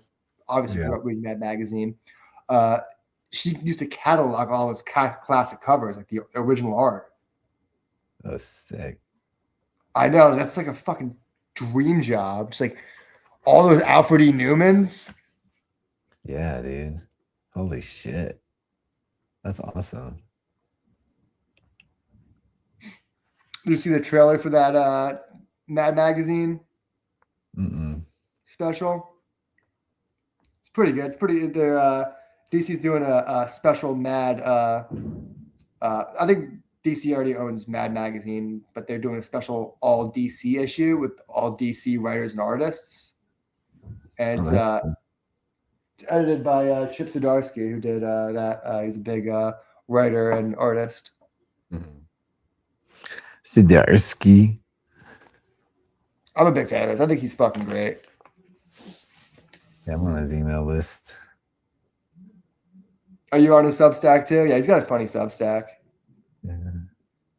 I tried to be funny like him on Substack, but I just didn't have that. I didn't have the energy. I feel like I was doing Chip. I was looking at it in the same Substack format. I was like, I'm just doing his type of humor now, like call and response type shit. I was like,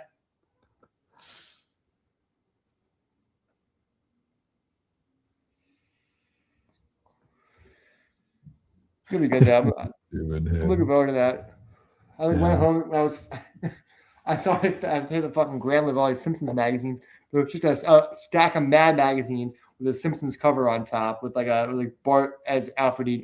Newman as Bart, saying, "I will not steal this joke."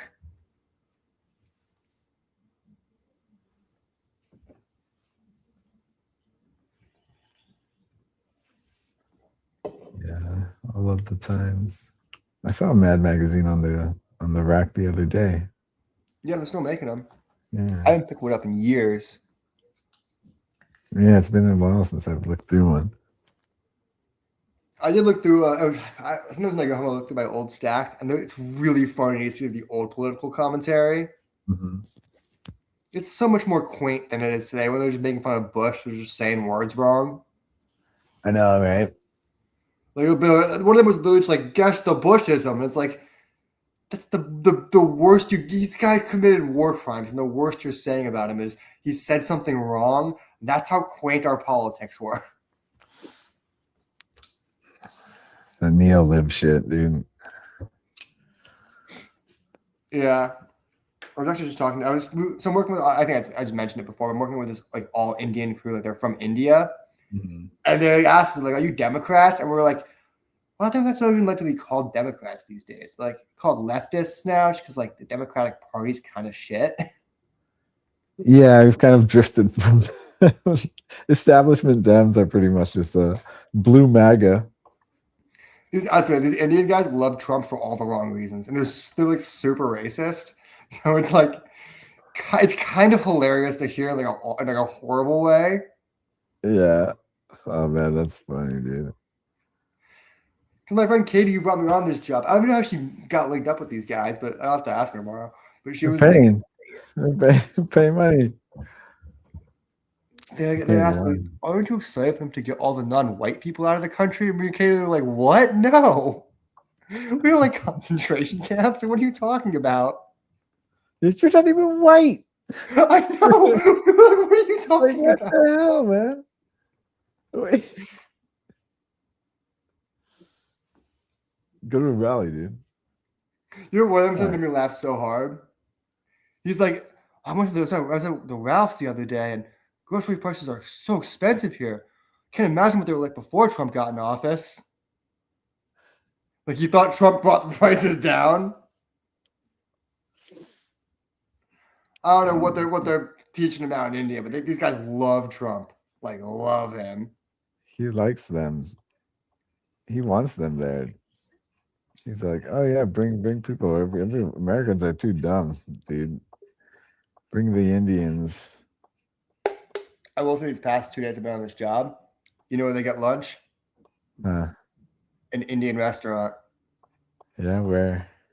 I don't even know the fucking name of this place. They just different. I think it's a different place each day. They just try different places. They just there's a bring in the lot. fucking smorgasbord. There's a lot. You should order all of it, family style. Every day I want to say to these guys, like, don't you guys want to try like some like great food, like California food? Like, nah. yeah, I'm like, what? I just imagine like, what? Nah, we're good. What if I don't like it? What if I'm going to waste my time eating something that I might like? When I know I could just order something that I know. I might ask tomorrow, but like, how do you guys feel about like maybe a Mexican for lunch, something like that? I know, give them some Mexican food. You gotta get them. You gotta kind of work your way there.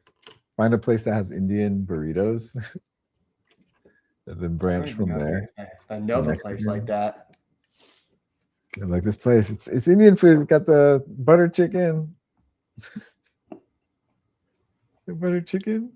It's like the teriyaki chicken of Indian food. Yeah.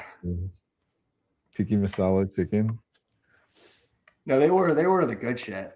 They order like what do they have today? They what's those like I think it's like are they cheese curds or like the little paneer, whatever those called. Yeah, little cubes. Yeah, those shits are fucking good. Yeah.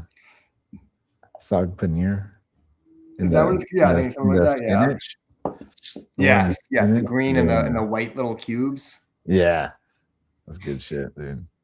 Yeah, that shit's fucking. I like that one. I like that. And I do get the sag chana, which is like the spinach, but with chickpeas. You know, they're making fun of it, maybe laugh so hard. They're making fun of American perception of Indian street food. Well, they're just putting their hands on it. they're doing those bits. Like, hey, look how we make our food. And they're just doing like that. Sauce. It's got to pass through the hands. Yeah, what's up with that? When it was pouring, he's pouring his fucking drink. Yeah, right? It has to, it's like you can squeeze the line, but then he squeezes it on his hands. They would straight play like they just people like, film the most, they just find unsanitary ones and film them. But he's like a lot of places like have gloves and are like he's basically talking like I believe it, where it's like any street food, there's gonna be nasty street food anywhere, but there's also gonna be like good street food. Can we find something like that nasty out here, you think? Yes. Oh my god. When I did Uber Eats during the strikes, I went to some places. It made me hesitant to eat at a lot of restaurants in LA. Yeah, but they're like making the food right in front of people, being all nasty with it, like in view. Like a lot of places that we eat, it's probably just as nasty, but it's like behind closed It's doors. out of view. That's the thing. Yeah, dude. How many times have you been to a food truck? You look in the window, no one's wearing gloves, and you wonder what else they touch all day.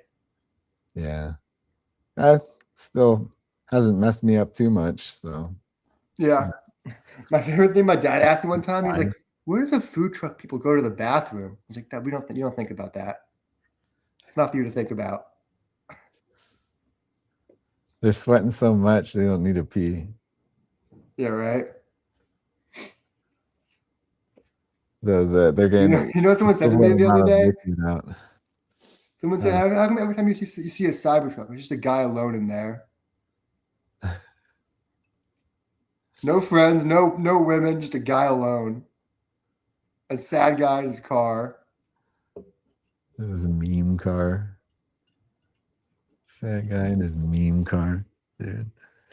I was talking to someone recently who's a very wealthy person. He's like basically he was talking about that you'll never how rare it actually is to see a wealthy person in a Cybertruck. He's like it's like a dumb. He called it like a dumb expensive iPhone for people who don't know how to spend their money.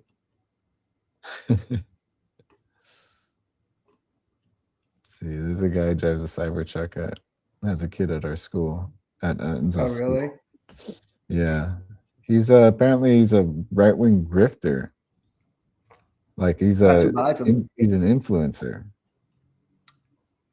You know what I think a lot of people are buying him in LA? So there's like a law where trucks you could write off easier than other business cars and other cars, so you could say it's for like utility use. Oh yeah. Yeah, he's got like a it's got like a all over print camo. Yeah, that's what they do. They put some print on their car, put a small logo, and they can write it off. Yeah, it's a business expense. I don't know if that actually holds up though. I've heard my grandfather is an accountant. He was telling me he's not sure that always holds up. Well, if you got the right accountant. Yeah, but you could also you do a favor. You could also get fucked later down the line because I was asking about I wanted to write off my spare room. If you write, do you write in there? You have to like. This was the argument I was having with him. I do a lot of work in there. I not only do that's his home office.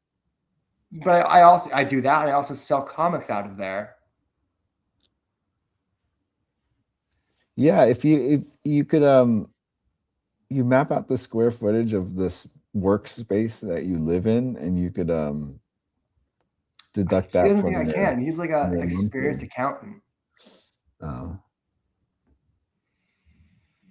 He thinks if I do it, it'll just get I'll just get audited in a couple years anyway. Find an accountant who will do that for you. Yeah, that's all you gotta do. I was doing my taxes going after us after all those like billionaires are going through getting away with so much. You can get away with that. You can get away with that. I've just decided for the next phase of my life, I'm just decided to live mentally rich. I'm mentally a billionaire now. Just like spending too much money. How much does a bagel cost? $47? Go buy yourself a Star Wars. Go buy a Star Wars. Oh, I can tell you where I was on Monday. The Bieber Family Foundation. Whoa. What are you doing out there? You know the Biebers? Doing some bullshit out there. That's what I was fucking doing out there. They have an office in, I don't even know if I can say it. They have an office in Beverly Hills. Mm-hmm. You could leave it at that. Yeah, I don't know how much of this NDA I can really break. I did tell someone there, I don't know how much of my NDA I could say, that I'm a big fan of Stephen Baldwin. Don't know if she appreciated that. Told her I loved Biodome. Definitely did not appreciate that. Probably sure with Usual Suspects. What else is he in? I saw his daughter, and all I can think of is fucking Biodome. I was like, I love your dad in Biodome. Posse? Is that him in Posse? I don't know. I see him on Instagram. I looks like he lost his fucking mind. Cameo and that guy's so bad. Yeah. Have you seen his Instagram recently? Like, he looks like he's like completely burnt out. Like, he looks like he smoked himself like past Pauly Shore. You know who's not in the files? I almost saw Pauly Shore a couple weeks ago. Oh yeah, you had a run in on him. You had a run in on him. I put it in the group chat. He's been at the Comedy Store a lot. Right. I mean, his family owns it, but he's been there a lot recently. Hey, comedy's his life, dude. I mean, I feel like he's one of those guys that like people like to shit on him, but he did actually break a lot of comedians into the industry. Yeah.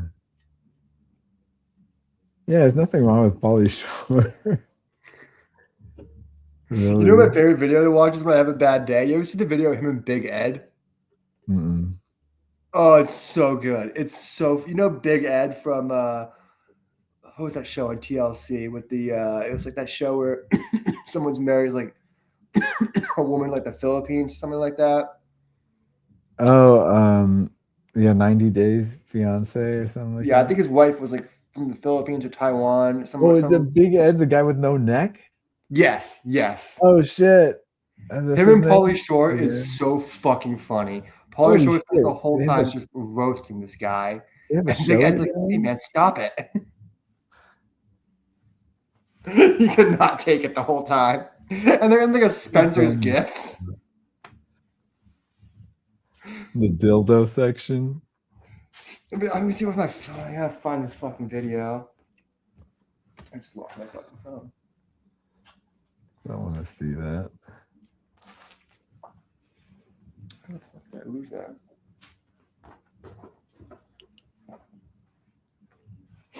That sucks.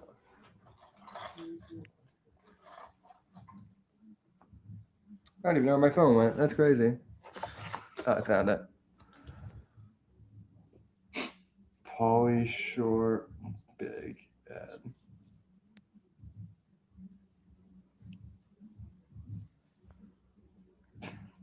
I'll just send it to you. It's you don't have to watch the whole thing. It's 9 minutes long. It's like he just spends 9 minutes. It's literally 10 minutes straight of Pauly Shore just fucking with Big Ed, and Big Ed does not like it. And Pauly keeps saying, "But we're friends." And Big Ed keeps saying, "We're not friends, Pauly. I've just met you now." And he keeps going in on this guy.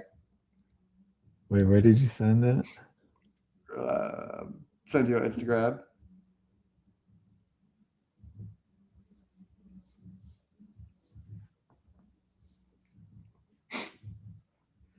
I almost felt bad the first time I saw the Big Ed stuff, and then he made it so hard to feel bad for him.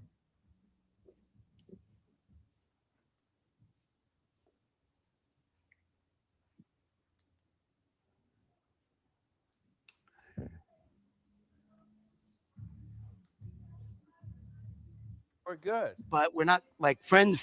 Dude, your girl should you probably get her one of these pop-up things. Okay, no, I'm not going to do that. That's stupid. No, you know what you should do since you're super famous? You should get a pop-up thing for you, but the pop-up head won't be able to fucking bounce because what? There you go. There you go again. Look, I like you now. I like you. Yeah. We're friends. We are friends. Yeah, we are. But now you say things like that. I know. Makes me not. Sorry. No. I know that was rude. I'm sorry. Okay, that's Respect. okay. Respect. So what is it that you're picking out for your chick? I don't know. It's her anniversary. Dude, why are you So touching? if you were on that show, dude, weren't you be married to a girl now since you're the 90 Day Fiance guy? Stop touching me. Okay. Dude, we're friends. Okay, dude, chill out. Just do me a favor. Chill out. Okay. Just take a step Sorry, back. I get Okay. excited. I feel like you guys just make Pauly uncomfortable back. You guys just grab his balls or something. Oh, with the girl. It did not work out. Right. Was she Asian? Dude, was she Asian? will you stop like standing like a porn star? She was Filipina. Okay. And she was really young, and it almost cost me my daughter's relationship. Oh wow! But now I have a new girlfriend. Oh okay. Who's also Asian. Oh. And she does filming. Okay. She's in the industry. Oh, awesome. And she's into art. So you like the Asian thing? I definitely. I like Asians too, but mostly guys. Okay, you know not what? in a no. Come here. But you're talking way too. But not in a gay thing. It's more like I listen. see Asian faces and I like to touch them. I know, but listen, you're being way too loud. We don't want people to know that you like Asian guys.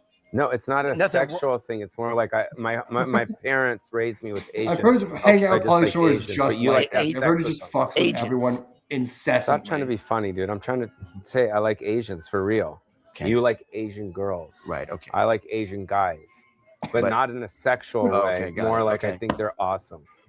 So let's pick out something for your girlfriend. My problem is That's I why think we're he's here, so right? fucking funny. I think Is it he's okay like that one I'm of those standing guys like that's this? low-key so Does fucking it make funny. you uncomfortable? Yeah, People don't get what he's doing. For a minute there, Sorry. For a minute there, I thought you liked. Stop it. What are you doing? Stop fucking you. So I'm thinking pellets in maybe you can call the producer. Maybe she has a pellet gun. And I can get on the show 90 Day Fiance. You're not getting it. You're not getting on the show. Why? Because look at you. Look, you have like 15 different colors on right now. Like, look at you. Count how many colors you have on. You look like a fucking rainbow. Like, do I say it? So what does that have to do with? You should be always being single. That should be the show you're going to be on. What's it called? Always being single. Really? Yeah, because you're really loud. You're annoying me. And you would, if I got you on the show, Dude, you know it'd be really. I'd probably get kicked off the show because you're an idiot. You know it'd be really hard for you. What? To fucking change a pillow. Oh, you know what? Why would you? What do you mean? What do you mean? You gotta pick the pillow like this. You know what I mean? You can't do that because Are of you what? really making fun of my neck? I'm not pretty. It's such a it's good pretty insult. exposed, dude. Going back No, but yeah, to but that's not very nice. You know that, right? Yeah, I understand. You're saying but things that are you hurting my just said I feelings. look like a fucking rainbow, bro. Okay. There's a big difference. I'm not making fun of your anatomy. Like, you probably have little small Dude, jujus. this would be awesome for her. These are little things for her. No, Okay, say something rude. no, this is not No, rude. This you're is gonna for say your something rude. babe. Go ahead. It I'm says waiting. foot plaster for Oh. corn, calluses, Oh, yes. Brinos, and Yeah. sore toes. Why? I'm gonna 'Cause get it Actually, for Pauly my Shore would like girlfriend. Why? Because they wear actually be flip-flops? so good on a Yes. travel show. Wheeze, I'm sorry. Come on. No, dude, forget Come it. back. No, you said I wear too many fucking colors and shit. You do. I didn't mean it like doesn't that. matter. That's how I do. dress, But bro. I didn't mean it like that. I'm sorry. And you're not that old. You're the fucking Wheeze, No, dude. No, Your no, son-in-law. no. You're just saying that because you feel Oh, bad now yeah. because you know the people that like me are gonna fuck you, bro. Dude, come on. No. You don't have any friends. What? You don't have any friends. I'm your only So friend. you don't have any friends either. Well, we were friends. We don't have each other. We're no. friends, fucker. How are we friends? I have no friends. Okay, I have great. no friends. Came out, Yeah, I mean, Pauly you're Shore my was only even friend in more of like an Vegas. Yeah, but you industry start pariah saying when something. this I'm came too out. color. I'm too old, and all this 'Cause shit. you- I don't need to deal with this Because you shit. kept like humping me like a little dog. Okay, you don't hump dude. your That's because I friend. like to joke around. Then you tell me like guys that are Asian. That just freaked me out a little bit. Well, I do. I think guys that are Asian are awesome. That's what I mean. Well, that's And- not bad. I was raised that Okay, way. My but listen. parents raised me around Asians. Okay, one thing I want to say to you, and don't get mad. You wear way too many fucking colors. We already talked about that, No, dude. I'm trying to help you. You don't Friends, have to fucking help me, friends. dude. And I don't want to be on your TLC crap anyways. I'm a movie star. Oh no, dude, come on. TLC would love you. I don't want to be on that shit. There's a bunch of weirdos on that network. Well, Look I'm at the you. only weird. Yeah, Yeah. look at you. You're a fucking weirdo, bro. Come on. Spatch, dude. Spatch. Come on. Go. Weezer. Go home. Wheeze. I'm going to get on my buggy. Come on. Be my friend. Just love how he big times Big Ed. What's up, you guys? This is Pauly Shore and No Neck Ed. Tell them what's... Oh, yeah, that's enough. No neck Ed. Like, I think Pauly Shore is actually legit funny. I feel like he gets a bad rap because of some of his movies, but I feel like off the cuff, he's a very funny person. Yeah, he is funny. I feel like he's one of those guys. He's kind of like Bobby Lee, where he's just got no boundaries, and he's really bad in professional situations. Because he's just gonna be himself. It's all he knows how to be. Mm-hmm.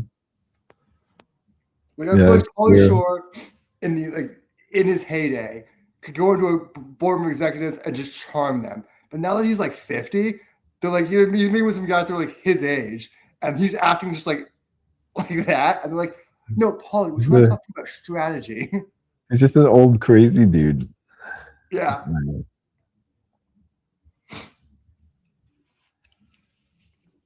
I heard he's like since his mom died though, because she was like obviously a legendary figure in LA. She ran the Comedy Store. He's trying to step up and be a bigger part in actual comedy again. And not trying to he's not trying to be like a headliner, like take up other people's stage time or anything like that. But he's trying to actually go to spots now and be like a name in comedy again. That's cool. Getting out there. That was one thing weeks and weeks, maybe months ago. This bullshit guy claimed that he's running the Comedy Store like a trying to be like a gangster with it, and he had all of his the doormen jump him. I was laughing so hard about that because the doormen are comedians. He's not hiring thugs. Hold on. Oh shit, we're mobile.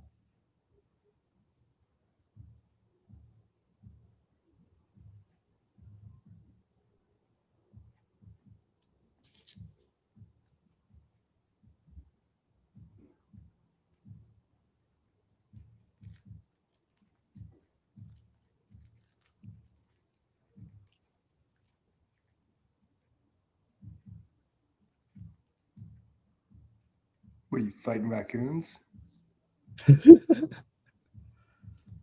Hunting some possums.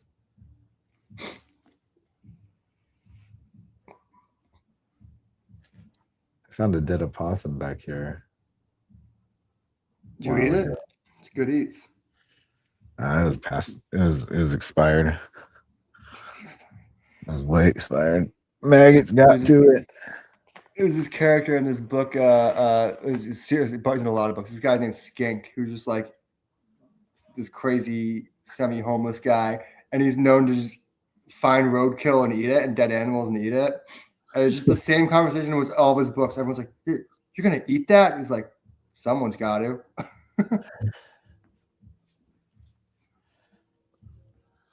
Skink. Actually, I don't know if you heard of that show, R.J. Decker at all, but he's not going to be in it. But it's a prequel to a book. He's in the book that's a prequel to. R.J. Decker. Yeah, it's on ABC.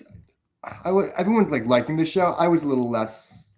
I read the book, so I was like kind of like expecting to be like the book, but it's very much a prequel to the book. Doesn't really match with the book, considering Scott Speedman's already 50 years old.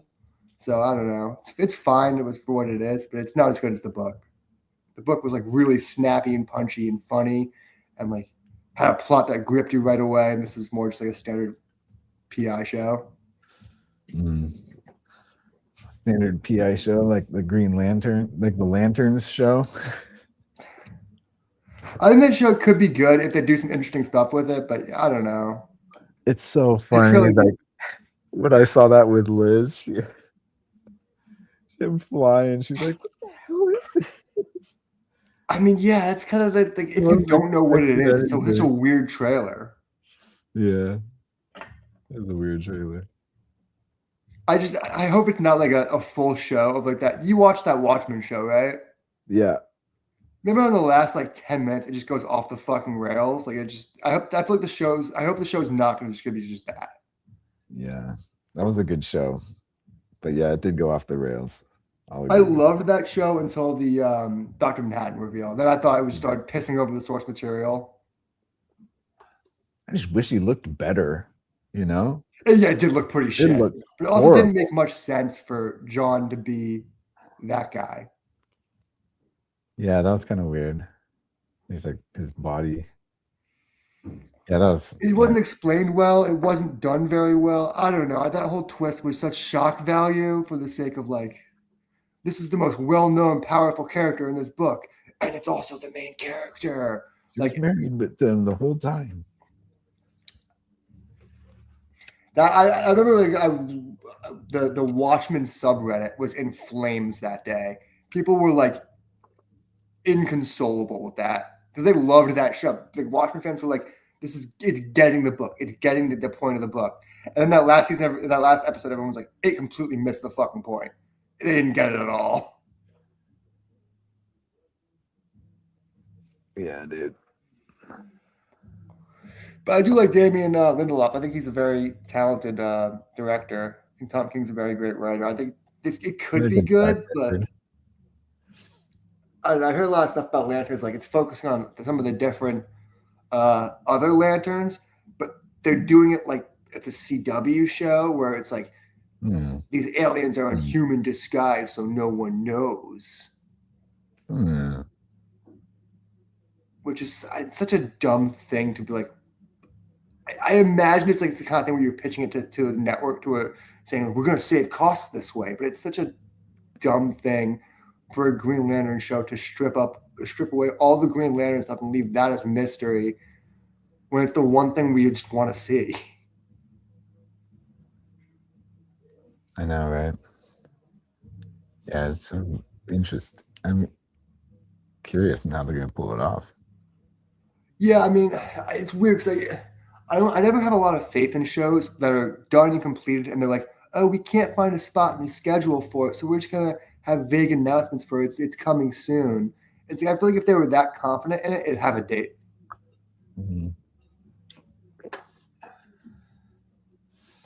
It doesn't have a date? Nope. No, they say it's gonna release this year. Jeez. It's like, you know what I mean when they do that, where it's like you could tell it's like they just don't care about it that much where it's not even in the schedule. Yeah.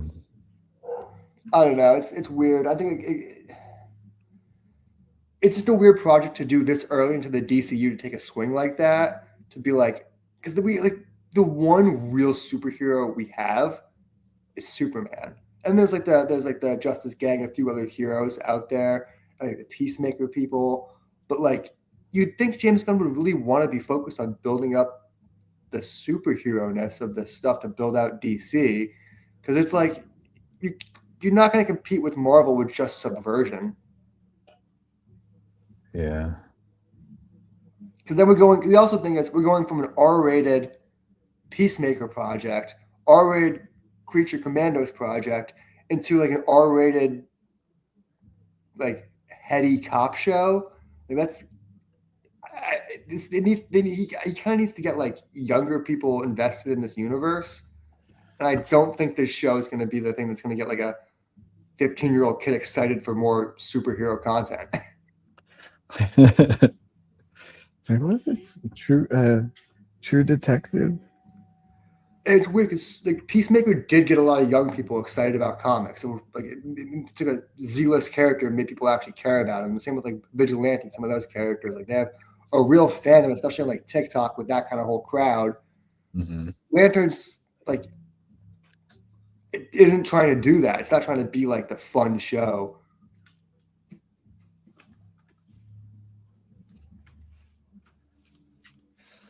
Yeah, I don't know what they're trying to do. I think it's clear what they're trying to do. I think they were trying to keep costs down and do a earthly Green Lantern show because it's cheaper than setting it in space.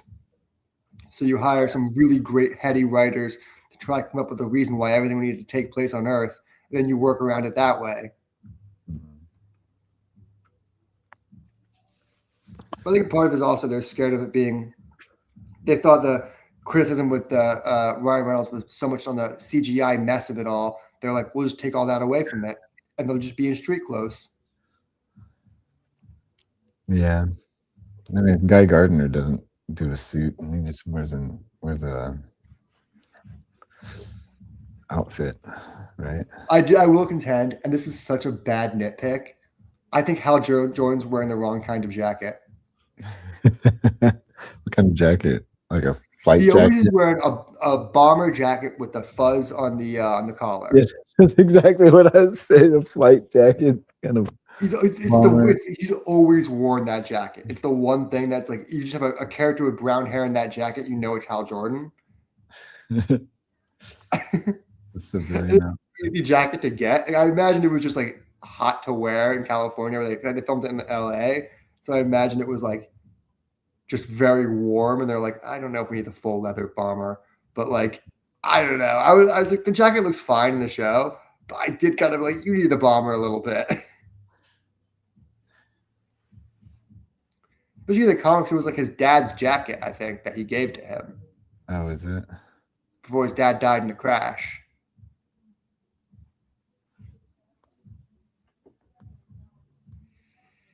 That's right. That's right. He gives it to him right before he gets on the plane. Yeah. Yeah, it's like a... There you go. I'll see you in a bit, little guy. I don't care about that much aspect of it. I just think it's like a weird... It's like it's such a notable thing for Hal Jordan to be like the scene, and it's part of like his wardrobe. It's kind of like the Clark Kent and like the blue suit and the glasses.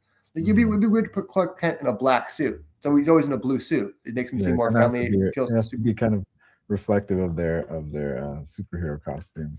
You know? Yeah, but I mean, you know, House isn't exactly that, but it's representative of who he is as a person, a pilot. Yeah, it's the core of who he is.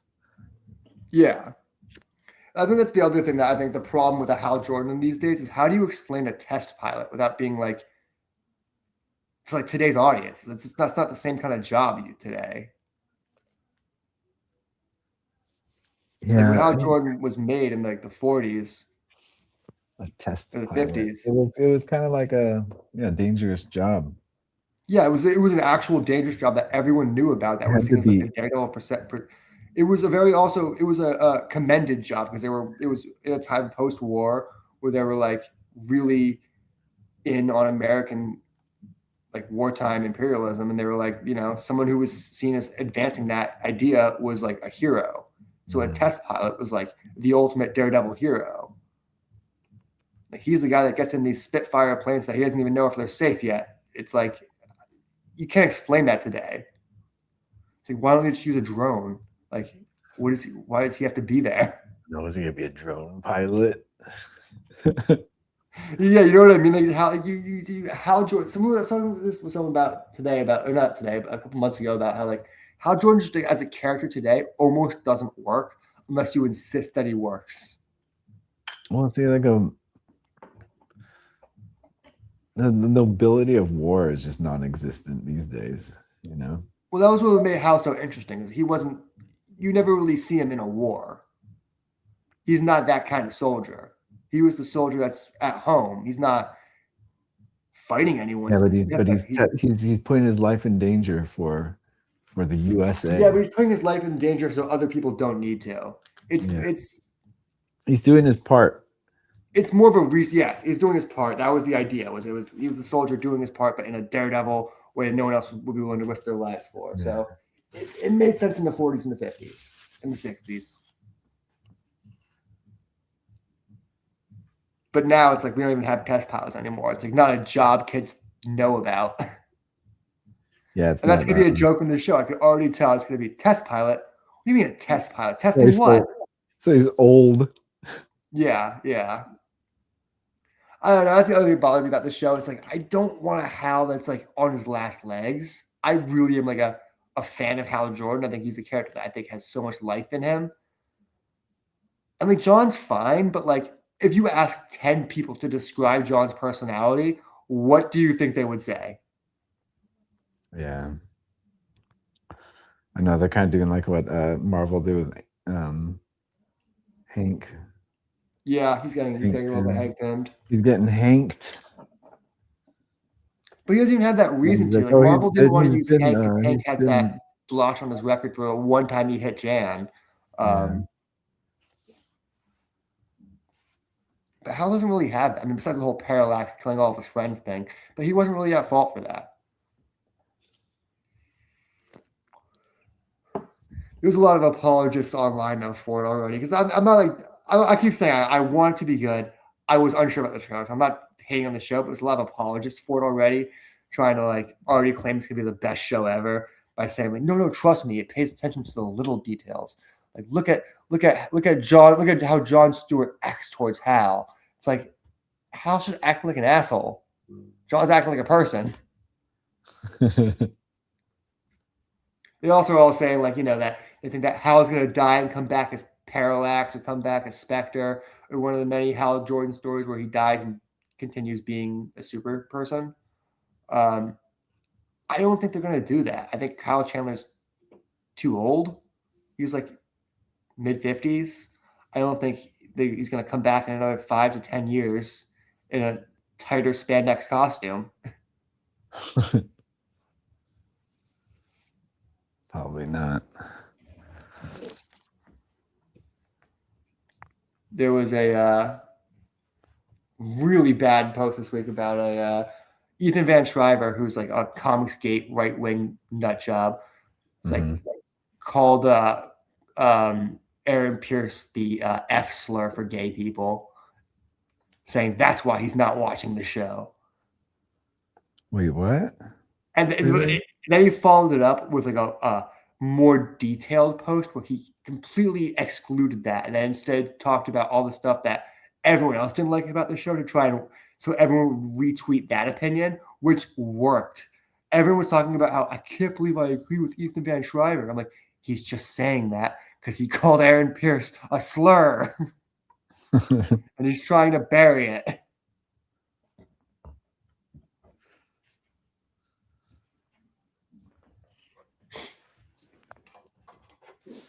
It's hilarious. He's one of those guys that Anchorman will bring up a lot because he's like a notorious comic skater. And you know what sucks? I keep finding that he used to do a lot of X-Men art, and I keep finding X-Men pages that he did for Grant Morrison for so fucking cheap. And I'm like, I can't buy that. I can't own this guy's fucking art.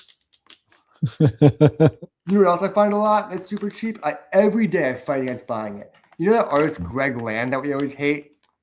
The guy like traces porn. Yeah. These pages go for like under $200. I'm like, she's like, I'll be looking for pages. I'll be like sort by least. I'm like, all these Greg, come on. Like X-Men pages that I would totally want and buy if it was by any other artist, but I just don't want to buy a Greg Land piece to hang on my wall. Yeah, that guy sucks, dude.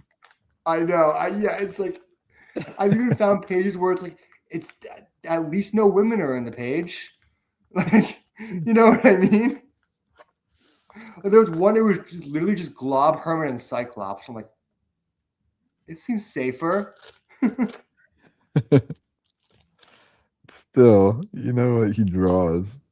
I know. I keep finding it's like for an X-Men page, 200 for like an actual like from the mainline X-Men book. 200 is pretty fucking cheap for like, especially for an artist that's that well known. Yeah, I've seen his covers for under $1,000. Damn, dude. These people just don't like his art. He's ugly. I think there is just a stigma around his art.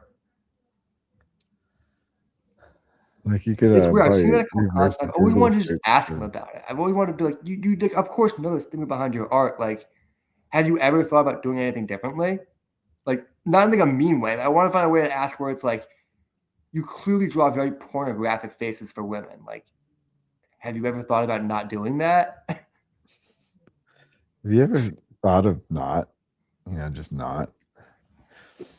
Because there's other artists who, like, I wouldn't say traced, but like someone like Mike Diodato, I think it's pronounced, straight up used Tommy Lee Jones for his Norman Osborn. Have you ever seen that?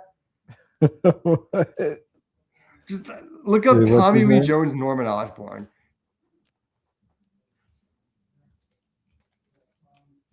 Like he did that a lot in his Avengers run where he just used actors as models. I can't remember the full. You can basically find the full cast. Oh yeah. I totally seen this one. Yeah, that's where like Samuel L. Jackson as Nick Fury. He comes from Mike Diodato too because he just uses. Yeah. I don't think he traces, but I think he just uses real people as maybe some of those are traced. Some of those look a little too. Oh, there's so much like you got like every angle of this person, so that's why he uses actors. It's very reference source is like abundant. But his is always very clear which actors he's using. So he's basically just like casts for his books. He's not even trying to make it look different. No, during the whole Dark Avengers. Yeah, in that whole era, he just looked like Tommy Lee Jones. Yeah. And all of us Marvel fans just had to accept it. We just had to accept Tommy Lee Jones was now the Green Goblin. He doesn't have those the hair. It's like, oh no, it's not like Tommy Lee Jones doesn't have this hair. He doesn't have those waves. Yeah, right. I'm sure somewhere you can find the full cast list for who he traced. Well, maybe not traced, but who he used. Yeah, the references. Is it just me? Yeah, it's not just you, pal. Yeah, come on, man. U.S. Marshals. There was like a period in time, what was it, around 2010, where I think a lot of people really thought that they were like going to use him because it was like he was so prominent in the comics. Oh yeah, Edward Norton. Yeah, and Tommy Lee Jones. But who's Edward Norton in this? Is he the Hulk? No, Leader? No, who is he? Is he bald? Bullseye? No. Oh, is it Bullseye? I don't remember him. Oh man, it's Thunderbolts.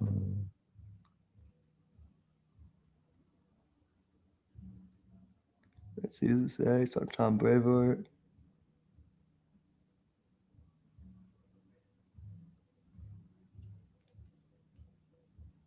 No, it doesn't even say.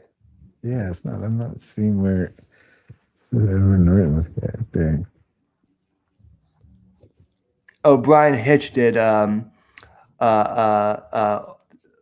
Nick Fury. I'm sorry about that. But yeah, Diodato was he was always pretty famous for using like actors during some of his big Marvel runs for stuff like that. I didn't hate it at the time. I thought it was a very interesting choice that made the books feel very cinematic in a weird way.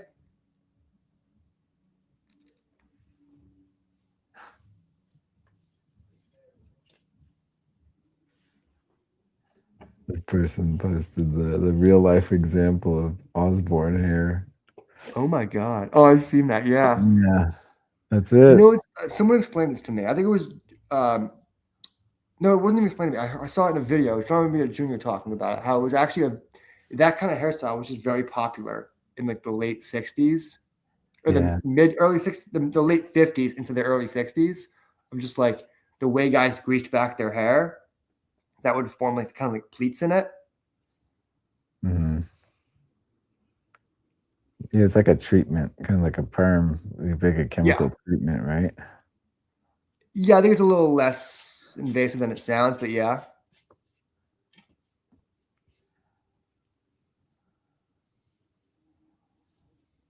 He also was accused of using AI. I forgot to mention that. Oh, for real.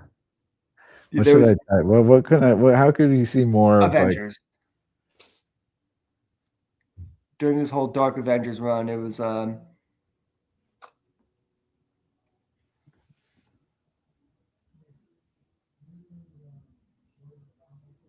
what are we looking or just look at, you could just type in actor references maybe.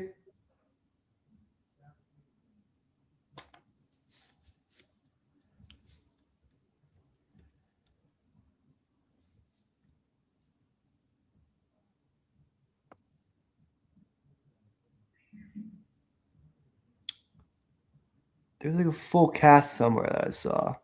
Let me see if I can find it.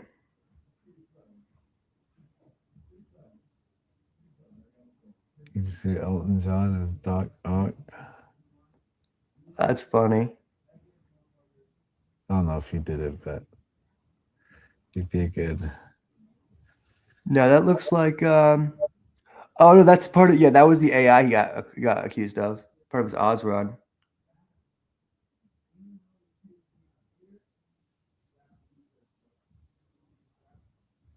He did a Shang-Chi as Bruce Lee, which was Shang-Chi was already based on Bruce Lee.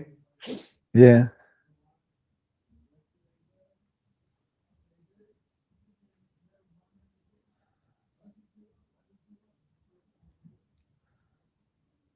Trying to find more of these. Got like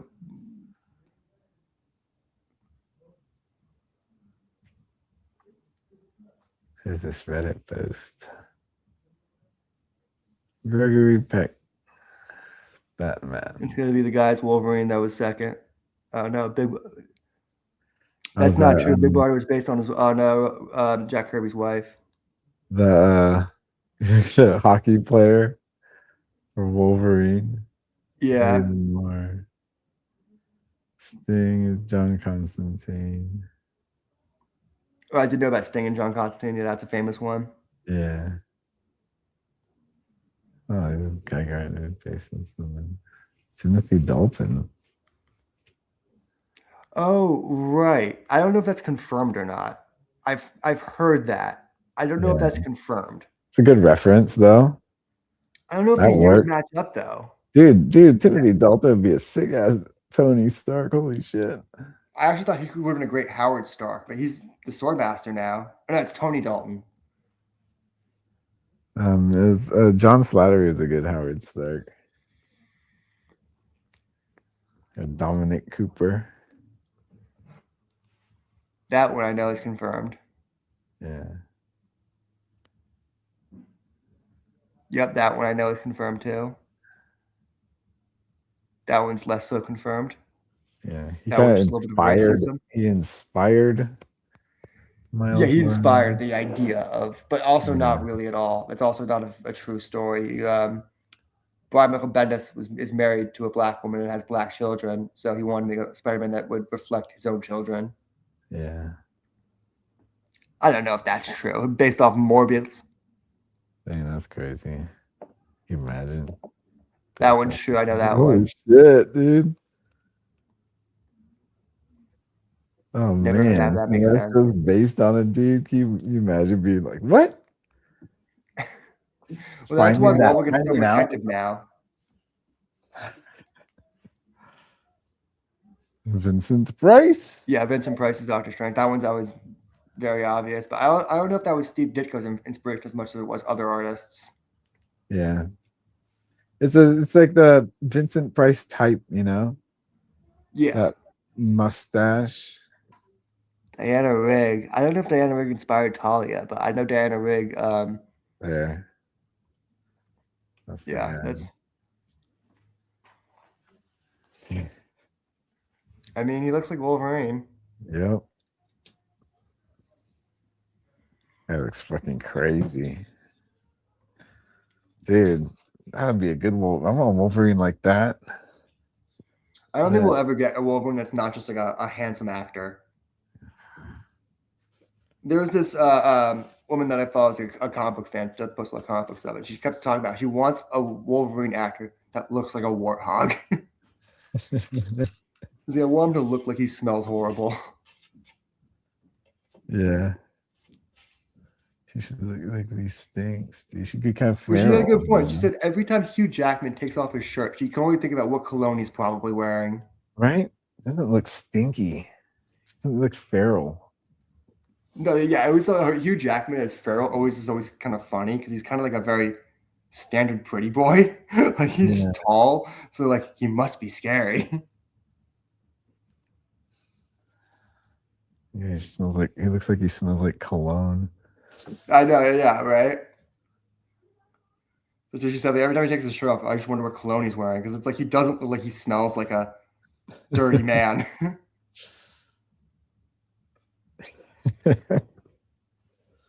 Oh man. I think that's actually more important than height. I think they need a Wolverine that's a little ugly.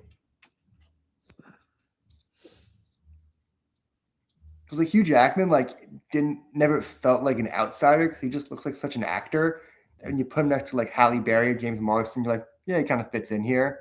But if you put like an ugly guy next to all these like pretty X-Men, I feel like Wolverine would stick out a lot bigger, which is like kind of the point of the character. Yeah, Cyclops is supposed to be the handsome one. Yeah. Yeah. It's not Wolverine. You're Bob Hoskins. Wolverine. Can you imagine that? Like a Bob Hoskins type. We don't really have those kinds of actors anymore. At least they're less in the mainstream. Yeah. Yeah, we need like just some feral hairball. Oh, this thing. Oh, I've heard this before. You know, I've always thought Professor X looked like. You know, Grant Morrison looks like. Huh? Grant Morrison, the writer. I can't think of what he looks like. Let me pull up a picture. He looks like Professor X. Like exactly like Professor X. Like if you saw this guy on the street. Yeah. Yeah, it's like I could see the waves coming off of his head. I always thought it's like some writers really make it like Professor X look Grant Morrison-y, and I always think it's so funny. It's like I know it's not on purpose. He just looks like that. He's just a bald dude with eyebrows, with prominent, with like strong eyebrows, which what Professor X is. He has one of my favorite quotes. It's so mean. He has a quote about Mark Miller. He has a famous feud with Mark Miller, who used to be his good friend, but now they turned into like bitter rivals over a collaboration gone wrong. I don't even know what the fuck happened between them. I know something with the Authority comic in the 90s, but they both live in a very small town in Scotland. I think it's Scotland. And apparently they haven't talked in like 30 years or whatever it is.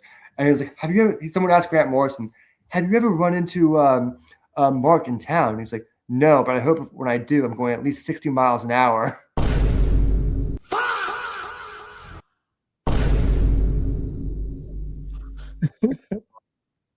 Damn.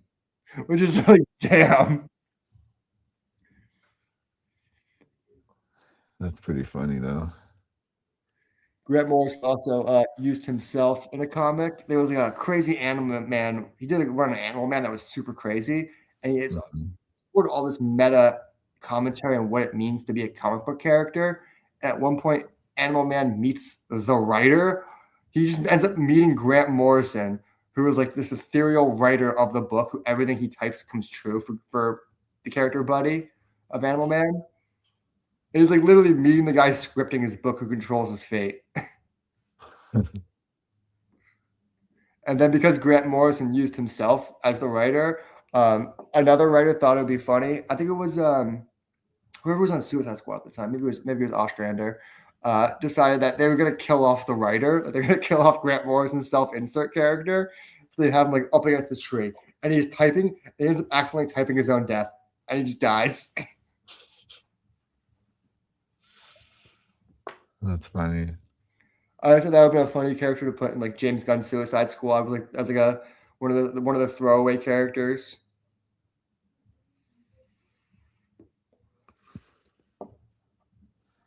But he actually, I think, played. I don't know if he played the writer or just himself, but he was in one of the last episodes of Doom Patrol. Like their Beast Boy goes into like the red, which is like the animal version of the green, like the connection that binds all animal creatures. And he just ends up getting monologued to him by Grant Morrison about how we're all connected.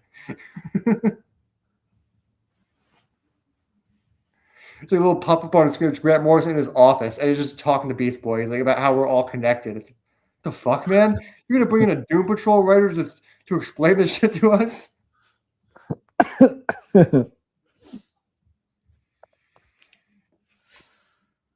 Pretty brilliant, though. I was very mixed on that show. It was a little kitschy for my taste, and then it had that moment at the end, and I was like, they just fucking sold it. I think I had tears in my eyes because it was such like a fucking powerful scene. At one point, they just show fucking like Butao Beast, who's just the most throwaway character. It's just this dude in like imagine like a white dude in Africa and a lion's mask and using that as like a loincloth and robe. Damn. It was to show all the different things connected to like the red. So it did show like they used Swamp Thing footage from the Swamp Thing show and shit like that. Nice. It was like that weird time in DC where they kept doing weird crossovers, like they did like the Flash and the Flash show. They did like the Flash movie Flash. What's his name? Ezra Miller. Oh yeah, that's right. He like popped. He made like a cameo. Yeah. I read somewhere online that Grant Gustin was actually ended up being happy he wasn't asked to be in the movie. Yeah, that was exciting times, dude. We're like, oh my god, everything's connected. Well, DC it wasn't just pushing it among the comics. They were doing it.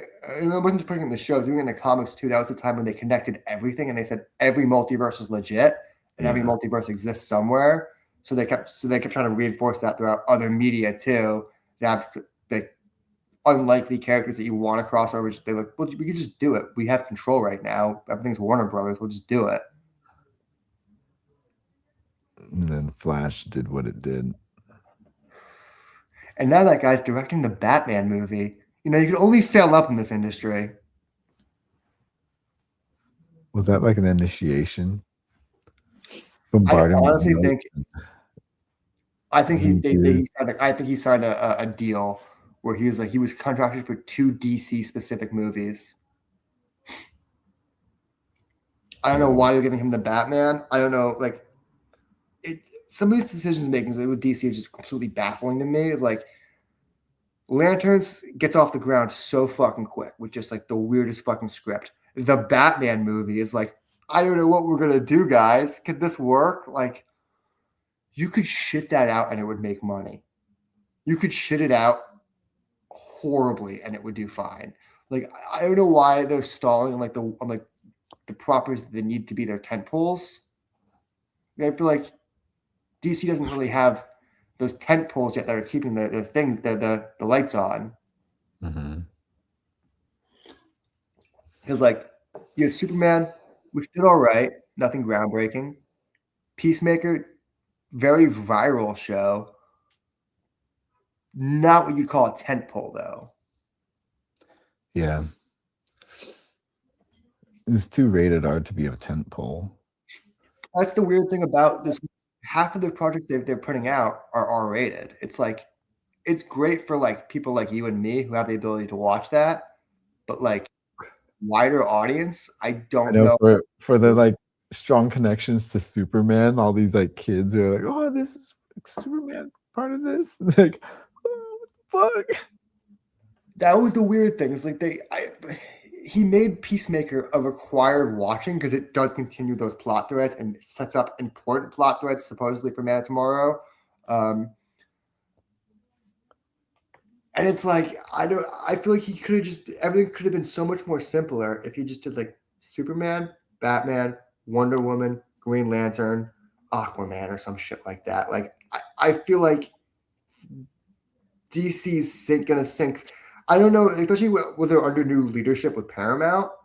I don't know how they're gonna survive like this with just like niche shows. Yeah. I don't know. Did you see the stuff about Saudi Arabia is putting in money to help buy Paramount? Wait, or help buy Warner Brothers? Really? Yeah, they're putting in more than $100 million because Paramount needs to buy off all that debt they have. Holy shit, dude. You're owned by the Saudis. Yeah. Superman is going to be owned by Saudi Arabia. Jeez, dude. What the fuck? It's like, we get like a good Superman movie and I keep thinking the comics are gonna die. I think they're just gonna castrate them.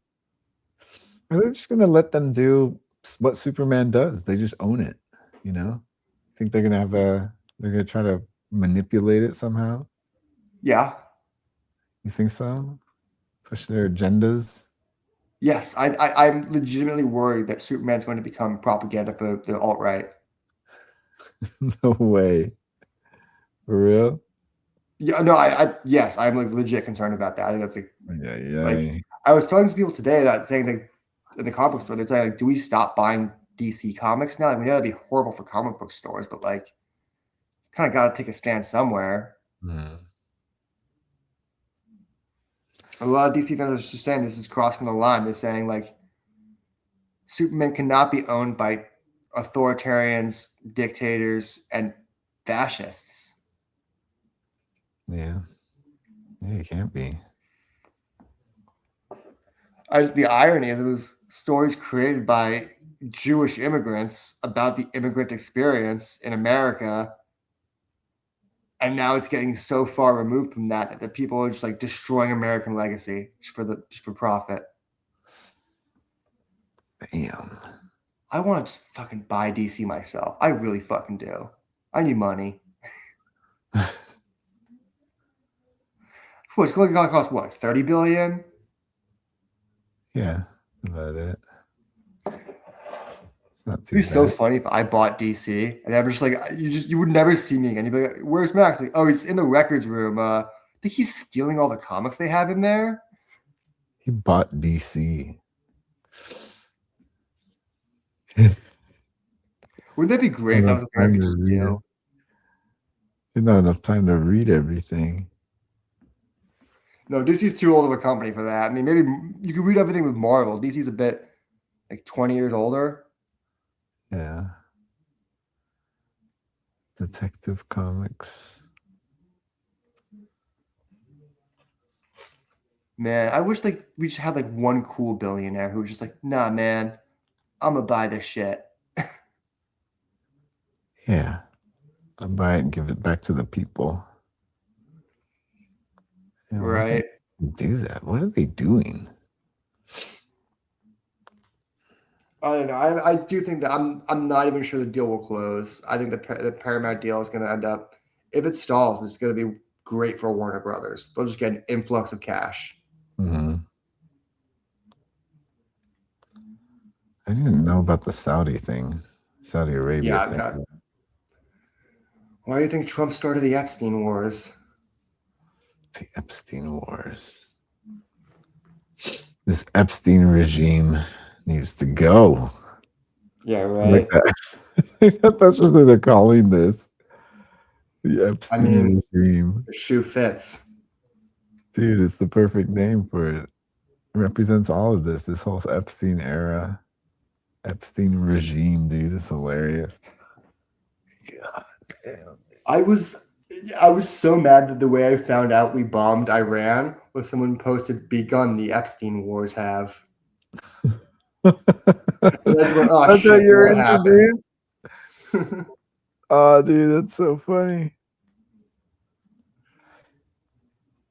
Begun the Epstein wars have. I feel like I find out about too much important shit through social media these days. Hey, that's yeah. Because I see I it find out first. about family members' deaths through Facebook before people call me now. Dang.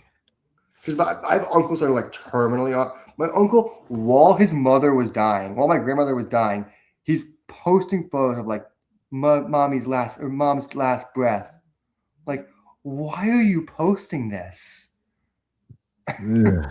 Jeez, man. That's why I found out my grandma died. Is I saw he posted at like 6 a.m. in the morning. Jeez. Yeah, it's like it was me. It was me just delete Facebook. I was like, I don't want to be on here anymore. Like after I'm on Facebook, I found out someone died. I know, right? It's like, yeah, I don't want to. Why am I even on here? Or I see someone from my school who's just like way more successful than me doing the same thing. I'm like, God fucking damn it. Not the same thing, but like, you know what I mean? Yeah. It's crazy how many people in my school went into film and like are in film now. Like a scary person, not a scary person, like way more people than I imagined. Yeah. Yeah, like the funny thing is, so I was one of my best friends growing up was this girl Janine, who's like still my homie, still one of my best fucking friends. We never talked about like movies. We talked about a lot of shows. We never really talked about in depth about movies. We both go off to film school. We're both like, wait, you actually like movies? We're like, yeah. What do you mean? And then after high school, then we started actually texting about like movies. Like why have we? After knowing each other for 10 years, I'm like, why have we never talked about Heat? Why have we never talked about Michael Mann? I know it's that's funny how it happens. And then another friend of our friend group, my friend Katura, also moved to LA, worked in film for years before she got out of it. Now she's like a realtor or something. And her boyfriend hates me and made that very clear for no fucking reason. What? I don't know. So I was like, my friend group was like definitely like 50% women in high school. Like we had a large percentage of women in my friend group.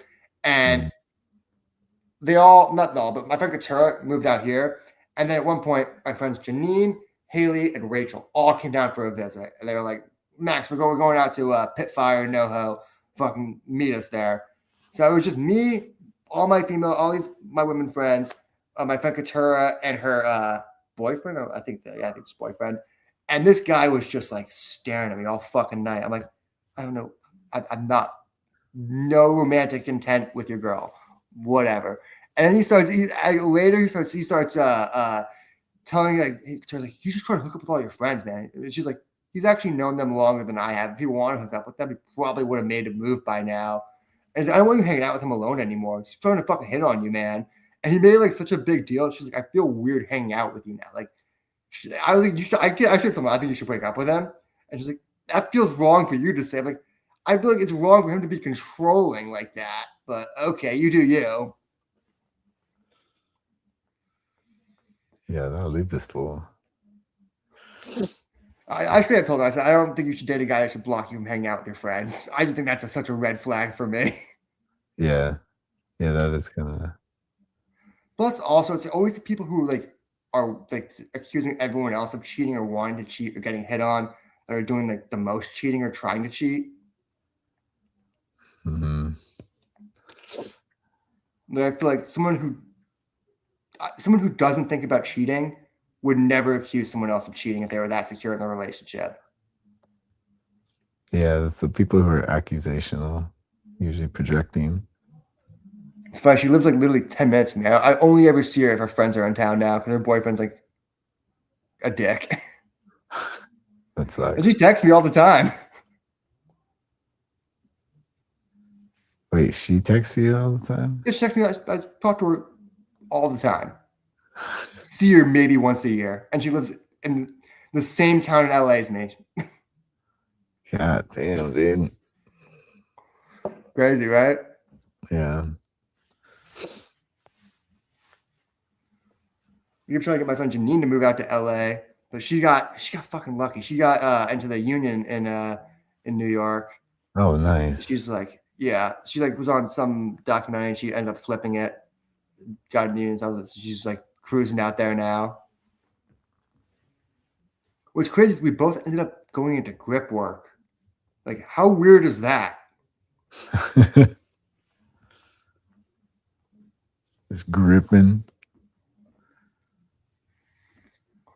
But we annoy our friend Haley so fucking much because we talk about like we'll just talk about like the craziest grip shit we've had to deal with, and Haley is just not in film. She's a photographer, so she's a solo photographer, so she just like goes out into like the wilderness and does like that kind of photography.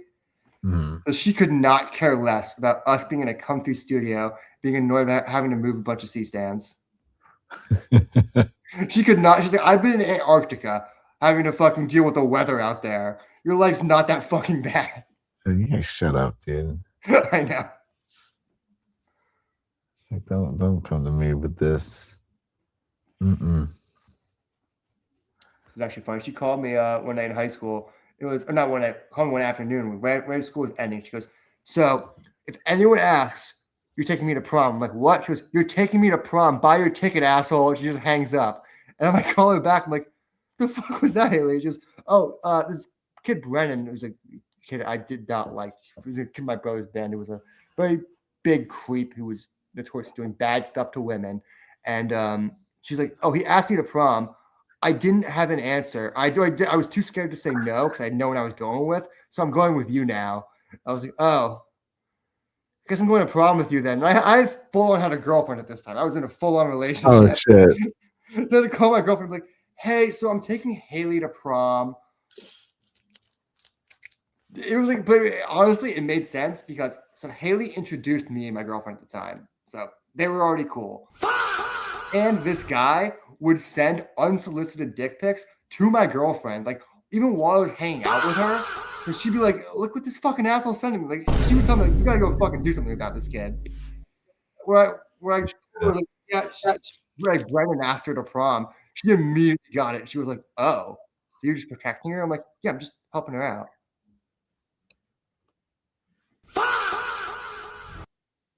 Yeah, it was a very big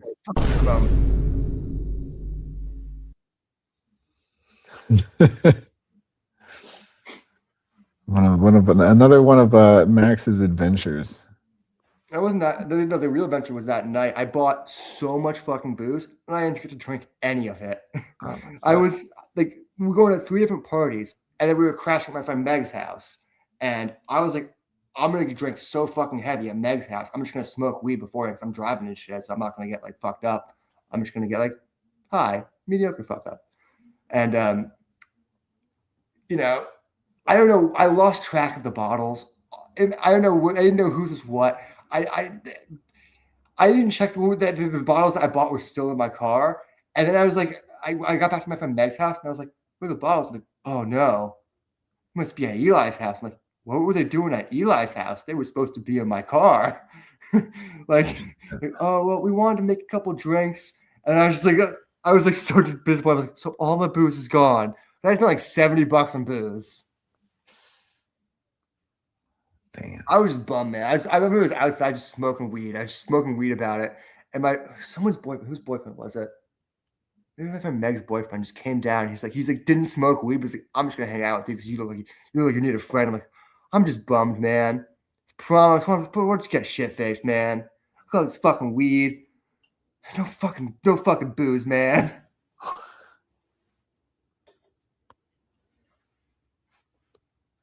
I think we ended up trying to track it down via text. I don't think we ever got it. Yeah. Oh shit! Forgot what that one was. We threw a crazy prom party the next year, though. My buddy Eric's at my buddy Eric's house, and he was just like, we'd like it was. I don't know if you do this out here. Like we always do bonfire parties in Connecticut. It's very like kind of rednecky, where it's just like a bunch of people just literally drinking around a bonfire. Did that in college, yeah. And like Yeah, I was like, bonfire stuff in San Francisco. Like that second prom night we had, like our senior prom. We just got me and my friend Eric. We were just like metalheads, really big into thrash metal, and Jägermeister is really big in the thrash community. So we got like 6 bottles of Jaeger, 2 bottles of Jack, and just like 2 30 racks of Bud Heavy. And we're just gonna invite people over, and this is what we have to drink, and then to deal with that. And we just got so fucked up around this fire, just making everyone just take shots of Jägermeister. Holy shit, dude! Jaeger party. I do like Jaeger. I know it's like not thought it was a classy drink. God, no, you know what? Smooth. Yeah, a lot of other like hard alcohol like I think of and I get like sick feeling, but Jaeger, it's kind of yummy. It's got that like what's licorice. That flavor called? Licorice, black licorice flavor. It's like especially when it's ice cold. Oh my god! So the guys in Slayer, you had a Jaeger tap machine that was like connected to it. You know what those are? Like connected to like the freezing thing. You put like the bottles into it and it like runs through these tubes and shit. That shit. I was at a Slayer party where they had one of those there, and it was like the best feeling to go take a shot glass, go, and it's just ice cold. Like I was like, this is a game changer. I was like I'm like, I fucking need one of these. You can see if you're holding it up to your mouth, you can see your breath on it because it's so cold. Dude, they chill it has a little cabinet to chill the glasses in there. Nice. Like the shot glasses. Oh my god. Yeah, there's one of those at the bar my friend worked at that we'd hang out. I don't know how expensive they are. I think you have to be sponsored by Jaeger. I don't know if they sell them if you just got to be sponsored by Jaeger. But like, yeah, right. It's like a contract thing. I remember years ago they did this Motorhead Jack Daniels, and it was such a jacked up price. It was like $60 for a bottle of Jack. They're like, it's the Lemmy edition, and I just bought it. And I was like, I'm just gonna try and face this shit. And I got damn close to finishing that bottle. Just like I didn't even think I mixed it. I think I just fucking faced it. Damn. I used to be such a great drinker until I blew my fucking liver and stomach out. I have all these ulcers now. Like, fucking sucks. I used to be. There was a night I should have died. I had a bottle of 151 to the dome, finished that thing, and then was taking tequila shots and then shotgunned like 2 or 3 beers. I like should have been dead. Damn, Max.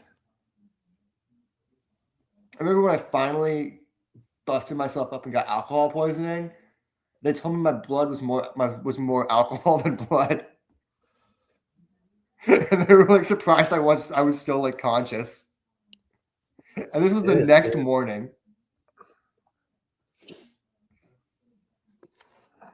You made it through. Oh shit. I used to be such a good drinker. I was so good at it. I was like, if there was like pro level, I hit it. You went pro, huh?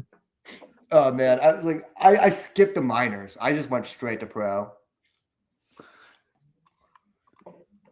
Yeah. This one night in college, my buddy Tank was a producer and a DJ. He was like producer for like Post Malone, A$AP Rocky, these big name artists. He was DJing this one party one night. And I show up, and I always make sure to get him right because he was always in my dorm, so I'd always try to hook him up with shit. I show up one night, all I have in my hand is a bottle of wine. I'm drinking straight out of just a fucking mouth. He's like, "What the fuck, Max?" I'm like, "Oh, don't worry, I got you."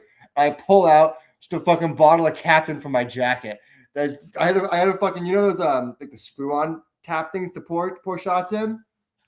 Mm-hmm. I put one of those on. I had tinfoil over it with a fucking rubber band. I took tinfoil off. I was like pouring shots in people's mouths all fucking night with that. I was an elite drinker. Elite. Actually, it was just when I was in Vegas. My parents went to bed. Oh my god, I got fucking smashed. But oh my god, are those fucking drinks expensive? You got smashed. Dude, at the bar I was staying in the Venetian, the bar in the fucking like casino lobby, whatever that fucking area is called. Mm-hmm. Tequila soda, $19. Damn. I was tipping $6 each fucking time. Just right at 25 because I was feeling fucking generous. Don't know why. 6 drinks later, I realized how much money I fucking spent. Damn, dude. 6 drinks. Yeah. 6 drinks later, I was like, I wasn't even like stumbly drunk. I was like, how much money did I spend tonight? Yeah, damn, dude.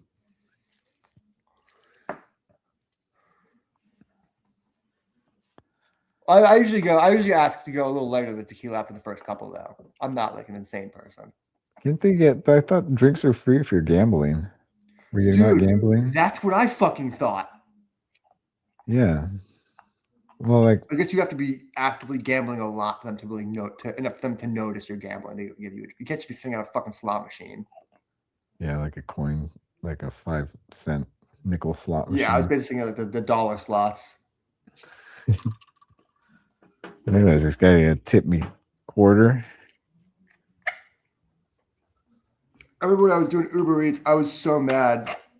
Someone tipped me 3 cents. And I was like, how do you fucking do that? Like, as a person, like, you have to manually enter that shit in.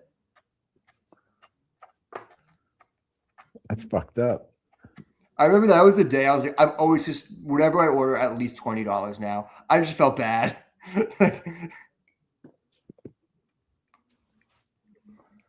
Like now you gotta be a really bad delivery driver to get a shit tip from me. 3 cents. That's crazy, dude. I always thought they must have assumed like that it says like in the app like plus tip, and they're like, I got his fucking ass.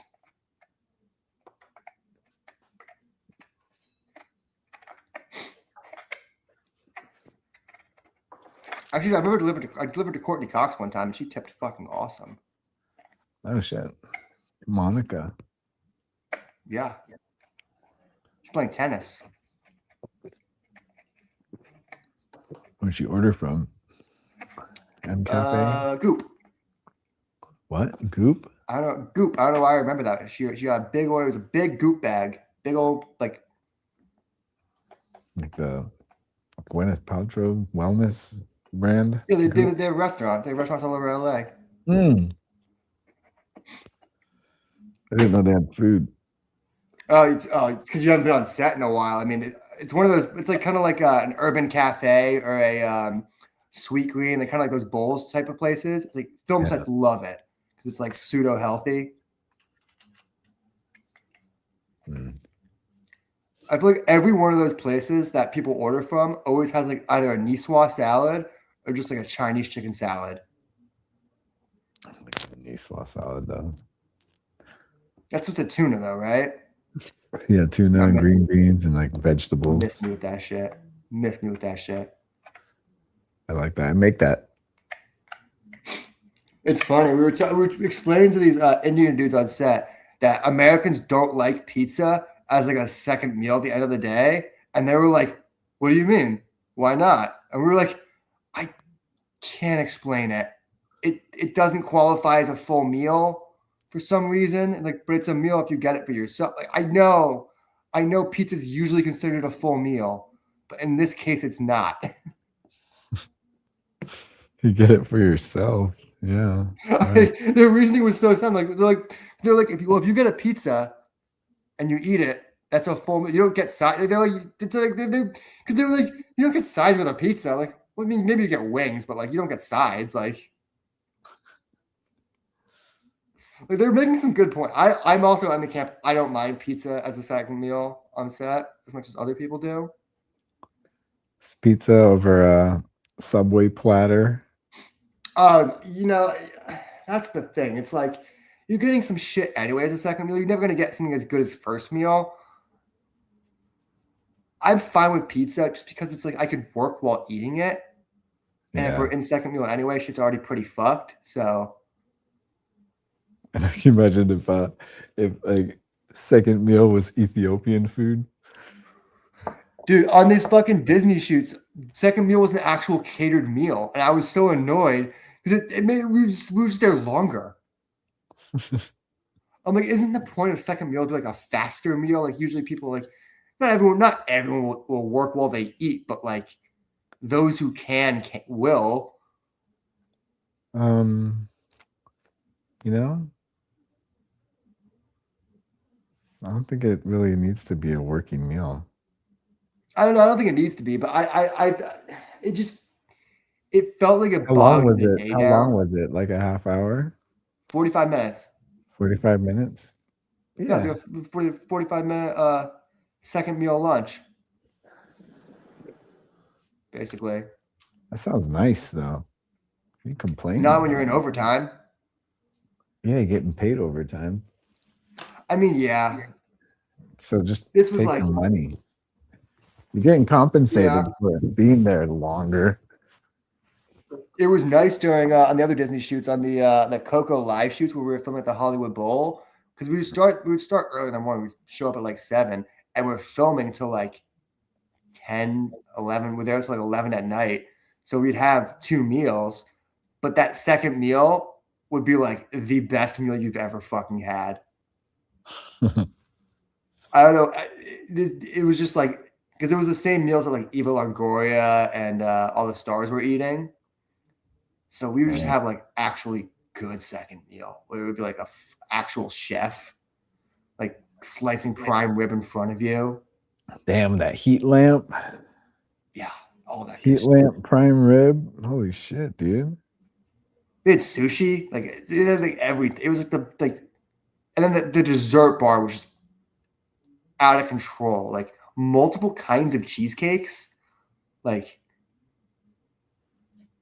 I've never felt fatter. That's awesome. I feel like some of the big companies are always hit and miss though with like food. Yeah. Man, I'm hungry now. No food in the garage. I know we talked so much about shitting on concrete already, but the way they did food always bugged me, because they on a normal set, it doesn't really matter. But on concrete, they're very particular about always getting what the DP wants for lunch. Mm-hmm. And then it's like they wait till like 10:30, and then they'll ask the DP like, "Hey, what do you want for lunch today?" And at that point, he's filming. He's like, "I can't think about that right now." So then they're just like always figuring out lunch at the very last minute. God, that's annoying. And then when I was a PA, they'd be like, Mendocino Farms. Well, that's the thing. They'd order from Mendy's or Sweet Green, and they'd be like, "Hey, we need to get all this lunch back to us in a half hour. It's 12 o'clock now. We need lunch back here by 12:30. We're placing the order for 25 people now." It's like, well, it's not going to be here by then. I could tell you that.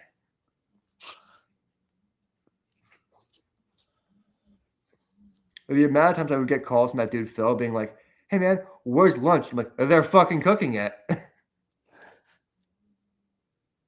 they get like meal penalties? They don't pay them. They've gone. I've been on shoots with them. Well, I've been the most shoots I've gone without eating have been with them. And I used to get screwed a lot with food. Like it was like a thing with me where I'd always get screwed on lunch. Like there was like a year-long thing where like, several years where I was just like always getting screwed of like not getting lunch on set, or producers being like, "Yeah, just grab yourself McDonald's or something cheap on the way," and then just not paying me back for it. God damn, dude. And concrete was always like that to me, whereas like they would always find a way to send me out. Like I'd drop off lunch and they'd immediately send me out for a run and be like, "Yeah, the child actor didn't like his chicken tenders, so he ate your sandwich." Oh, yeah. Sorry. You told me that one. It would be like shit like that a lot, where it'd be like, "Sorry, we already packed up lunch and threw it away." It's like, I mean, you threw it away. I haven't fucking eaten yet. God, I'd be so pissed, dude. That sucks, man. Yeah. There was a lot of times I won't let that happen to me now. I straight up will not let that happen to me now. I will not. if someone says you're going out of food, I will walk. I don't give a shit.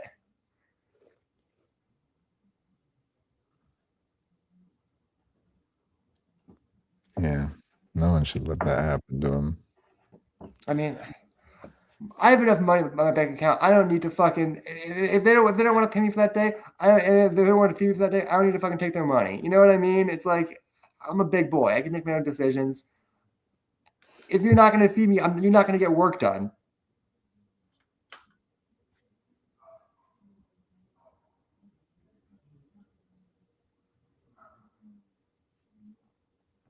I also feel like since COVID, like breakfasts are getting less common.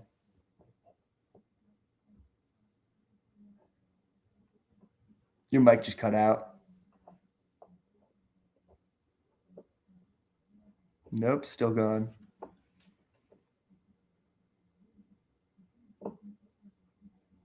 Nope. Oh, there it goes. You're back. Yeah, it's ran out of battery. Yeah, lunch is like breakfast has been like gone since COVID starts. Damn, I feel like everything's come having had now. It's like,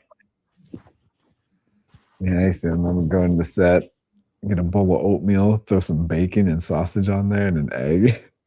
Eat all that. that was like this. Like I feel like they used to be on every set. They'd have at least something like that, where like some at least quick service thing for you to eat, even if it was just like a bagel or something like that. Yeah, something. At least a crafty table. Nothing makes me more mad than an early call time and it says come having had. It's like you want me to be there at 5 o'clock in the morning, already having eaten breakfast. I should be on the clock. I should be on the clock out the door. Like That's right. At the clock once I leave my door. Yeah. Especially all those shoots I was on last year in what is that? Not Porter Ranch. Fucking whatever that fucking wherever I was shooting all those horses last year. It's like we had to leave so fucking early in the morning. Like, yeah, come having had. It's like I'm on a ranch at 6 o'clock in the morning. Where am I getting breakfast before this? Like an hour and 15-minute drive. You think like, where do you think is open? Yeah, that's crazy. It's also like who has time to cook eggs in the morning, like before a 12-hour shift that starts at 5 a.m. You should eat a Cliff Bar, dude. Yeah, that's what I actually know. I've been eating. It's such a fat boy. The chocolate croissants at the Ralph's near me are slightly undercooked. So the chocolate inside's not fully melted, and it's still got like the texture of like the chocolate chippiness in it. Oh, nice, dude. And it's that bite in it. It's just like almost more like a chocolate bar or inside of like a chocolate croissant. Dude, you're just eating chocolate. I know. I am. Not wrapped around it. That's what you're eating for breakfast, dude. Some mornings I'll only have one of them. I swear to God, this morning I had the full box of 4. Holy shit! I was like, it's only $5. I could just get another one on the way home and just demolished it. Yeah, it's good stuff, man. Hell yeah! I'm so hungry. It's getting late. Yeah, we should probably call it. It's like already 12, dude. Yeah, I'm working tomorrow. I like these fucking 6 to 8 hour days. It's not bad at all. Yeah. I don't think this future's gonna get done, but like I'm having a blast. I swear to God, I was smoking a joint on set today, and these guys thought I was smoking a cigarette, and they're like, "Can I bum one?" I was like, "I'm sorry, my pack is in the car." You don't smell that? You don't smell They that? have these like white wrappers. I was just like, and they smoke these cigarettes that are so skinny and white, and I was just smoking like a skinny joint. I'm like, "Oh, you got one for me?" I'm like, "Oh no, sorry, it's all the way over there." Like, "Oh, no worries." I'm literally thinking tomorrow. I was like, "Should I just roll up a bunch of these small joints and just like smoke them all day?" It's also like it's a production company from India. Like, I don't give a shit if they don't hire me again. Go for it, dude. What you got to lose? There used to be some gigs I used to do when I used to work with Brandon. We used to smoke too much weed at work.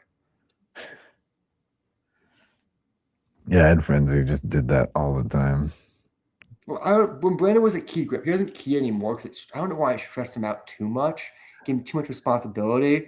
He would combat that with just smoking hella weed, which would make him more stressed because then he'd be stoned trying to do this shit. But I would just be like a standard grip, not a lot of responsibility. Just like, I can get high as fuck. Yeah, I'll move this point over. I don't give a shit. I could be high doing that.